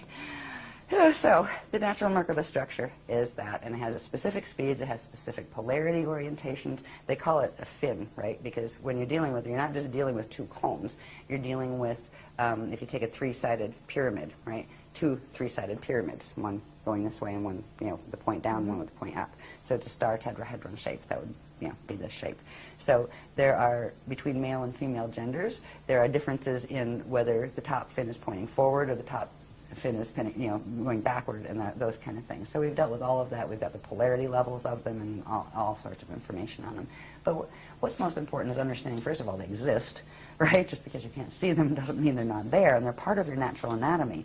A Merkaba field isn't just a vehicle that you activate so you can go through a Stargate.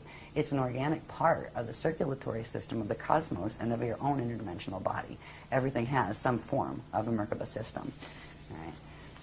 To see this a little more clearly, it's the same drawing. It just shows a little bit better the radial field. Around the Merkaba field, there's something called the radial body, and this is part of the light body structure. It has what's called the trion field out here. The rayon field out here as its outer border. It has in here what's called the trion light field, and in here it has what's called the Miage magnetic field, and that is the natural structure of a simple Biveka Merkaba.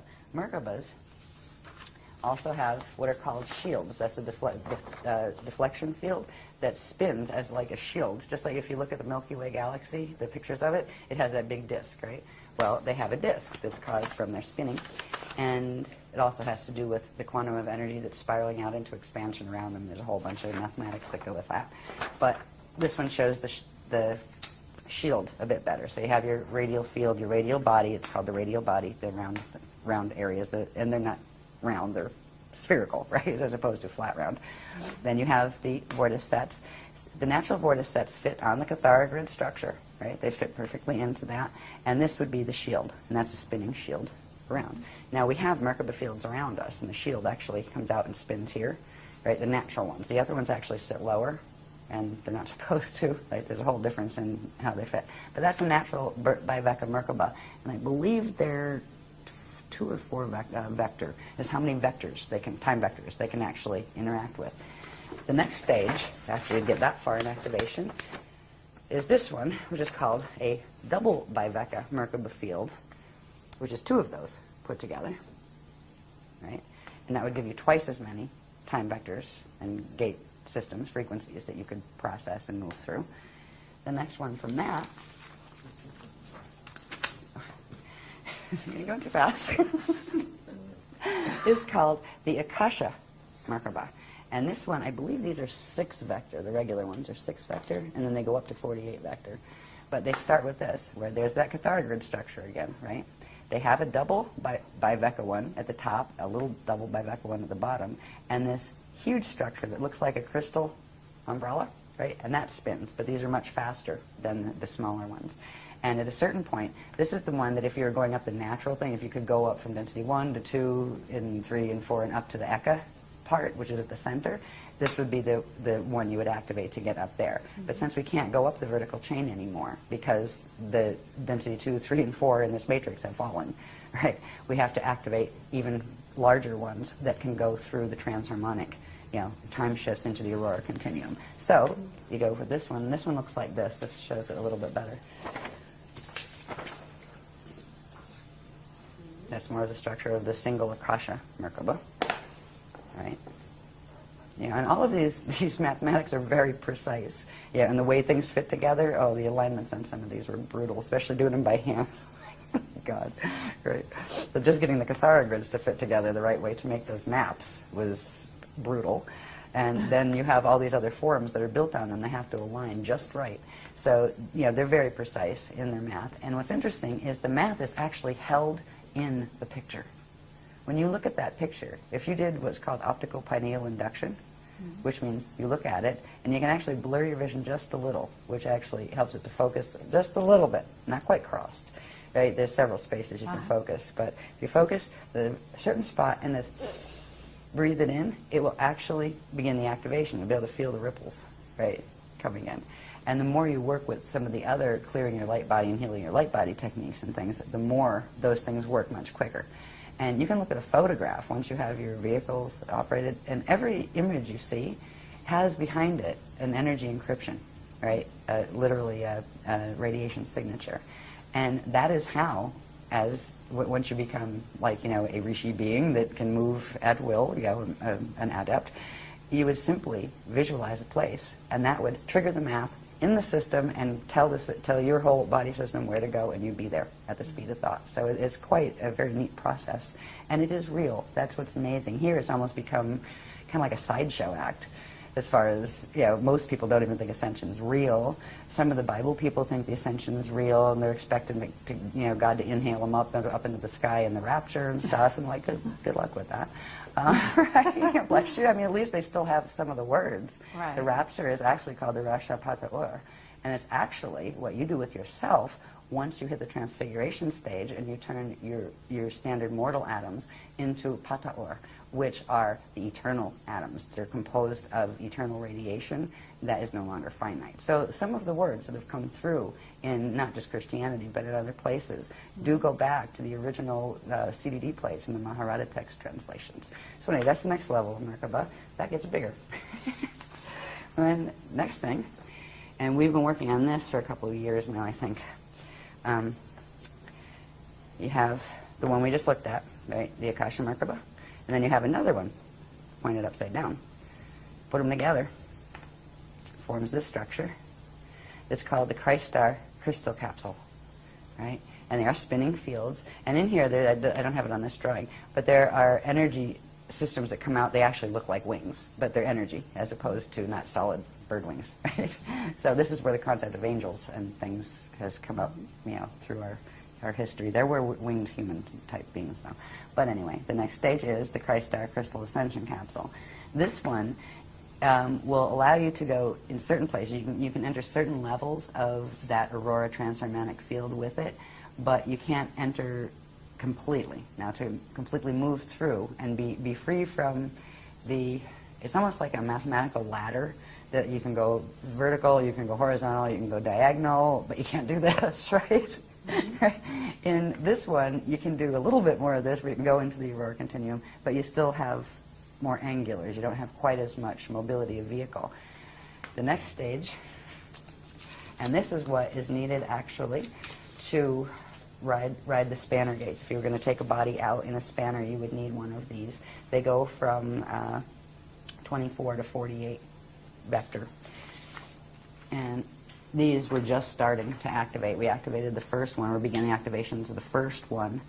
And again, let's take two of these, right, put them together, and it forms a capsule. The one capsule goes along with what they call the Stardust Blue activation set, and we did that in the last workshop. And then the next one we're going to do in this workshop goes with what's called the Starlight Gold activations, and forms another one of those. So you end up with two of these in the same place. And then there's one more activation, and these are all part of what's called the Silver Seed activation, the Silver Seed Awakening. We'll activate this huge one around you. That is the one that this can tumble in any direction, while this tumbles in any direction, so you can actually go in any direction in the aurora continuum. And it also does other things. There's also the structure of the crystal temples that we are assisting the guardians in activating on the planet at key sites, where they literally form. And if you have your DNA coded to it, eventually you'll be able to see them. And you'll be able to walk into them, and somebody standing there that didn't have it would see you walk and disappear. Where'd that person go? Did I see I thought I saw a person there, right? Where you would see the structure, and you would know it was there. You'd see it like as an oscillating thing in the air. You'd walk in, breathe, and go, yes, hi everybody, I'm on the other side now. Well, meanwhile, anybody behind you would be going, where'd that person go? I didn't see them. I mustn't have, right? So we are beginning to activate these, not just in our personal bodies, but the sites that were key to, the natural gate sites that were key to activating these. Like when we do the grid work here on the beach, we started activation of one of them last time. We're going to do the next one this time, so we'll have the double one here, and I think we're doing the initiation of the bigger one here. And then there are ways to spread that through the network, which we're going to work on here. We had these new activations coming through in this workshop that I didn't know about until like 2 or 3 days ago when they gave me the itinerary. They're called mirror ball activations. They're very, very interesting. They use the aurora continuum frequencies. And we are beginning those activations that will actually trigger these remote when you activate what are called the ancient arrow sites. And we're going to learn about that in this workshop. But it's like a blanket frequency that gets transmitted where all of the sites that are keyed to activate this type of transharmonic doorway will simultaneously activate. So that will be done during this period. That much. That just came in. I didn't know that. Sometimes I go, I'll be talking like, and then the line comes in, right, and they go, thank you. I didn't know that. So this is what we're working on. This is the kind of Merkaba you do not want to activate.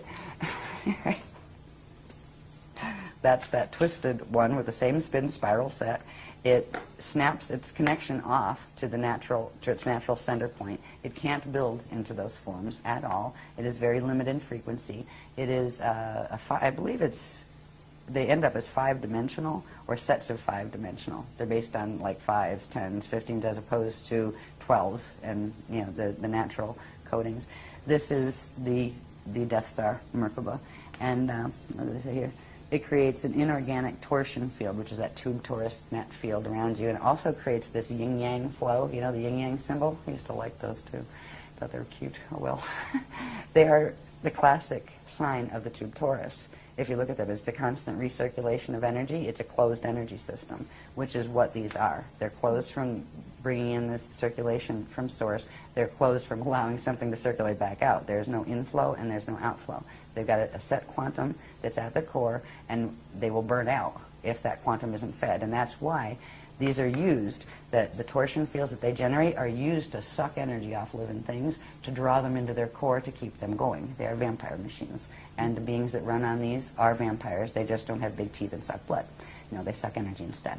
So that's another difference between them, between the styles. I'm not going to go into all this heavily. I might as well. All right, I'll finish it. All right. I was going to say, I'm sick of looking at these. But I just got a nudge. Just finish it. Just finish it. Okay. This goes along with the Death Star Merkaba. Again, you have that Bloom of Doom configuration that pulls the Cathara grid into an unnatural, skinny, elongated configuration that does not have 12 gates on it. And it creates the bulging in the field.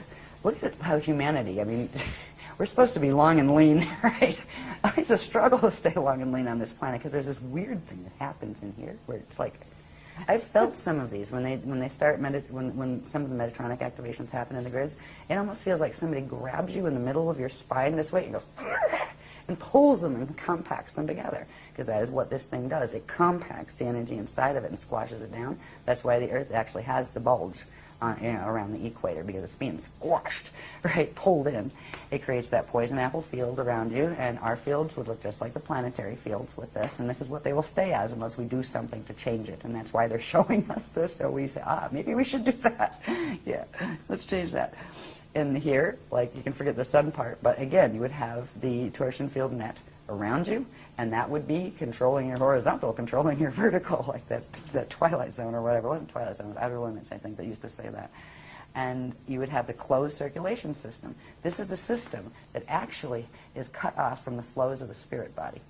What it does is it takes a portion of the light body quantum and twists it in reverse to create a false spirit body. So there's two flows, but it completely blocks any inflow from the actual genuine spirit body.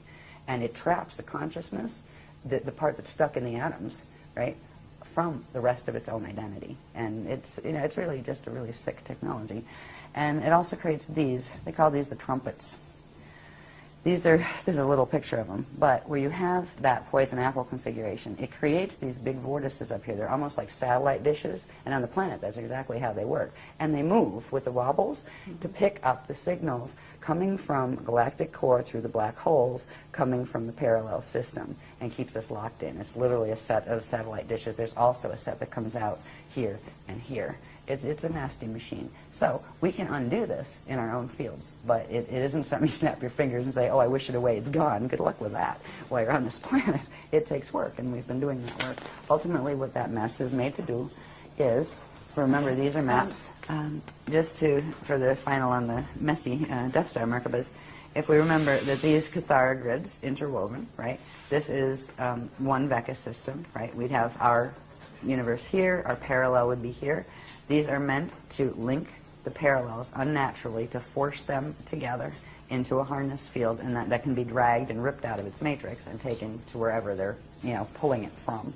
So this is what the whole purpose is. It's a feeding machine, and that is the Death Star Merkaba. And it's built. It looks like we talked about the light units that are built on the vesicle Pisces. It actually creates fields like that and then pulls those Pisces together into one harness. And it's a completely unnatural way. just distorts and totally twists the natural laws of physics as they apply in the eternal life universe, and it creates a finite life one. And what it can do is temporarily sustain whatever is in it, as long as whatever's in it can feed off something alive, because it can't generate its own quantum. So it has to continue feeding. And there are systems that are built on that. Their bodies die, so they clone another one and try to stick their consciousness in that until that wears out, and they keep doing that. And if they get to a point with cloning where it just doesn't work anymore, and they can't even sustain a biological, unit, and that's when they start going to raid other things for gene code, where they can start getting things that they have any compatibility with, that they can start building again, because they end up as consciousness that gets stuck in a ghost-like form, because it doesn't have a biological form anymore, and that limits the arenas it can play in. So some of them, do those games to save their race and give them back a biological, presence. To each his own, but that is not Ascension. So these are what we are teaching about to show how they're supposed to look. The other structures of those progressively building Merkabah structures, that is Ascension. That is what your fields are supposed to do. That is what the living cosmos is built on. Now, this stuff, let me see, what is most important? Evolution, Ascension, right. Yep. Oh, this is just a little chart. This had to do with, this is a summary of how many years of work went into all of these. It's a summary of, from the creation point, the stages of creation before you get to. This is the, re-evolution. When creation starts, and a being or thing or a cosmos or even an individual begins a new life, a new creation. It can be the creation of a new cosmos or an egg and sperm coming together to create the potentiality for a new baby to be born here, right? There's a whole set of cycles that happen. There's the creation and evolution of the eternal consciousness, and it works from the microcosm to the macrocosm. All right, we have the pre-Partakai creation cycle, which is something we learned after this chart was made. They actually taught us these things, then took us back to what happened before that, right? Then there is something called the Navena and Nuvena Partakai birth cycles, were just these Partakai units of consciousness, primary units of consciousness, the primal substance of creation, where they are born. Then there's what is called the Siddha Akushate cycle, and this is where the spirit body is born first.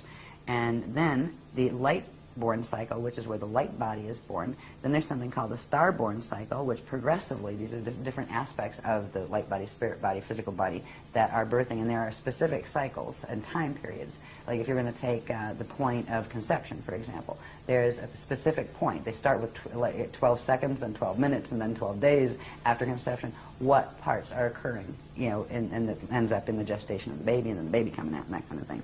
At the life-born cycle, then we have the God-born cycle, and there's a series of, these had huge graph series with them, and huge explanations of, what the processes were. And finally, you get to the Christ-born cycle, K-R-Y-S-T.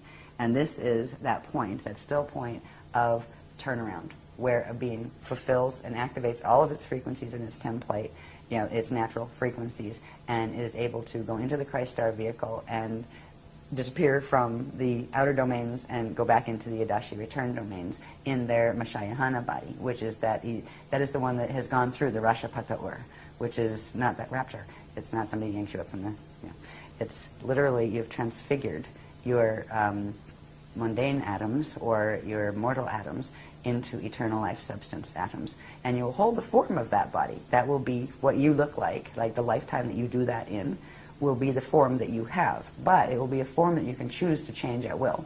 You can choose to have no form. You can choose to have your main form as being an orb, which is like saves on housing. Seriously. Think about it. If you just manifested a body when you needed one, right? I'll go interact there. I'll be a cat today or whatever. But anyway, at the end, it starts somewhere, and the expansion cycles end somewhere, and they end naturally when they turn back around and start going back in towards source. And then there's the whole thing. If a being goes through that, goes through the Adashi return cycles, returns as whole with their full memory matrix. That's the difference between doing space dust fall and returning as space dust. Your memory matrix is shattered. You just, you're still precious to God's source, but you're undifferentiated units of consciousness. And when you go back whole, then you can actually birth as a star, where what was once, say, a being, a human being, can actually go through this cycle, and the next thing they will incarnate is a star. And that's a whole different level of of evolution that you probably can't even put words on while you're in a human form, in these languages. But this is what evolution is really about. What Ascension is about is natural evolution, organic evolution. And that's something that this place is losing touch with hugely. And eventually this knowledge will be completely gone. They don't want this knowledge in false systems. Yeah. So they usually get rid of people who carry it. But fortunately, this is still a blended system. That's why we're still living and breathing and still trying to say, yo, let's go for the Christ Star train, whatever. Anyway, all of those cycles each had, this was a summary of the massive diagram sets just from that one cycle, just to give you an idea. This is just showing the Starborn cycle. And each one of these was a full page with all explanations of all the pieces and parts and all of that.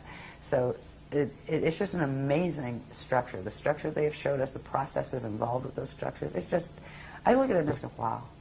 I might not like the job because I'm exhausted because the workshops are always crazy with time and everything, and it doesn't go the way I wish it would as far as that. But look at this stuff. How could you not go out and teach that? I'm so grateful to know this because no matter how bad it is out here, no one can ever take home away from me again. I know it. I feel it. That feeling that I always had of that connection to God's source, it just went whoosh, and expanded like, right, gotcha. Right?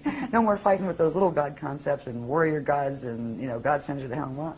Like, that's not the God I know, right? There's a feeling, a presence of that eternal, creative force, the God source, whatever you call it, doesn't matter. It doesn't care what you call it, right? That's a human thing. Yeah. I have a question here because this Starborn cycle, are we talking that, for example, the Pleiadians and Andromedans, have they gone through this? Are they still going through it? At what stage are they? The Andromedans that we're talking about, from Eartha and those guys? Mm-hmm. Well, everybody goes through this, actually. A fertilized egg in the womb goes through this. And it's right at this point, where's the dyad? Right here. At this point, the light body has grown this big. You got the physical body growing in the womb, right? You already have the spirit body that's already huge, right? That Lumiridana one with all the probability dominions, right? And like we're talking about a fetus here, grows to be a baby, and when the birth point happens is when this cell of the light body grows. Then through the process, they call it the birthday chart, through a very specific process of accretion of frequency, taking it from the spirit body into the physical form, bonding the spirit energy with the atomic form and therefore expanding the atomic form, the light body simultaneously grows. When it finishes that cycle, it will go into what is called the unici seed atom. It will become the full core of the light body structure from which the rest of it grows.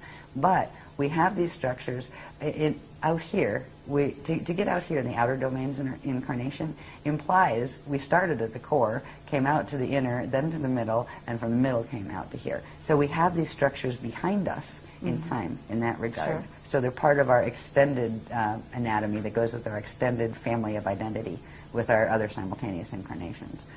Does that answer whatever the question was? I lost track of the question. No, actually, because what I'm trying to do is, in other words, if we have certain, you call them guardian alliance, guardian beings, they're coming to help sort of rescue the planet at this time and bring in the ascension mechanics and so on.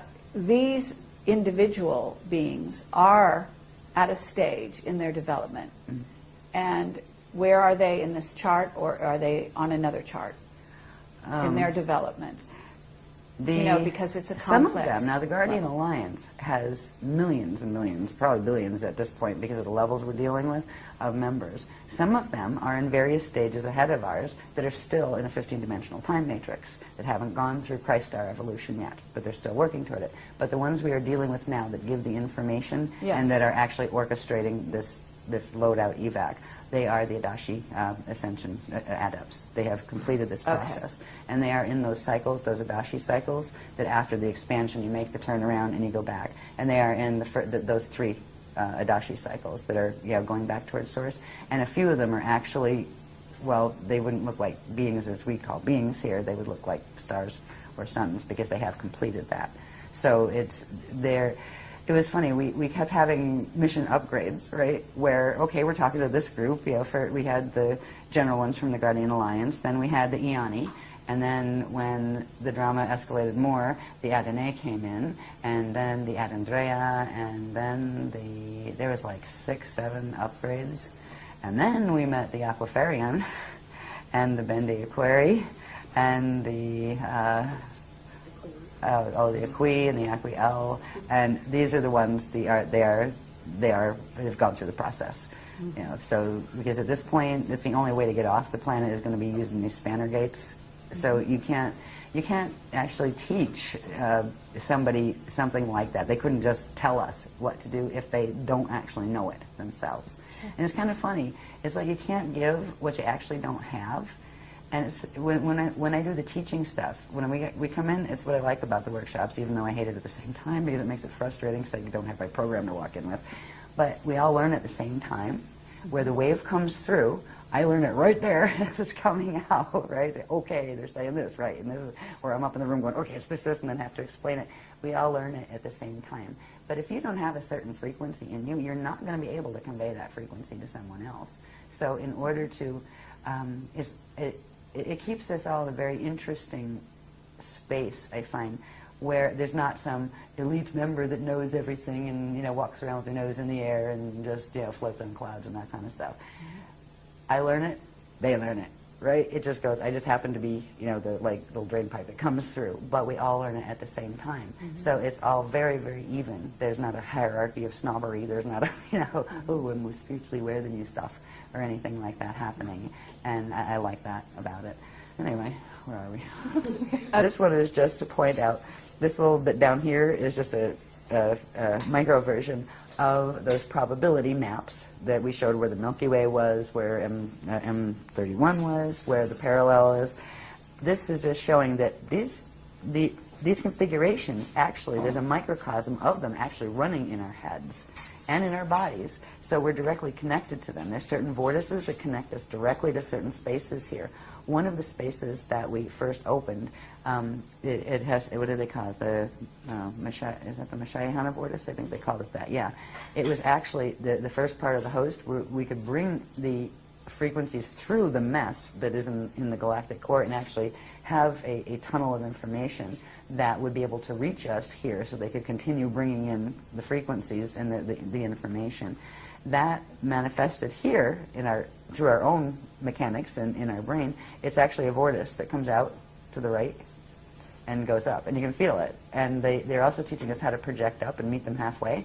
So we orb up and meet them and we go, whoa, and they'll come down. And sometimes we'll use projection versions of ourselves, or sometimes we'll just hang out and orb and do direct cognition. But we're teaching people how to do this. They would like people to learn how to do this, because people do need to be walked through this process. This isn't a simple ascension cycle. This is a mess down here, and there's very little time left to fix that as far as DNA and things. That's why they really are extending, as much as they can to assist us with that. The only thing they won't do is walk into our bodies and take them out for us. That's not allowed. Just like they don't allow the channeling, where they won't come into your body and use your face and talk to people. No, because that can actually violate your DNA, right? Not to mention theirs.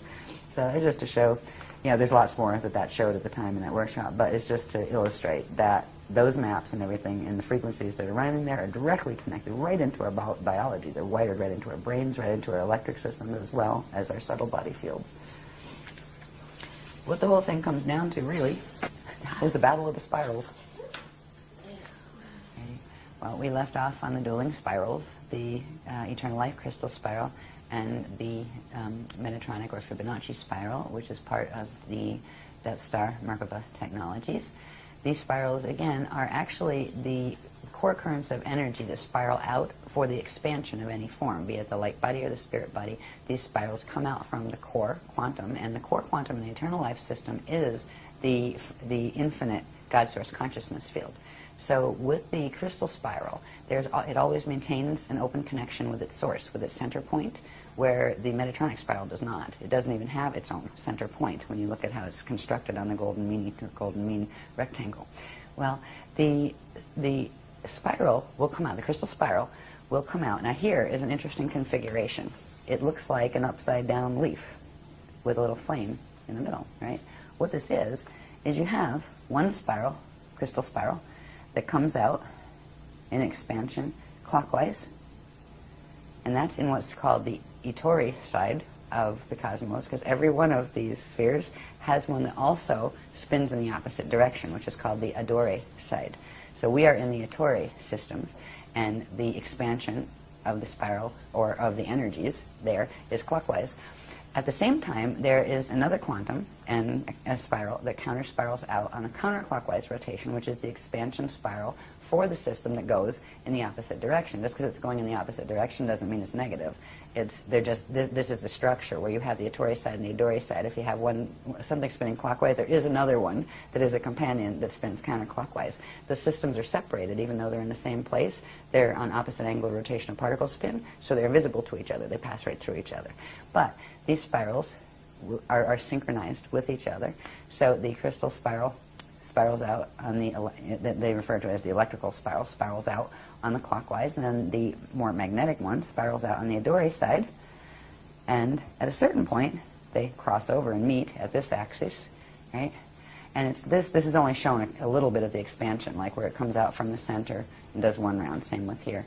There's a whole set of things that happen when eventually they meet up here. And in the first cycle, before they meet here, they actually meet here, and there's something called a flame cycle, a flame shift cycle, where when the two currents meet, they merge and do a replication and create a flame, the eternal flame, the living flame, and then that shifts to this position. So you have the eternal flame from the first time they encountered each other in the small set, like with the small set here. This is showing it did this one round small set, then it's coming out again. When they come out again, they cross over down here. And this creates certain passages. There are certain things that it's not just this spiral, but there are these little spirals that come out on each of them that form those little petals that come out on each of these what are called octants, these breakdowns that are actually part of the time clocks of how these work as far as the time cycles, how they work. So you end up with the main spiral, and then these smaller spirals that send energy back and forth through, and that's what forms that petal effect inside. So at certain points, now this is actually a time cycle that has dates plugged in that started with last April of 2009. Right? When certain activations took place that put us in this, like this is the last round of this cycle, the round of the spirals, which means there's going to be the place of the crossover happening here. But before that, there are these axes right here, this one running here, which is the 0 line, because this is where actually the spirals start. That's the 0 line. And I believe that's the 4.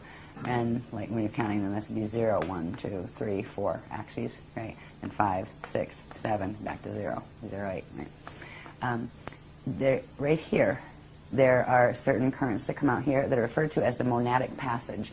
That's where the spiral goes from being in one density to expanding into 2 densities. So going from a 3-dimensional spiral to a 6-dimensional spiral.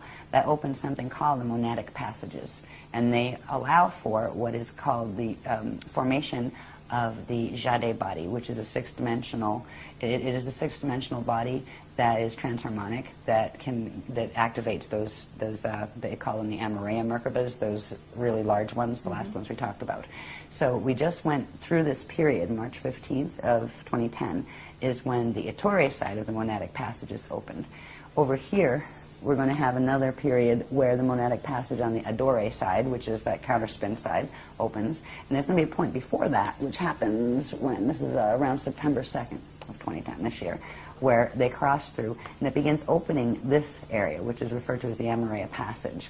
So there's a set of things involving these spirals, and these spirals are actually coming down through the probability maps that we looked at, the Milky Way and M31 and all of that. They're actually spiraling down through those, through into our solar system, through into our planet.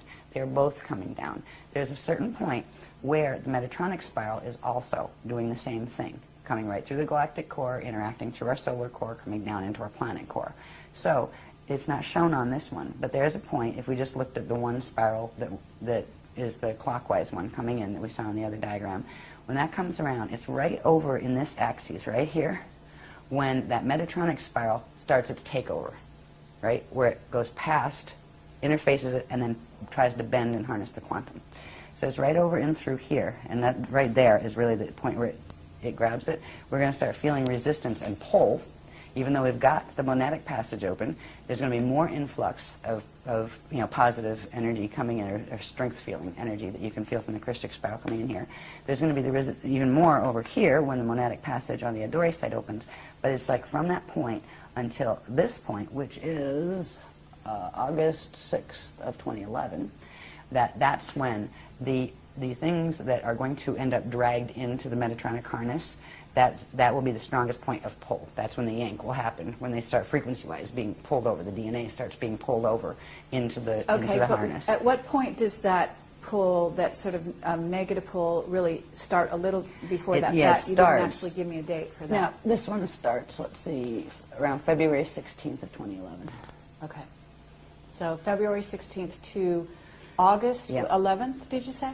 Yeah, August 6th. August 2011. 6th of 2011. Yeah, that is a point where the dueling spiral effect, will be felt. Yet we have three of the Christic activations. The one that just happened, that we're starting to feel the perk on now, right? The one that's coming when a part of this MRA passage opens, that's the vertical passage, and then there will be another perk when the Adore side of the monadic passage opens. So we'll be getting strengthened before, the crystal spiral will be getting strengthened before it gets hit with the Metatronic harness. So that's why in this time period, if people start just even working with trying to link with the crystal spiral, that's the first step. And that's not that hard. That has to do with that code that's floating around over there called the Alleria that we'll talk about before this is over. It's the beginning. You're not going to fix your whole light body structure, maybe in 5 million years by just staring at that code. But that is the linking code to link into what's called the reservoir that is being built of crystal spiral frequency in the core of the planet. So this will be the period of most resistance. What it's going to look like in the mass drama, I have no idea. Because as this stuff goes on, the real fight isn't so much between the Christics. The Christics are opening these passages where they will have enough strength if they're working with their with Christic intent, and they have the DNA to anchor it. They will pretty much ride through that. But in this period, you have actually a Metatronic spiral coming in, a takeover spiral, with two competing groups controlling it. It's like you have a spiral, and one line is red and one line is green, and they are fighting, not just to take everything, but to take everything away from each other.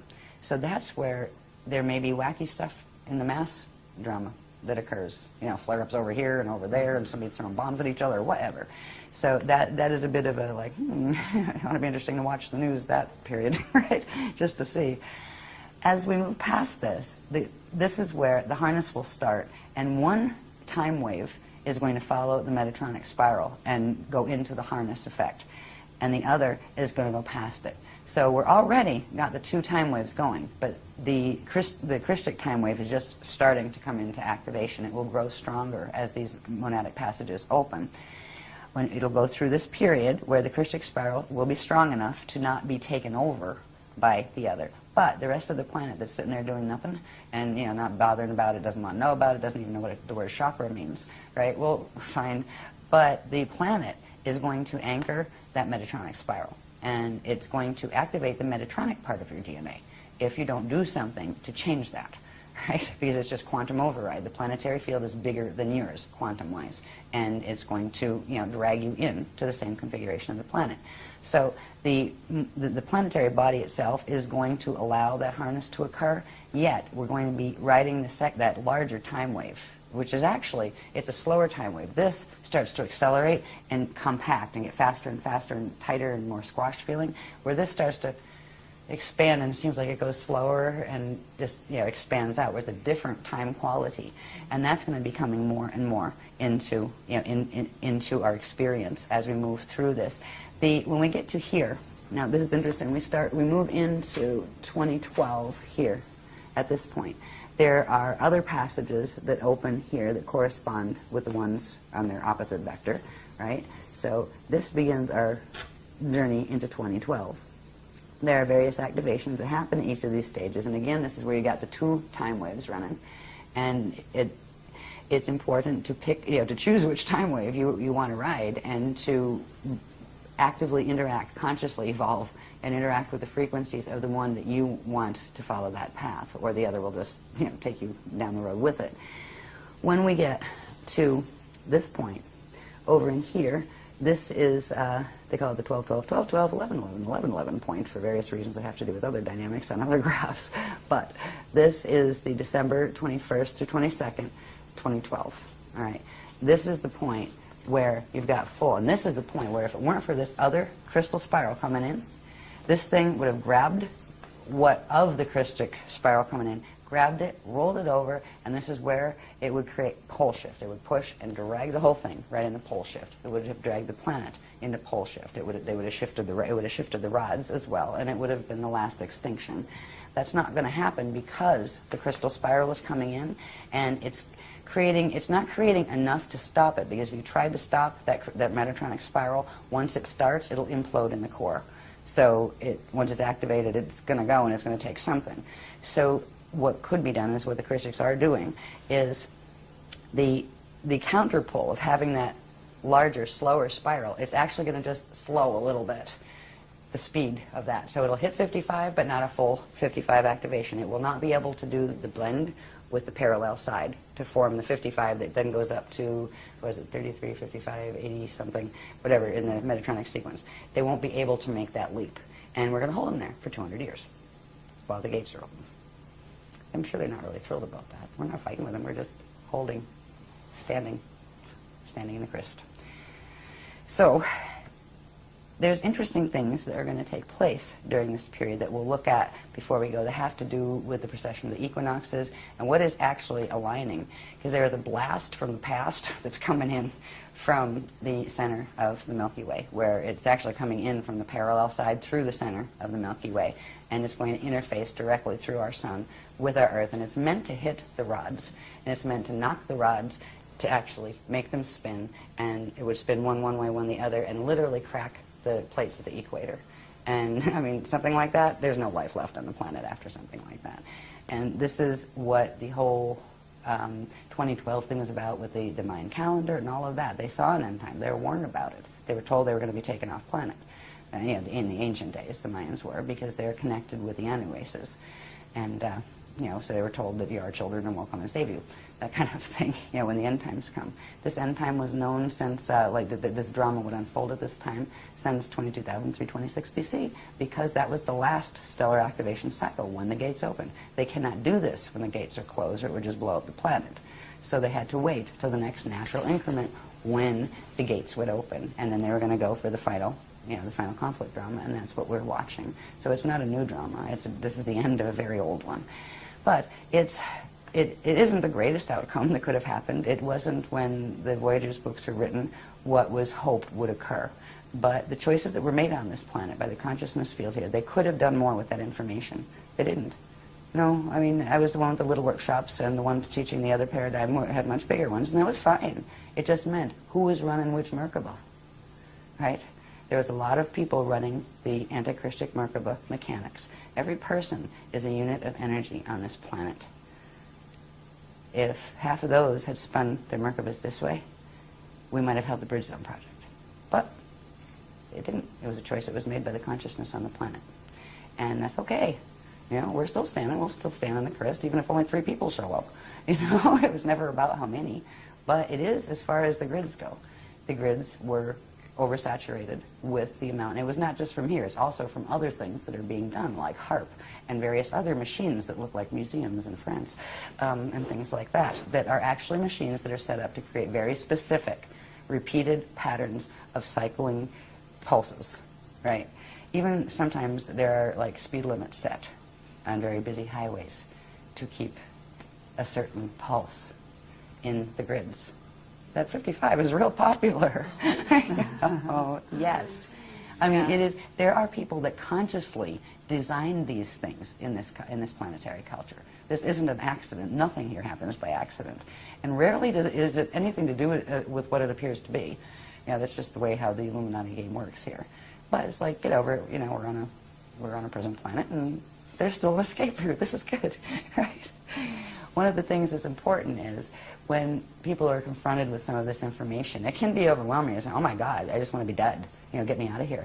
No, dead is not the answer. The worst thing a person can do is commit suicide right now, because your consciousness, if you drop the body on purpose, the consciousness will be stuck in this field. You want to be a ghost here while it goes down? Your body is your greatest gift right now, because in your body, if you run it the right way, if you bring in the proper frequencies, it will be your salvation. It will actually anchor the crystal spiral because you have human codes, and that will bring you out of it, and you won't want, at that point you won't feel like it was so horrible. You can deal with this, honestly. You get over the shock and you kind of go, ooh, well, I'm going to have a good day tomorrow anyway, right? And it's an adjustment process when you're processing this kind of a huge amount of information that you've never heard before.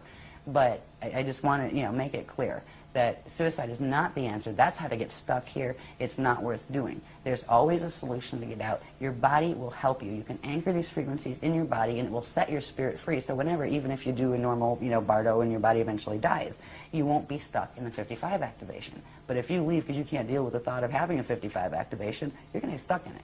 So I just wanted to say that, because I know this can be intimidating to some people. All right, so anyway. Now, excuse me. So what I want to do is get to the point where we talk a little bit about some of the things that do occur. So that big mystery about what's aligning with what. Oh, the galactic cord does something. Oh, that was in 1983. I mean, they're all like the internet. They're saying this group's saying this group's saying that. Everybody's trying to figure out what this big galactic core alignment is. Because honestly, on certain ways, if you lined it up, it actually happened somewhere in the 80s. That's not the alignment.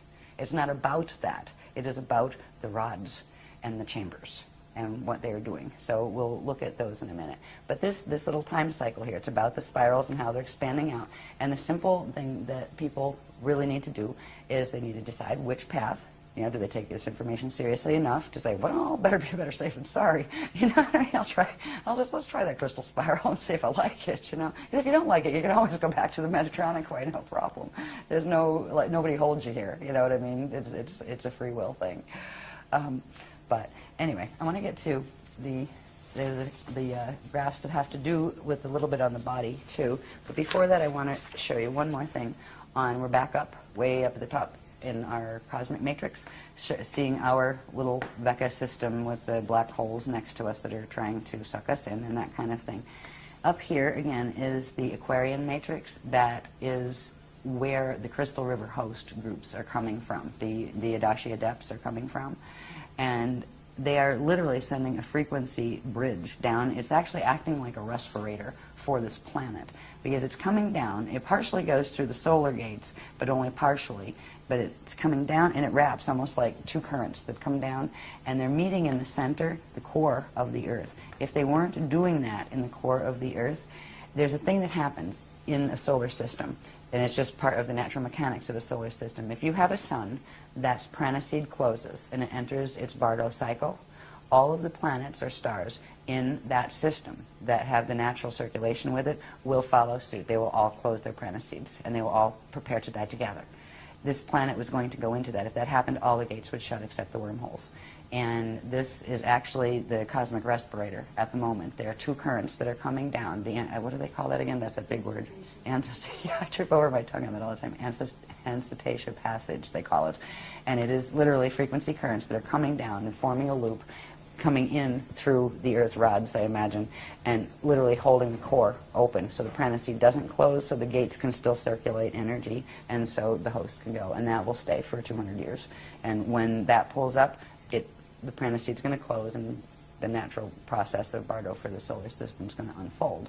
So whoever does stay here after the 200 years is going to have a very interesting evolutionary experience, because there's going to be progressively more limited resources. You're going to watch species go extinct at hugely fast rates because they went out, right? They're just like, okay, out of here, we're leaving the planet. You're going to see large groups of people doing that, be it from earth changes or wars or whatever, because it is the last call. But we've got 200 years before that point comes, fortunately.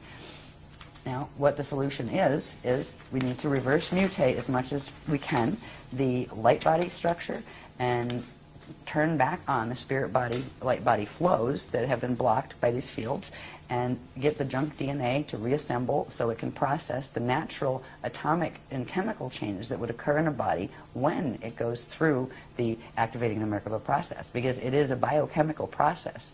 The part in the process called fetal integration, that is when the consciousness from the spirit body begins to enter the fetal body in the baby, right? It starts to come in. It starts to bond the spirit body consciousness into the atoms. It's actually partially bonded into the atoms. It's called the jari. That's the part of the consciousness that actually is stuck with the atoms, the part of your living consciousness that forms your atoms. And that part, when you go through a natural Bardo or Ascension cycle, the jari is freed and the atom is able to go through a biochemical process that involves an element or a transient element called celestaline. There's something called a celestaline wave. It has to do with the substances they used to call white powder and blue powder gold. All right, they're monoatomic, but they're natural monoatomic atoms that are formed, and they allow the body to become a superconductor where the angular rotation of particle spin on the atoms can shift. They blend instead of annihilate with their antiparticle, their natural antiparticle, and they can go into ascension. So the biochemical processes that we're working on, they're directly connected to the DNA, directly connected to the epigenetic overlay that is triggering the DNA and telling it what it can and can't do. The techniques that we've been working with all along have progressively started with fixing the light body structure, then different layers of that, then what's called the crystal body structure that's part of the light body structure. Then we went into turning back on the core flows of the spirit body structure. Now we're working with what's called the Ajay body structure, which is the part of this anatomy that brings those two together and allows the core flows to happen where you can actually go into orb. These little orbs we see in some of these photos and those kind of things, eventually we will be able to turn ourselves into those as a traveling medium. What you don't see with an orb, a natural orb, would have its Merkaba fields moving around it, right? They're the parts you don't see, but you might get a photograph of the orb itself, right? You can also have orbs that are coming from the other system as well, where they are using the Death Star Merkaba, and you can't tell just by seeing the orb. You would have to be able to see the structures of its system and whether it had a poison apple-shaped magnetic field around it, or whether it had the natural thing that looks like a butterfly, which is the natural electromagnetic field. So anyway, when we're going to think about reverse mutating, it has to do with techniques, not techniques in a laboratory where you have somebody go play with your DNA. You play with your own DNA by literally, first of all, knowing what pieces of the anatomy you're trying to turn on and trying to heal, and working with them directly through certain breathing techniques, through certain visualization exercises, through certain projection exercises. There are even certain movements and some yoga moves that the Guardians refer to as logas, because you also use energy work with the chakras with them and things. There are things to do that help the body to get into the space where these things can be repaired, so you do become able to do these. We have structures in the body that have to do with it. These were in some of the earlier teachings. It shows the density 1 body, and this would be your density 2 body. If things were normal right now, say you could say this was your Earth body and this was your Terran body, Terran density 2, right? But we actually have these fields on each density level. This would be your soul level body, and this would be your incarnate level. If you had the density 3 one here, you'd have your oversoul, then you would have your avatar, then you would have your rishi level. Now, this is 3 dimensions here, this is 3 here. They each have their radial body structure. They are connected, but these have to be opened. So these become a 6-dimensional structure, because the gates that we're going through require the 6-dimensional structure that actually has a 24 to 48 strand capacity, which is where the host comes in and those fancy Merkabas come in.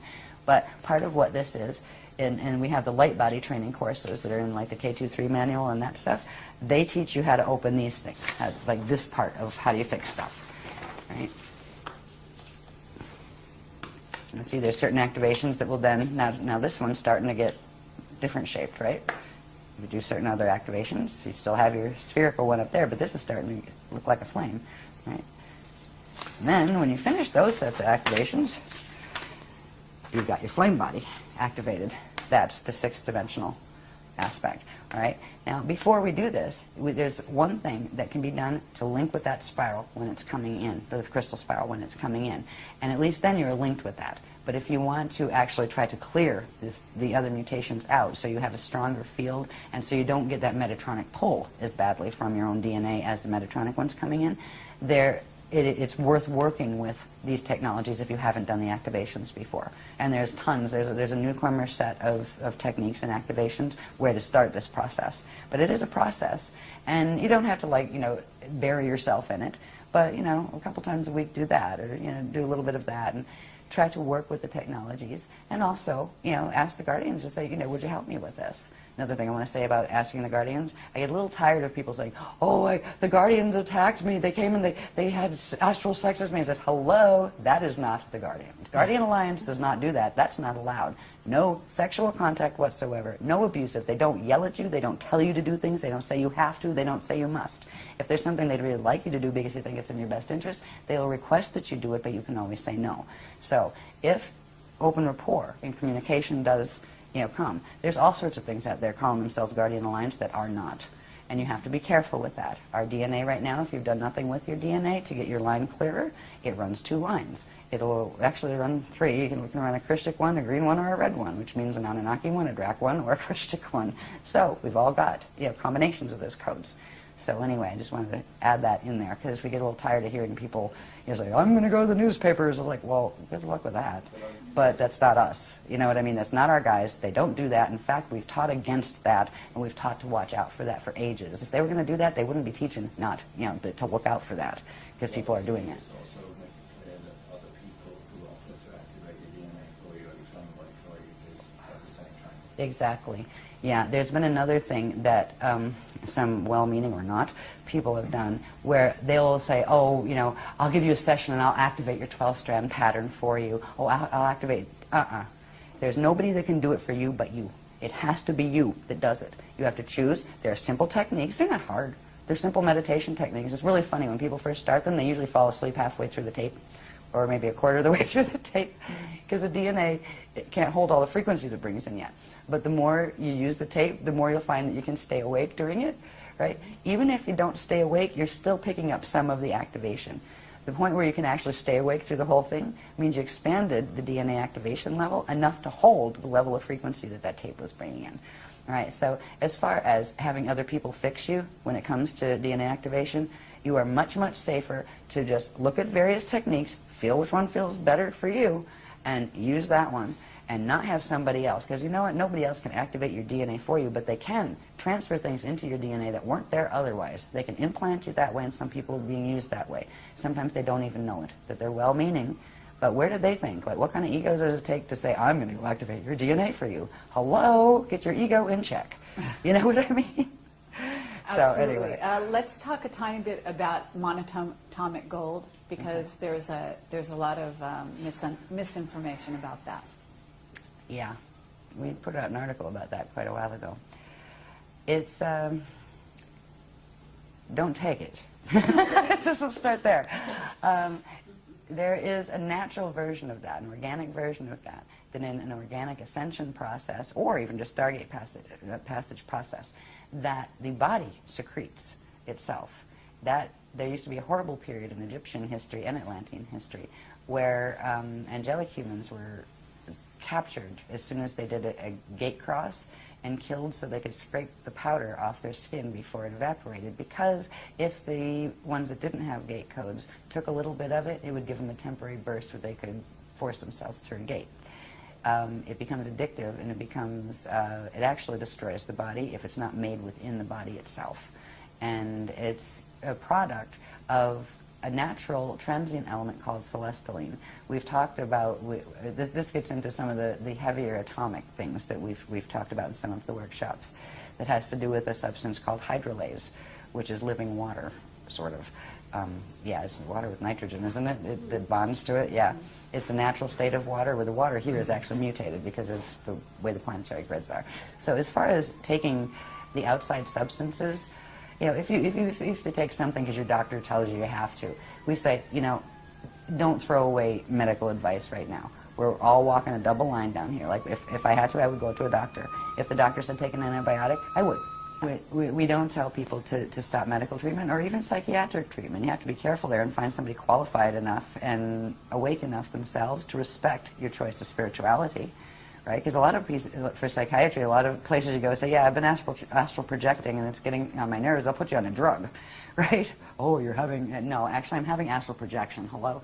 You know, if they can't deal with that conversation, find another doctor.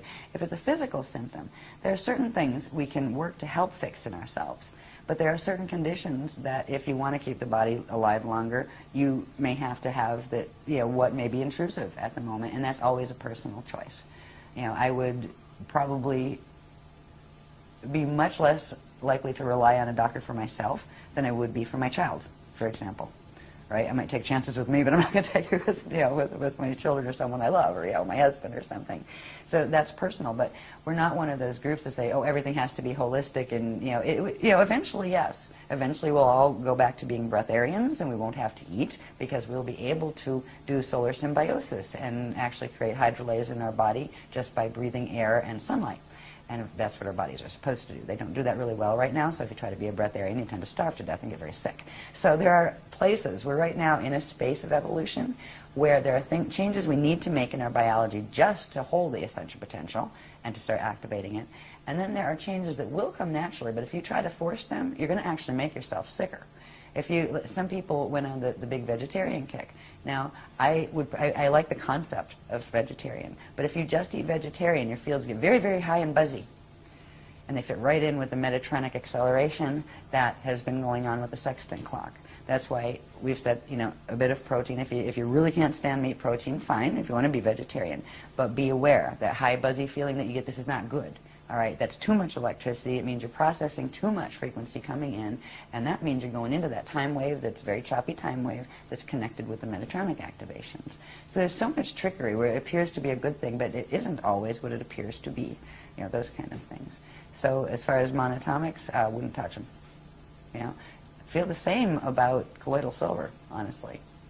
Right now, that's just a personal preference if somebody wants to do that. But just the feel I get, and the guardian's kind of go, not saying a word, because we're not going to get into it, but it's like, yeah, just trust your feeling. Okay, not for me, right? So I just kind of use my own radar with that. And really, they try to support becoming energetically self-sufficient as much as possible. Of course, we still have to eat and those kind of things, but you know, relying on all sorts of vitamins, all sorts of drugs, all sorts of foods, all sorts of this, all sorts of that all the time. Weaning is a little bit. But if you're, say, taking meds for manic depression or something, don't just throw them out the window. You're going to have really bad results because that crosses the blood-brain barrier or whatever and gets in the blood system, and you can have really bad withdrawal. You got to stage those kind of withdrawals. And some of them are just not worth getting in the first place. If you start taking monatomics, it will create a dependency in the body, even though science has not identified that yet. And it will also do something that something else does too. And for some people, that's good, but for other people, they have enough of that happening, and it shouldn't. There are certain substances now that, I won't name them, but they're popular supplements. They're not drugs, they're just supplements. But they actually accelerate the speed at which frequency from the light body processes into the atomic structure. That can be good for some people who have a sluggish field in certain ways, but it can actually override and take it into Metatronic twist for other people whose flows are faster or even normal. So it's very individual with that, with those kind of things. Eventually we'll have more guidelines, and eventually they're going to let us know a little bit more about what foods are more Metatronic than others and those kind of things, which would come down to what trees are Metatronic and what ones are Christic, what animals, what, you know, I mean, it gets to the point where it's hard enough to look at what teaching sets, you know, and what people are affiliated with them. You know, it's almost heartbreaking in a way to have to see which is going which way. But eventually, as we work with our bodies, especially if we're serious about getting the physical body through. I mean, you don't have to get a physical body through to be able to ascend. What you do have to do, if you are just saying, well, you know, I can do a normal death and, you know, that gets my spirit out, there's one thing that's very important. And this shows you the horror that's been run here. How many teachings and how many systems, cultures from the past that can even be remembered bury bodies? When you bury a body, it's trapped the verbody cell. It is anchored to that space-time location. The spirit is trapped to the space-time location. If a person bardos out, there's a natural process, the chakra shutting down, the dark matter template separating, the consciousness pulling itself out and up, and it needs to release the verbody cell. cremation is the way it was always done. Now, normally, if your DNA is working the right way, you wouldn't have to worry about somebody burning your dead body for you, because you would actually transmute it yourself and just like have somebody lay it down in the room for 3 days and it would disappear, because you would turn it into vapor and pull that part of your consciousness out, and there'd be a little dust left, and that was the vibhuti left from the body cell that was the donated quantum from your two parents that gave you the fetal pattern to begin with. So this is one of the horrors here. How many religions are teaching to bury? That is the absolute opposite of Christian teachings, of Ascension teachings, and it's heartbreaking. But there are a lot of rescue missions that do go on in the planes, the various plane structures of Earth, because the guardian groups know this, and people are getting stuck here for eons, right? So there are particular times when the guardian, they're called way showers, will come in and actually round them up and say, okay, there's certain things you have to do. They have to release that connection, and that's quite a physics mechanics thing, kind of a little bit like brain surgery. But there are guardians that do service them. So if you have people that you love that died and are buried, you might want to put out a good word to whoever the way showers of the Christ are. And they're not always just the Guardian Alliance people. There's lots of Adashi Adepts and people out there that handle these things. But if you want to solve that problem in the first place, if you're not planning on getting your body to the point where it can do a full transfiguration, because it is sometimes a lot of work. At some point you're going to have to change your diet. At some point you're going to have to spend more time focusing in say meditative spaces or projection spaces than you are focused here. And that can get in the way of your life down here. It's okay to die as long as you do it well and take your quantum with you, and that means cremation. And that's another thing that people might hate my guts for. Sorry. Yeah, since they're hating my guts, I might as well say the other one. It's on the other end, the fetal integration one. Yeah. You were wondering if I was going to do that, weren't you? Yeah, might as well. In the natural process, it's been explained very, very clearly, the fetal integration process, from the point when an egg and sperm come together. I mean, down to the first 12 seconds. The second, what happens? What part of the spirit body goes first? What part of the light body starts to grow then as the flesh is expanding out, etc. 33 to 56 days after conception is when the soul can start to integrate, or the spirit can start integrating into that body. Until that point, yes, the body is alive. It is being fueled by the quantum donated by the two parents. If a being dies in that period, it is not attached to the body yet. It is not stuck. So there is a window of 33 to 56 days when, if a person aborted, let's say, that doesn't mean we support abortion. People really should be spiritually aware enough not to get themselves in that position in the first place. But down here, that can be difficult sometimes, especially if you're raped or something like that. But 33 to 56 days, usually the 56th toward the 56th end now, like the way the mutation is running here, before the spirit can start to integrate into the fetal body. Because if it did, it would explode the fetal pattern and it would kill the fetal body. So there is a window there where, yes, you have a baby in there, and yes, you have a spirit that's probably wanting to come into it, but it's not in yet. It will start fetal integration 33 to 56 days. And that's another one. So if everybody really wants to not like me, they can play with that too. I'm sure the Catholic people won't be happy with me at all, and I'm sorry. I won't even get into where the Bible came from. In the Council of Nicaea in 325 AD, when Rome decided it wanted to unify all its territories and called everybody together and created the canonized Bible by taking pieces of old records from various places. So we all have our own beliefs, and I really hope the people of other faiths can respect ours, and we will respect yours. Anyway, let me get back on the grass so I'm done with these. Okay, no, that's absolutely fine. Oh, talk about just hitting every little bit.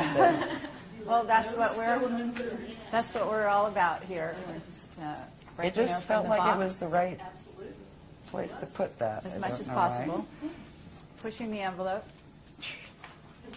Well, it's already been said. I mean, these things have been published and been said in our workshops, but I've never been on YouTube. Well, get ready. to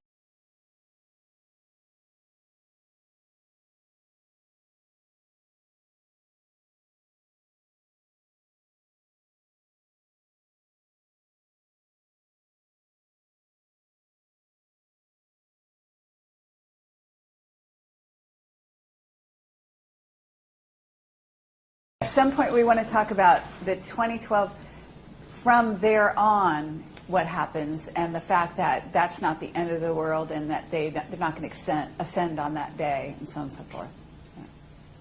Yeah, their story of they were going to ascend on that day meant you were going to become extinct on that day. Right. Yeah, if the Metatronic crew had their way. Anyway, I want to show a couple of things because I want to get to one point that shows something that is important that has to do with the what to do. The linking code, there is a linking code, and I'll show you how it works. But first I just want to, they're asking me to put these up just to get a view on these. These are, we showed the light body structure of the flame body and the activations. The part of the activations that when you do the flame body, it also begins activating these parts of the field that are part of the chariot of fire. So we're activating those parts. They build up to activating the Christ Star vehicle, the Merkaba levels. They build up to the Christ Star vehicle, and that builds up to activating the apparatus. Just hold it there. Yeah. Okay, now.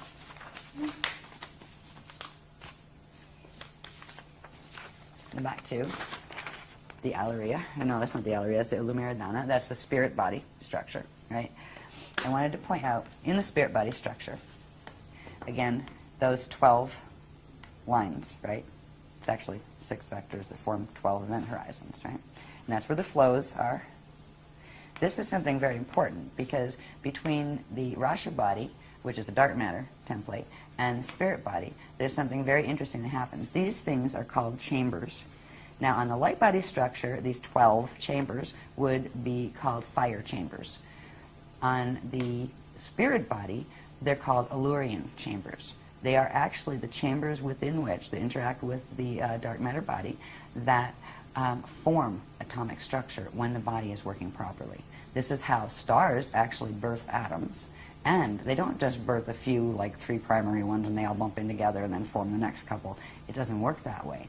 When it's actually functioning normally, a planet, a star, or a person generates their own 144 elements, prime elements, that then go to form the natural chemicals that would be in the body and all of that kind of thing.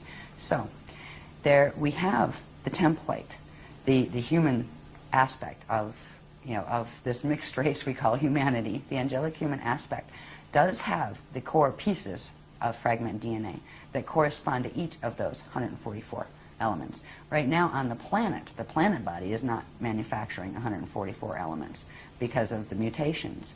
But we can begin turning them back on in our own body because we are connecting now not just to the Metatronic spiral that is working here, but we are progressively connecting our bodies into the Christic spirals that are being hosted by healthy living systems, which means there's an alternative of energy flows that we can use.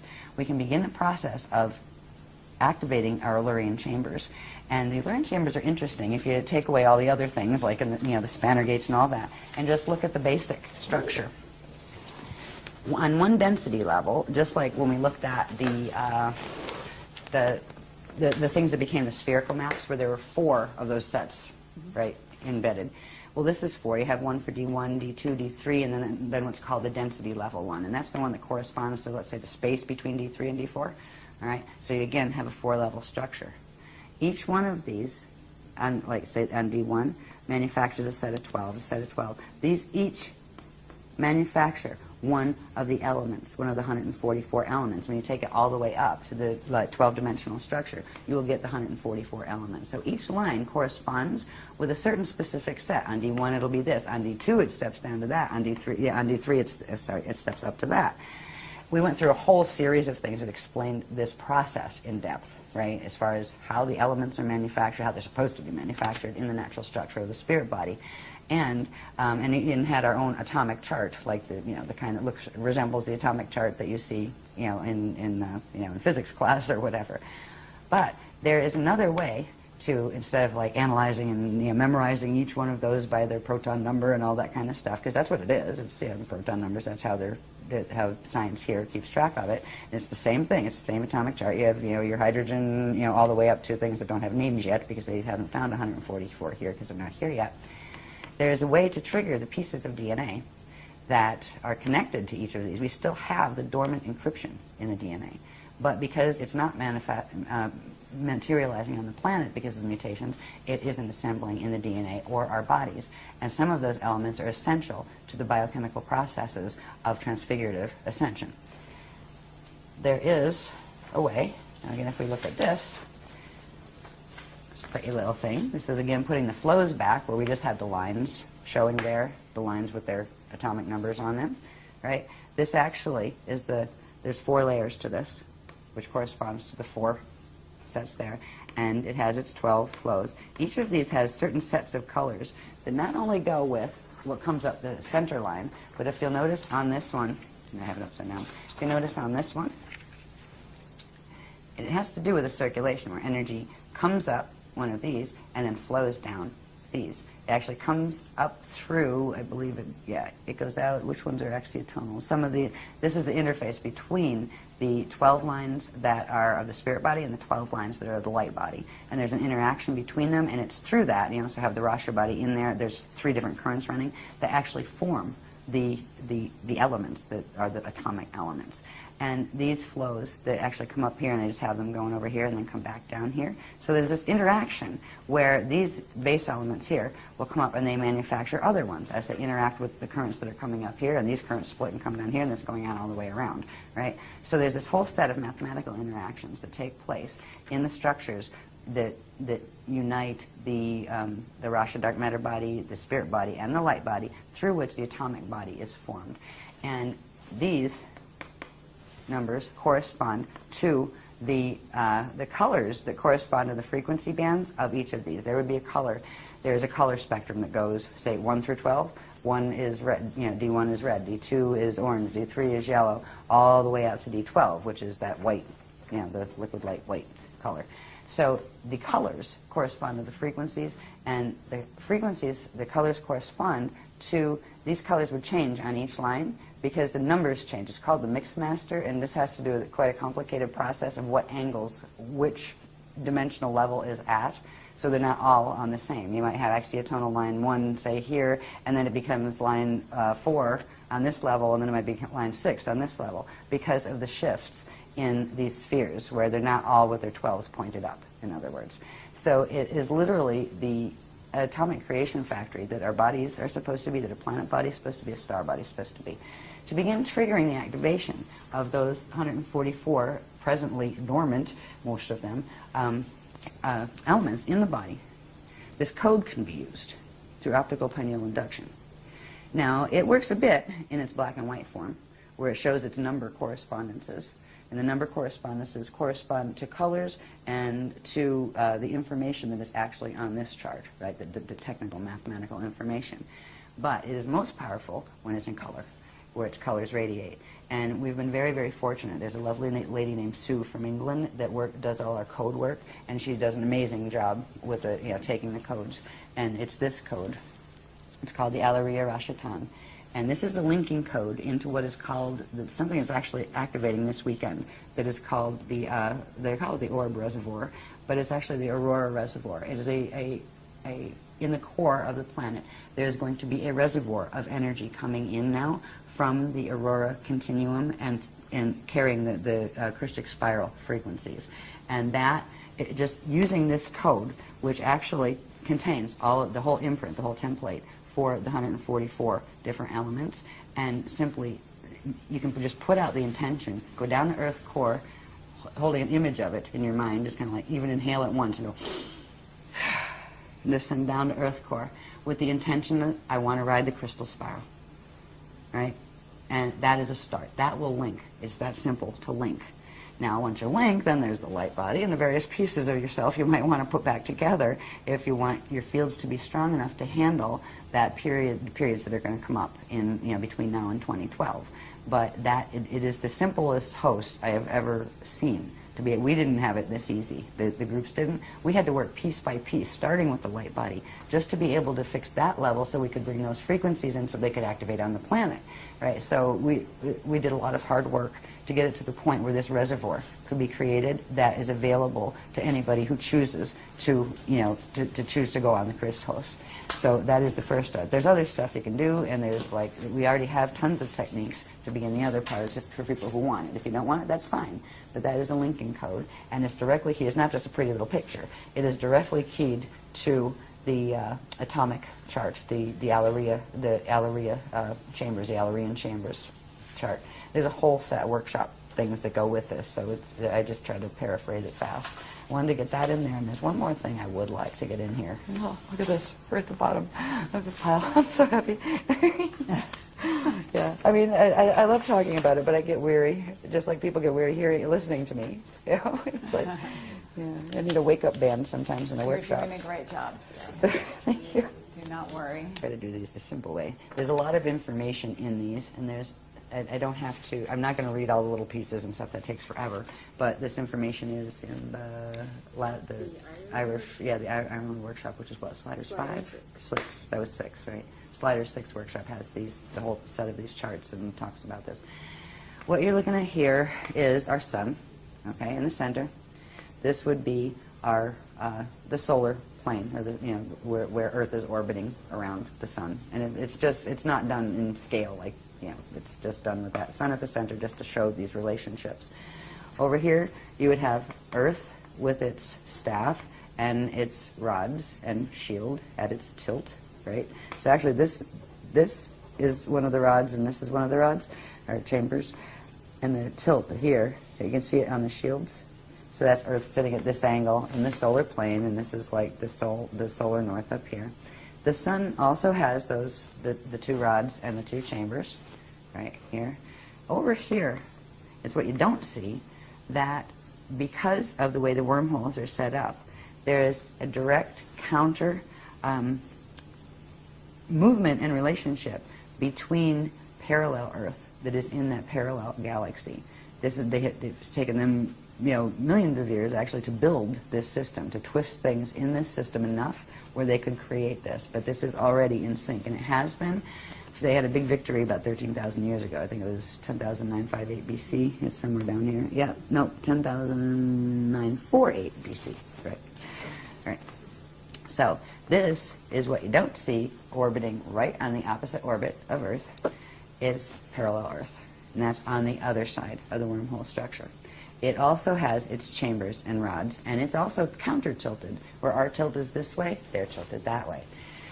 Through the center gates, the core gates of the sun, they link, and they form an open wormhole network at the center of the sun. Now this is just what happens all the time since they built this system.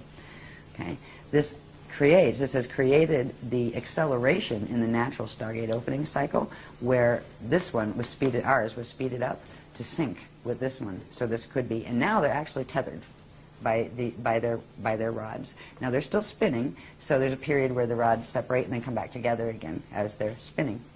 And this gives you the false precession, the precession of the equinoxes gives you a system that's referred to as the false yugas. And that's something that is also associated with the Metatronic Death Star Merkaba teachings and all of that. You'll find the false yugas cycle. They're actually e-yugas, and they're supposed to be 26,556 years long. And at this point, because they've changed a couple times, they got faster and faster with the sextant distortion. Let me see if we have that here. How fast are they? I think it got cut off on the bottom. Anyway, this system has accelerated the Stargate opening cycle to synchronize it with this one on this planet. So this is part of the reason why a 55 Merkaba activation could actually take our planet and drag it into black hole fall, because it's already linked, and this link occurred 13,000 years ago. All right. There's another link that has to do with this. This little dot back here, and it's not to scale, of course, it's just showing the point in the maps that we would call our the core of the Milky Way galaxy. All right. The Milky Way also has a thing that's rotating in it. Even though it's a black hole, there is a thing rotating in it. It also has its chambers and rod. And it spins much longer, slower cycles. There are certain periods of time when these things come into specific alignments, where you have the rods of the Milky Way that are coming through from the black hole system, interfacing directly through our sun, that's interfacing with the parallel side, and you have another parallel side on the parallel Milky Way coming through the center of the Milky Way. Now this is happening all the time in general, but there are certain periods of time where various things happen. Like in March equinoxes, ever since equinoxes began, March equinoxes, you end up with the parallel one and our Earth crossing over. And when they cross through each other, right, one's at one angle of rotational particle spin, one's at the other. This one's in the parallel universe, but they are synced, and they literally pass through each other. The core is open temporarily for that period of time. Do you know how many pagan celebrations and old, ancient cultures used to do their fertility rites and their all sorts of interesting ceremonies on the equinoxes and the solstices? This is why they were taught to do them, because things could come in, you get yourselves pregnant over here, things could come in and soul integrate directly right through from parallel. And this is part of the trickery that has been going on here. I mean, great, we got equinoxes and solstices. That's not great. Because they are actually part of the twisted sextant clock that is part of this nasty wormhole black hole vortex system. Then we also have what happens, let's see, which one is this? Do we need that one? No, it's just showing where they blend. The June solstice. Okay, so things keep, then they rotate apart again. And you have, we're over here, and then they're over there, right? But they're still aligned directly through the solar gate. So there's another gate opening there. The most powerful one is actually when they totally overlap with each other for that period, and that is in the equinox periods, right? So again, they're, we're going this way, and they're coming this way. We overlap again on the September equinox. We overlap over here this time and pass through each other again. I'll just do these really fast. And then in December solstices. Okay, are you familiar with the Alice Bailey material? I've heard of Bailey, but I've not read it. Okay, and well, they talk about it a lot about like the Buddha festival and various festivals that go on various times of the year, and full moons mainly. Moons, yeah. We haven't even touched on the moon stuff yet. Right. Yeah. But there has to be, I think, some kind of link up here. Yeah. I'm sure And there is. it might be great to. Yeah, I'm sure there's an touch on extension that. of these diagrams that actually show what the moon is doing during all of this, because it's very much tied to. Yeah, because the full moons are tied to the equinoxes and. Okay. Yeah, we gotta plug the moon into this. The source is planted right, my brother. Yeah. Yes. 90,000. Oh, yeah. Okay, Bailey did that. Yeah, yeah. I knew the name sounded familiar, and I know the GWB. Yeah, those guys. Okay, so anyway, this is where it gets interesting, because here's where you're ending up with rods. You got the solar rod running with the galactic rod, right? You also have the planetary rods aligning through them. So there's this interesting thing happening here because of this one. It's a much more powerful one, and this is the point where certain things could happen. If there were frequencies thrown through here hard enough, you could whack this rod and actually spin our rods. And Okay, and what shift. What time of year is this? This is coming into December, right here. It starts actually around November 21st here, and then the rotation continues, and the alignment is actually this right here. While we're here, and this is our December 21st position, our rod links in here at this angle, which crosses through the solar rod and this one, and that is what allows this, and this to grab that and drag it. So this is still in its November position over here, but this is where it interfaces. We have to be in the December position. This is what they're going to try to do in 2012. He's a jag, he's a jag, he's a jaguar. He's a jag, he's a jag, he's a jaguar. Strange shade of stone, deep cat-eye green. No way to escape, no one hears my scream.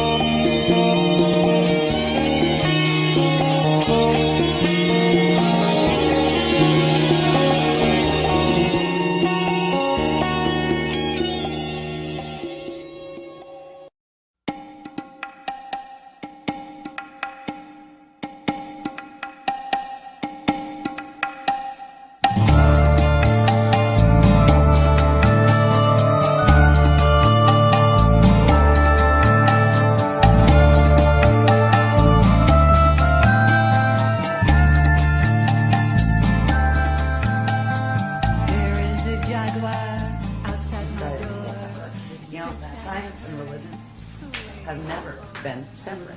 They only separated them here, and they always fight with each other. Why? Because if they put them together, it all makes sense. Yeah, and the prison planet wouldn't be a prison planet anymore. That's why it was done this way. Yeah, They keep saying, okay, now it's happening, okay, now it's part happening. of the planet, actually, to just have so many people cry wolf for the last 200 years, and nobody listens anymore when the end times do come. Yeah, exactly. One of the people that works there is a CIA asset. That doesn't That surprise much me. you I know. wouldn't doubt several people in our workshops are too. I think they've been following us around for a long time. But that's okay. We don't do anything harmful. You know, I think they probably find the information interesting, so they keep coming back. Whatever. Who knows? It might help them. So let's see where we left off. Waving. Last graph. Okay, This so is- we're basically at December 21st, 2012, and Yep. exactly what the potential is at that Yeah. moment. This is the alignment that everybody's been trying to figure out what it means we're aligned with galactic core. It's actually the alignment of the rods. If you don't know that spinning bodies have rods and chambers, you have no idea, right? So you're going to try to figure out what angles are happening, what the stars are doing. It's not about that. It's about this. It's about when this frequency comes in here, which, you know, it's stationed in there at that, you know, it's actually coming through and kind of hangs there. That's a that rotates very slowly. So that is kind of a thing that these things pass through. But at this point, right here, when we hit December 21st, 2012, our rods will cross into this and cross, it makes a, what's that, a right angle, I think? I don't know my angles well. It's like 90 degree, where the solar rod, made more powerful by the frequencies they're going to blast through here. Because what they're going to do different here than when this alignment usually occurs is they are opening what's called the Procyon black hole center, and they are going to beam in frequency from the parallel side for the final kick. And that kick will send a powerful frequency burst through here, through the solar gates, that will hit our rod as it crosses over, and that will make it spin, which you spin that rod, it's going to spin the whole thing. And actually, part of it, because they're actually already on a spin in the opposite direction, part will spin one way and part will spin the other, and it would snap the crust. And it would be like, you know, within 3-day roll and everything gone. And because they're only interested at this point, before there was some takeover games and let's play with it for a while and evolve with the DNA, but at this point, the big guys, they're only interested in the quantum of energetic food that can be drawn in. They don't even want to play with the little guys, like is way beyond just the Anunnaki and the Draconians anymore. It's, you know, this is multi-matrix warfare that is happening here. And we've got all sorts involved that we're not even in the Voyagers books. We didn't even know about them then. They told us as on a need-to-know basis, by the way, we have Borgia now. By the way, we have Thetans now. By the way, the Thetans are from parallel Earth. Yes, they were part human and part something else over from parallel. And they invaded here 75 million years ago as well, right, and tried to take over the planet then. So it's very interesting, and it's like everybody's represented on Club Universe Earth right now. All the little teachings of each little, you know, fallen group. There's a few that actually are connected with our teachings that aren't fall groups. We haven't found them yet. It would be nice, right? You know, it would be so lonesome, because it's a bit lonesome standing out here and trying to explain this to people. But we will get through this alignment, and we will be able to withstand that acceleration that's going to come through there. That acceleration would spin the rods, and it would also spin the rods fast enough to trigger the core to hit the 55 activation. And then once it hits 55 and does a full 55, it starts going where it eats the quantum behind it and starts expanding rapidly on the Fibonacci spiral, and just literally torques where it spins faster and faster and pulls the two of those together. It literally pulls them into the sun and then pulls the sun into the other thing. It takes the whole system out. It's the level of technology involved in this is just, in my mind, mind-blowing. Just looking at, oh my God, you know, what kind of consciousness are we dealing with here? You know, our scientists look like little kindergartners by comparison. Well, wow, we back engineered a spaceship. Whoopie-doo. That is impressive, horrific, but impressive. Okay, scary. but at this point, we have to say that this is not going to happen, and why? It's not going to happen because of what the guardian groups are doing to intervene. If it weren't for the intervention of the Ashayana groups that are the ones from the Aquarian matrix that are already the Adashi adepts that have gone through the Christ star, transfiguration, there would not be enough quantum energy to hold the grid stable here to stop this for even 200 years. There's two things. One of them happens this weekend that is the beginning. It has to do with what ultimately becomes in 2012, progressively, what's called the mirror in the sky. We talked about the planes of Earth, right? We showed those maps a bit where it showed from the core going up. There are the different plane interfaces. We showed that there were aurora platforms in between there. They are progressively being activated, and another level of activation is coming through this weekend, that they will create literally a buffer field that will bounce back some of that. It will literally bounce back some of that energy, which is going to be interesting for those on the other end who are throwing it, because it will bounce it back with probably, what, minimum 12% spin increase. Okay, 12 times at least the strength that was thrown. Some of it will get through, but not enough to rip the rods and make them spin, and not enough to fulfill the 55 activation. Now, that protection can hold only as long as the gates are open. Because of what the galactic gates are doing in this, what is called a Starfire Ascension cycle. The whole thing is called Starfire Ascension, and that's the Christ star evolutionary process. Those gates have to close in 200 years, which means those big energy arms that are coming down from that matrix that right now are holding Earth's core open so these gates can still work, are going to be pulled back. When that happens, all of this is going to let loose. That Merkaba is going to, the Death Star will activate. But there's going to be something that happens not too long after that. That's going to happen in 2230 AD. In 2976, there's going to be things that the others have caused to occur in the core that actually the Earth is going to choose the path of Kali Ramus step back, and it's going to explode. And that will release. It's kind of like being cremated as opposed to being buried. Right? You can be buried in a black hole and be used and used and used while your body's still around. But if you want your spirit free, you can either do the ascension or do the step back. And the Earth is choosing the step back. So there's going to be periods after this host leaves that I'm wondering personally how many are even going to be left by that time on this planet. Because there's still the issue of the sun. And it is still going to start throwing larger gamma bursts. And there's going to be a point where that does become a problem. And a good case scenario, when it starts to do that, I mean, at first you'll start having the satellites are acting wacky. Then you'll start having stranger things happening. There will be a period, I think, and I'm not sure what time frame, they haven't solidified this yet, probably because it's still in flux. It depends on some of the things that the people on this planet choose to do, what the Illuminati choose to do, basically. Because certain things will slow things down as far as Earth changes and solar issues, and certain things will speed them up. So that's why, yeah, okay, I'm asking them if that's why they're not giving exact time frames. But there will come a time, I do believe, where there's going to be some very strange electromagnetic storms that become the norm here. Life as we know it now is going to change. The civilization as we know it now is going to change. It's just a matter of when within that 200-year period. One of the things that will accelerate it has to do with something that we're going to be learning about in this workshop that I just know a little bit about, and I'll know more by Monday, like everybody else, that has to do with what the those who make wings and things are up to, the Quartium. There's a certain thing they're trying to achieve. They would like to take over this program and make that theirs and make it fall in their direction.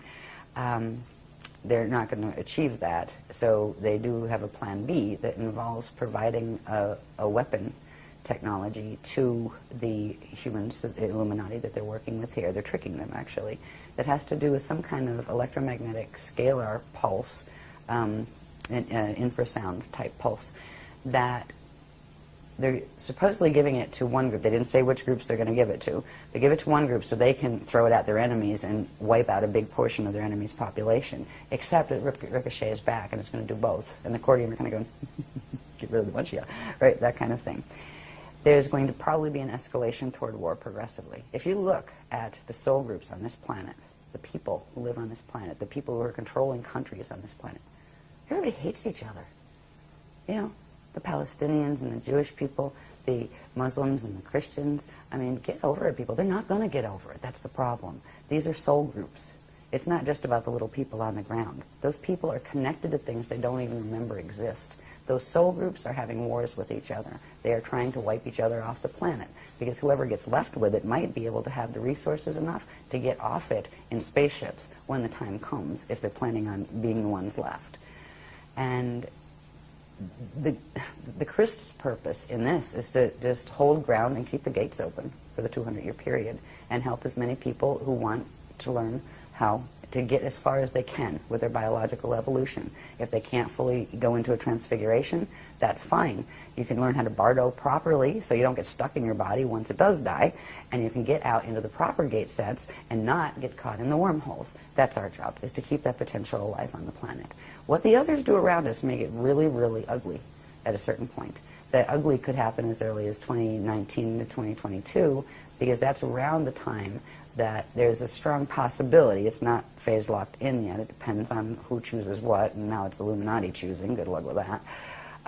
What they choose to do with the Cortium's offer on a certain weapon, but there's also something the Guardians are doing to make it more appealing to not bother, and that has to do with the activations of the ancient arrow sites.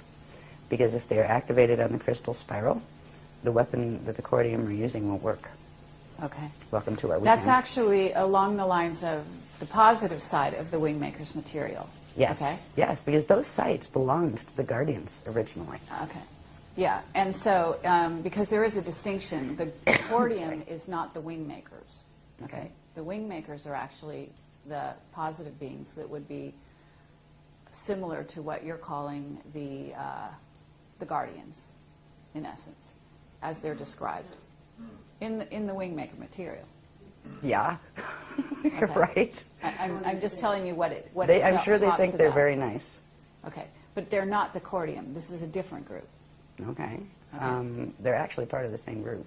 No, not according to the Wingmakers. According to The the Cordium Guardians, are they the bad guys in the Wingmakers. Uh-huh. Okay. I mean, you have to, I understand that you They're haven't still gotten saying into that the the Wingmakers. Cordium are the Wingmakers. They made up the story. Okay.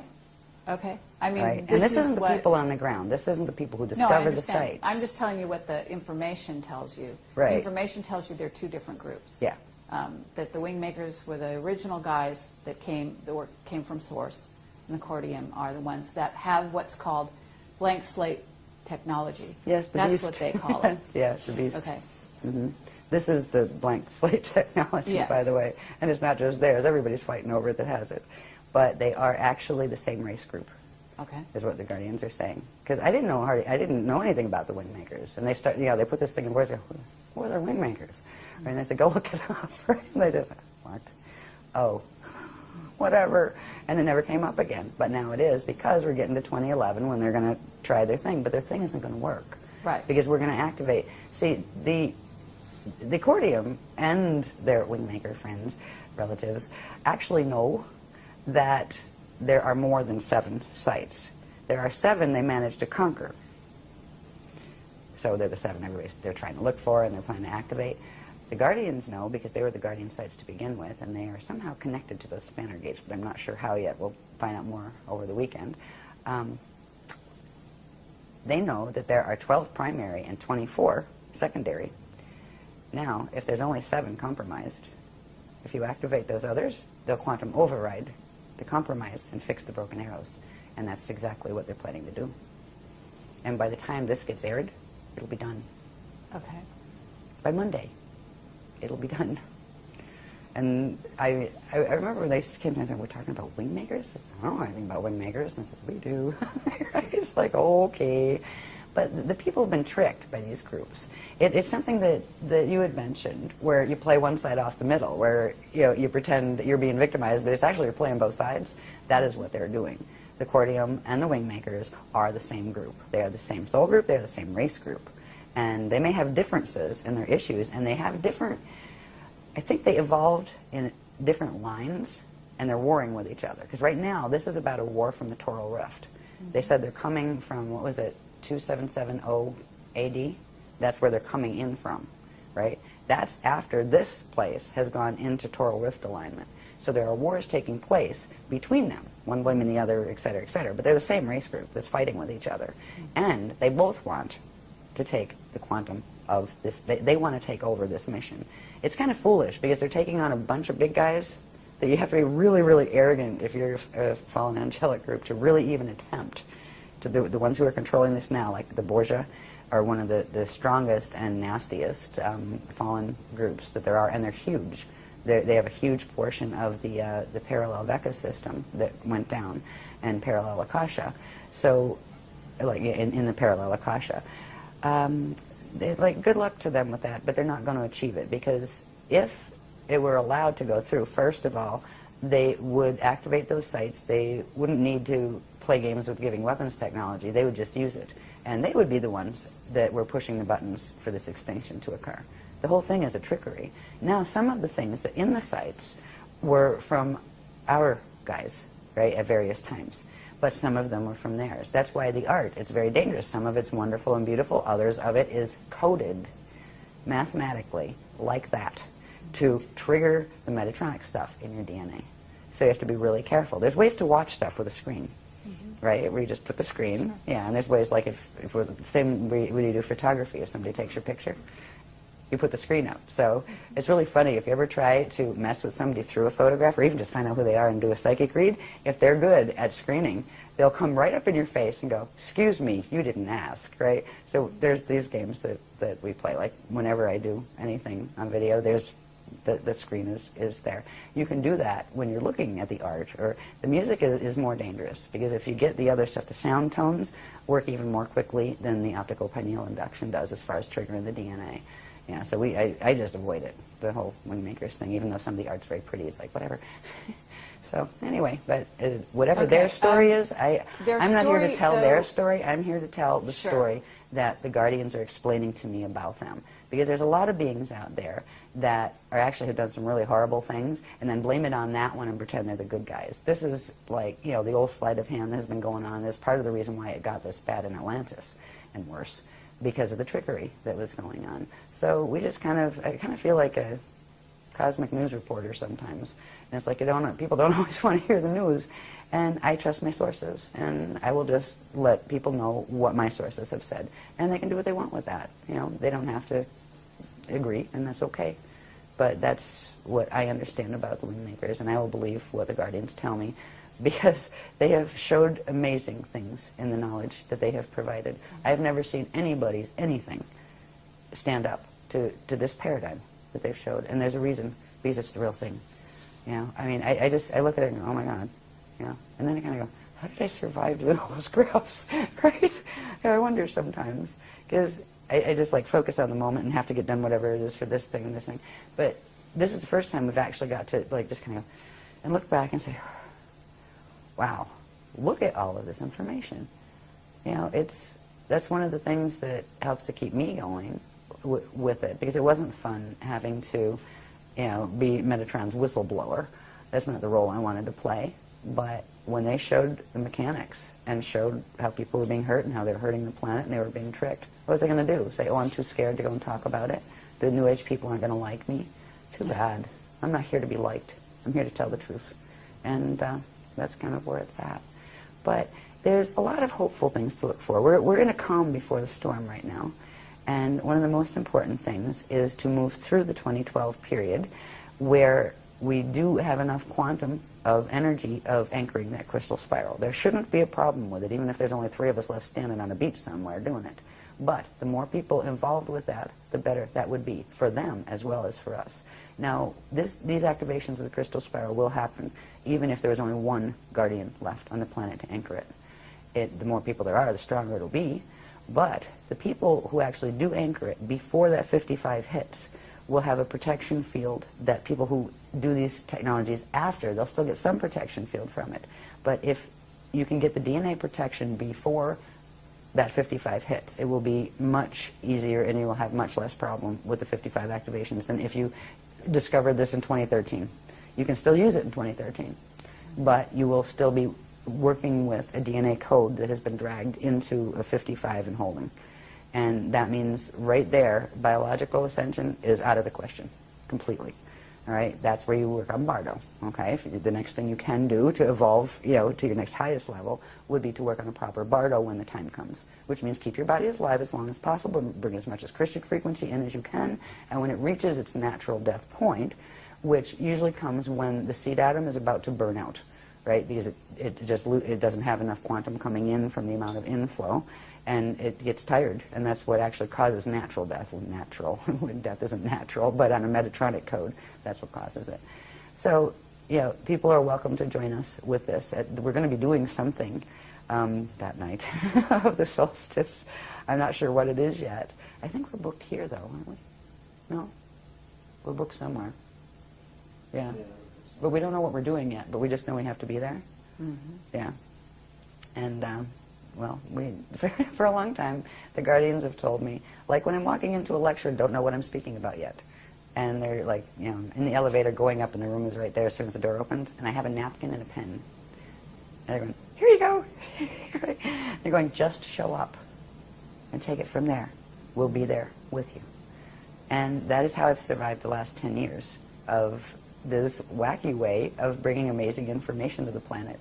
It's not been easy on this side, but I am in love with this material. There's nothing. There's no church out there. There's no science out there that can touch the unified church and science put together, religion and science, spirit and science put together, that is in here. And that's why we do what we do, and we love this planet too. And so it's kind of where we're at. Any other question areas you want to go into? Okay, that's lovely, and I think that's a wonderful sort of place to end, or at least close this for now. But I do have a few questions just in general, and we could probably skip over them pretty quickly. Okay. So I think that some people are going to be wondering whether or not some of the most recent occurrences, like what happened in Haiti, and, it's on the workshop itinerary to talk about that. So if you could talk about that a little bit in terms of, because there's also a grid line in which goes through these points and joins them up. So I'm wondering if that was targeted by heart and what your knowledge is and what you've been given on that regard. Because that is already listed on the workshop itinerary, that's something we're going to be talking about. Yes. I would be glad to answer that later, but we will have more information. I have information on it, Okay. but out of respect for the people coming to the workshop, we'll release it there first on I that. see. But Okay. yes, it is connected. Yes, there's a specific thing that triggered the Haiti earthquake that was done on purpose. It wasn't done to cause an earthquake, but they knew that that would be the result of it, and they didn't care, as usual. Right? Yeah, it's connected to something. Let's just put it this way. It's connected to something called the gravitron that's in the Gulf of Mexico, and it's connected to something called the Alpha Omega temples and the Spear of Destiny grids, which happen to be draconian grids, all right, the Omicron draconian. So it has to do with certain activations taking place there, and that is why that was caused. And the Chile one is also connected, but that was actually a counteraction. That has to do with the wing makers, not the cordium. Wing makers helped that one along. Yeah. The earthquakes aren't being done on purpose, but they are. The result of that probably happening is known when the certain grid mechanics are being done, and they're doing them anyway. Yeah, and there will be more instances like that. Okay. Also, in terms of, there are a lot of people, including the governments, secret governments of countries, building huge underground bases at this time. And what is your take on what's going to happen in regard to those bases and so on? I think they're expecting the solar flares to come sooner rather than later. Okay. And there is a very distinct possibility that we will all see an end similar to the Knowing movie. Okay. Hopefully later rather than sooner. Meaning, because certainly you're not talking about you're talking after 2019, I'm assuming. Probably. See, these are some of the things that it depends on who does what here, and also who does what in relation to this mess running through the solar grids and all of that, how fast or slow things will be. Okay. Because eventually there will be Earth changes. First thing is to wake up in 2013 and have one of those kind of, what was it, Y2K mornings? Oh, that was boring. Nothing happened, still here, right? That would be good. And that we'll probably succeed with. Then what? Then we still have a bunch of countries that are being motivated to try to rip each other apart eventually. Then we're having a bunch of people still doing grid wars, and that's not going to change anytime soon. And we still have a sun that is progressively separating from its Rasha body in Bardo ring waves, one a year. The 15th level one comes in 2022.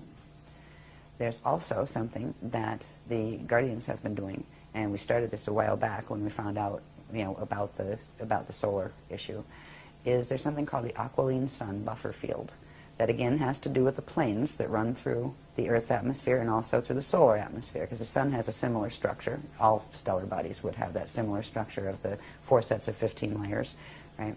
And that means it would still have those places where the aurora continuum could come through. Right now, the reason we haven't seen any solar issues of a major sort happening is because of that buffer field. The Guardians put it up as soon as that Pranaseed closed, because usually it sends each one of those waves that come off when the dark matter body separates from the physical matter body, releases a gamma burst, and that will usually send an EMP out, like a magnetic pulse. What do they call those really big ones? Those big pulses? There's a name. No, the CMEs. Yes, Yeah. CME. Yeah, would usually do that. In those, there would be something called a red pulse, which is an underpulse that comes with it that actually shatters matter from the inside out.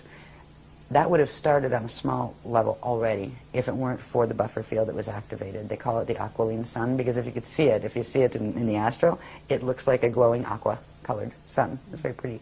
But it's also been keeping the gamma burst down and actually transmuting them before they come out. How long that will hold, it may hold the whole time.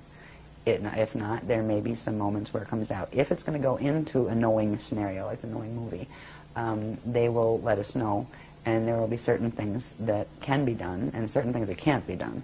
If it goes that, there's always the option of what they call pulling the shield, which means the Aquafarian shield, the people who are attached to the crystal spiral, they can get them up and out, while it's still possible. And if their bodies can't, they would simply bring them through the gates. And, that's a really good way if you want to Bardo really fast, is to just go through a Stargate when your DNA can't handle it yet. Just inhale and hold. So when you go, psh, all of your little pieces of consciousness stay together and you don't go all over the universe. It shouldn't come to that. We will be warned if it will. But that is a possibility out there, but it's most likely a later one rather than a sooner one. The most pressing issues now are going to be what humans and Illuminati do on this planet. There's a slight possibility of invasion from the sky. It's not as strong as it has been in other periods, because there's not a lot that would be gained by it right now from any of the sides. But that may change. We'll see where they go with that, and that's something that the Guardians are watching. They're also planning, the Guardians are planning their own visitation, but they're not going to use spaceships. What they're going to do are activate these particular zones that can be opened between those planes, where there will be spaces where the higher Earth planes and these Earth planes actually commingle. And they can come here and meet us halfway, and we can go there and meet them halfway. So they're going to start, and then eventually, once we get that far, the next stage will we be able to go over to that side, the first level out of here, which is going to higher Earth, all right, which is the higher Earth planes. And they will look physical. Once you get your consciousness one dimension above, where their matter is, it is physical, it is solid. So that's what we're working on now, the next phase. And so that's what it kind of looks like right now. And it's just, I find myself, like, how I deal with this, how I deal with the information that they've given me, and okay, what are we looking at here? And it's like, well, it could go this way or it could go that way. We definitely know this part's happening. That's phase lock. But these things are still variables. And there's a lot of things that are like, it's not a matter of if, it's just a matter of when. But when may be like closer to the end of the loadout 200-year cycle and that kind of thing. So it's just kind of like watch and wait and learn how to be at peace anyway, and not let it wreck your day, and not let it make you scared. And there's a space especially with working with some of the techniques that really do get you into a state of expansion where you feel that connection, that living connection to God's source, it wouldn't matter if I ever heard a guardian again. I feel the living connection with source. I know I am okay. Whether my body lives here or doesn't, that's okay. I am okay, and I am home. And that is a space that I hope to be able to help other people to reach, because it is the space you need to go through these times in, where you can still smile and still make jokes and mean it, and still, most importantly, love everybody. Because with the horrible things that have been done to this planet and people do to each other, and not just ETs, by the way. A lot of these people are not just ET, but they're ID, interdimensionals. Not all of them use spaceships. Some of them use those nasty Merkaba fields, right, as their transit vehicles. But to be able to keep the love there anyway is part of the lesson, I think, that consciousness comes into situations like this to move through. It's almost like a test of your merit on, do you really love? Do you really know what that means? Can you still love them even if they did that? Can you still not be afraid even though you know this is occurring? And it tests you, because we're dealing with these little emotional bodies down here that go, ah! I'm scared. But I'm going to be tough anyway. I believe in the Christ. And the one nice thing is, there is only one set of rules that does apply in the eternal cosmos. And they are the rules of the Christ. The only people that haven't learned that yet are the ones that still play the FA games, the fallen angelic games. Because all they will eventually do is meet the consequence of their action. And the people who don't allow themselves to be lowered to that level of action and keep their truth and keep their love and all of those things, they will also be met with the consequence of that. It's about not letting yourself be worn down by those who act in unkind or evil even ways around you. Evil eventually destroys itself. This too shall pass. But the eternal is just that, eternal. It's a no-brainer as far as I'm concerned. Anyway.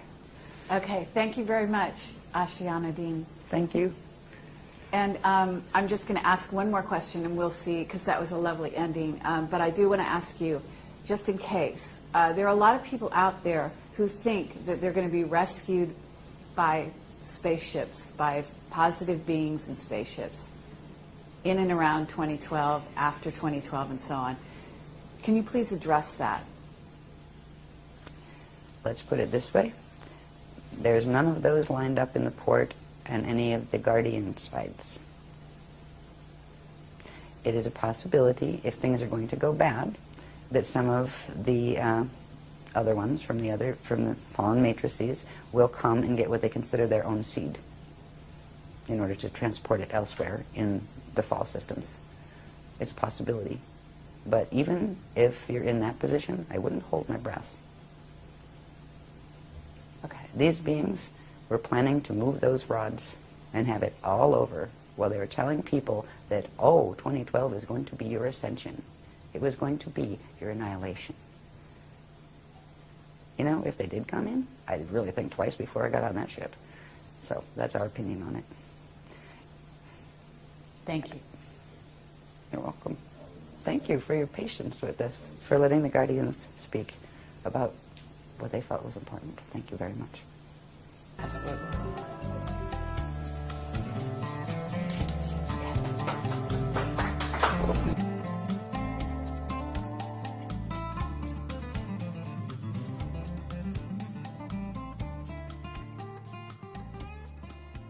They were given an agenda that they thought without any doubt was rolling out, and it simply isn't.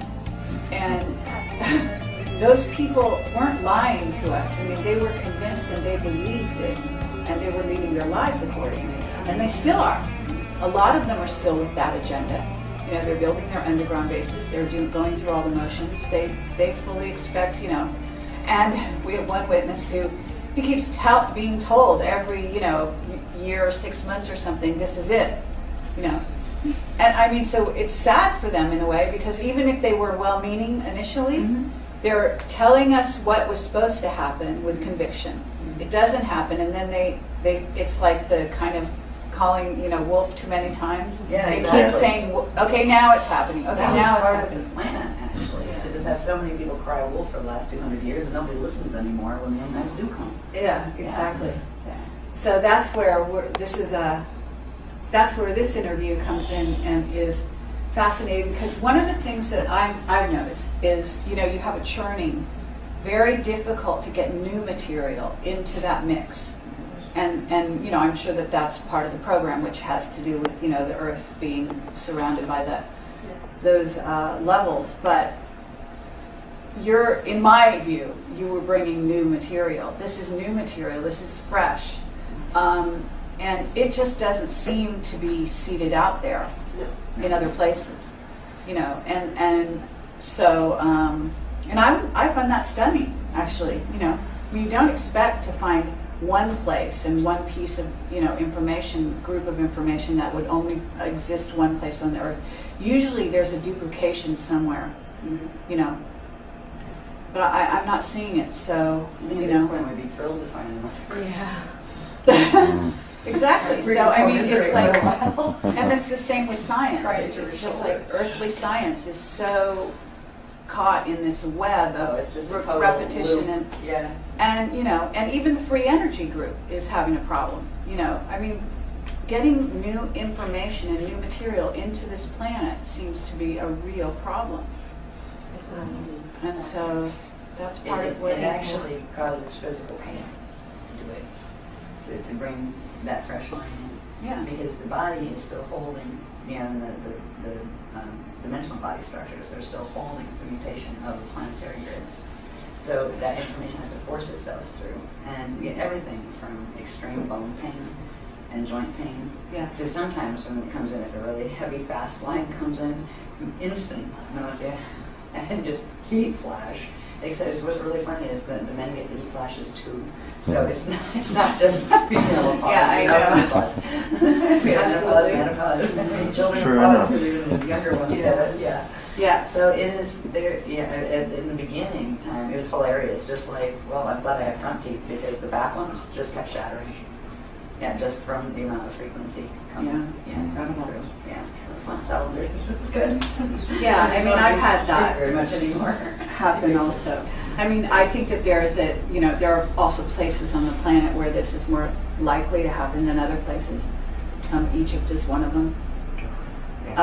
Some of the worst grids. Yeah, but very powerful. I mean, certain places are very powerful and can really, I mean, I've been hit just incredibly where I've just fallen on the ground and stuff, type of thing. So it can be very intense. We had one of those in England when I first went over, before we were married. Went over for the first time to the workshops over there. I think it was the second one. And I got hit so bad while I was on stage.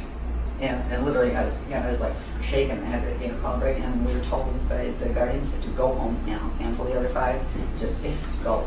Yeah. Right, and get on stage for instance. And that was when they wrote the Treaty of Altair in 2000. And all of a sudden the grids weren't safe over there anymore where they had us. So it's a really nasty game, but you gotta maintain a sense of humor.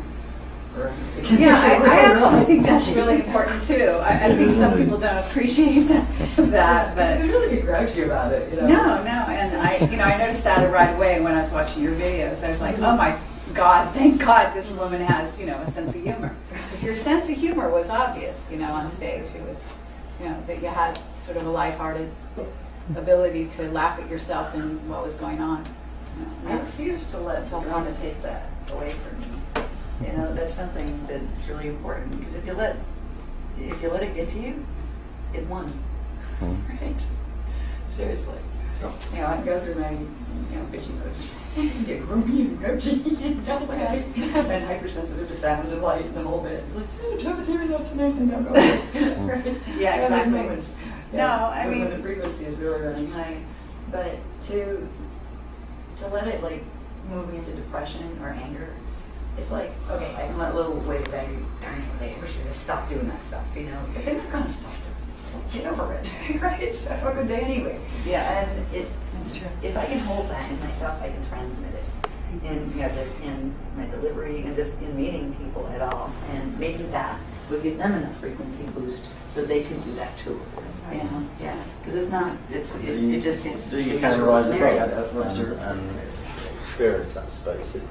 It's easier said than done, but it's important to remember that we should be capable of influencing perspective, if not context.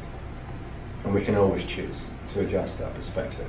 Exactly. If we're worn out, it's not easy. But there are moments when you can do that. And you can still come up and see it really the way it is. And be wry, at the very least, wry in your humour. Yeah. You know, we each have our own way of being that way. I don't think there's a common way of being, but there is a common desire or a common need to recognise the importance of that. Yeah. I mean, hence the arts and drama and all of it, you know. This just can be great release valves for what's going on and keeping people in a balanced state of being in the face of some pretty heavy-duty odds. Absolutely.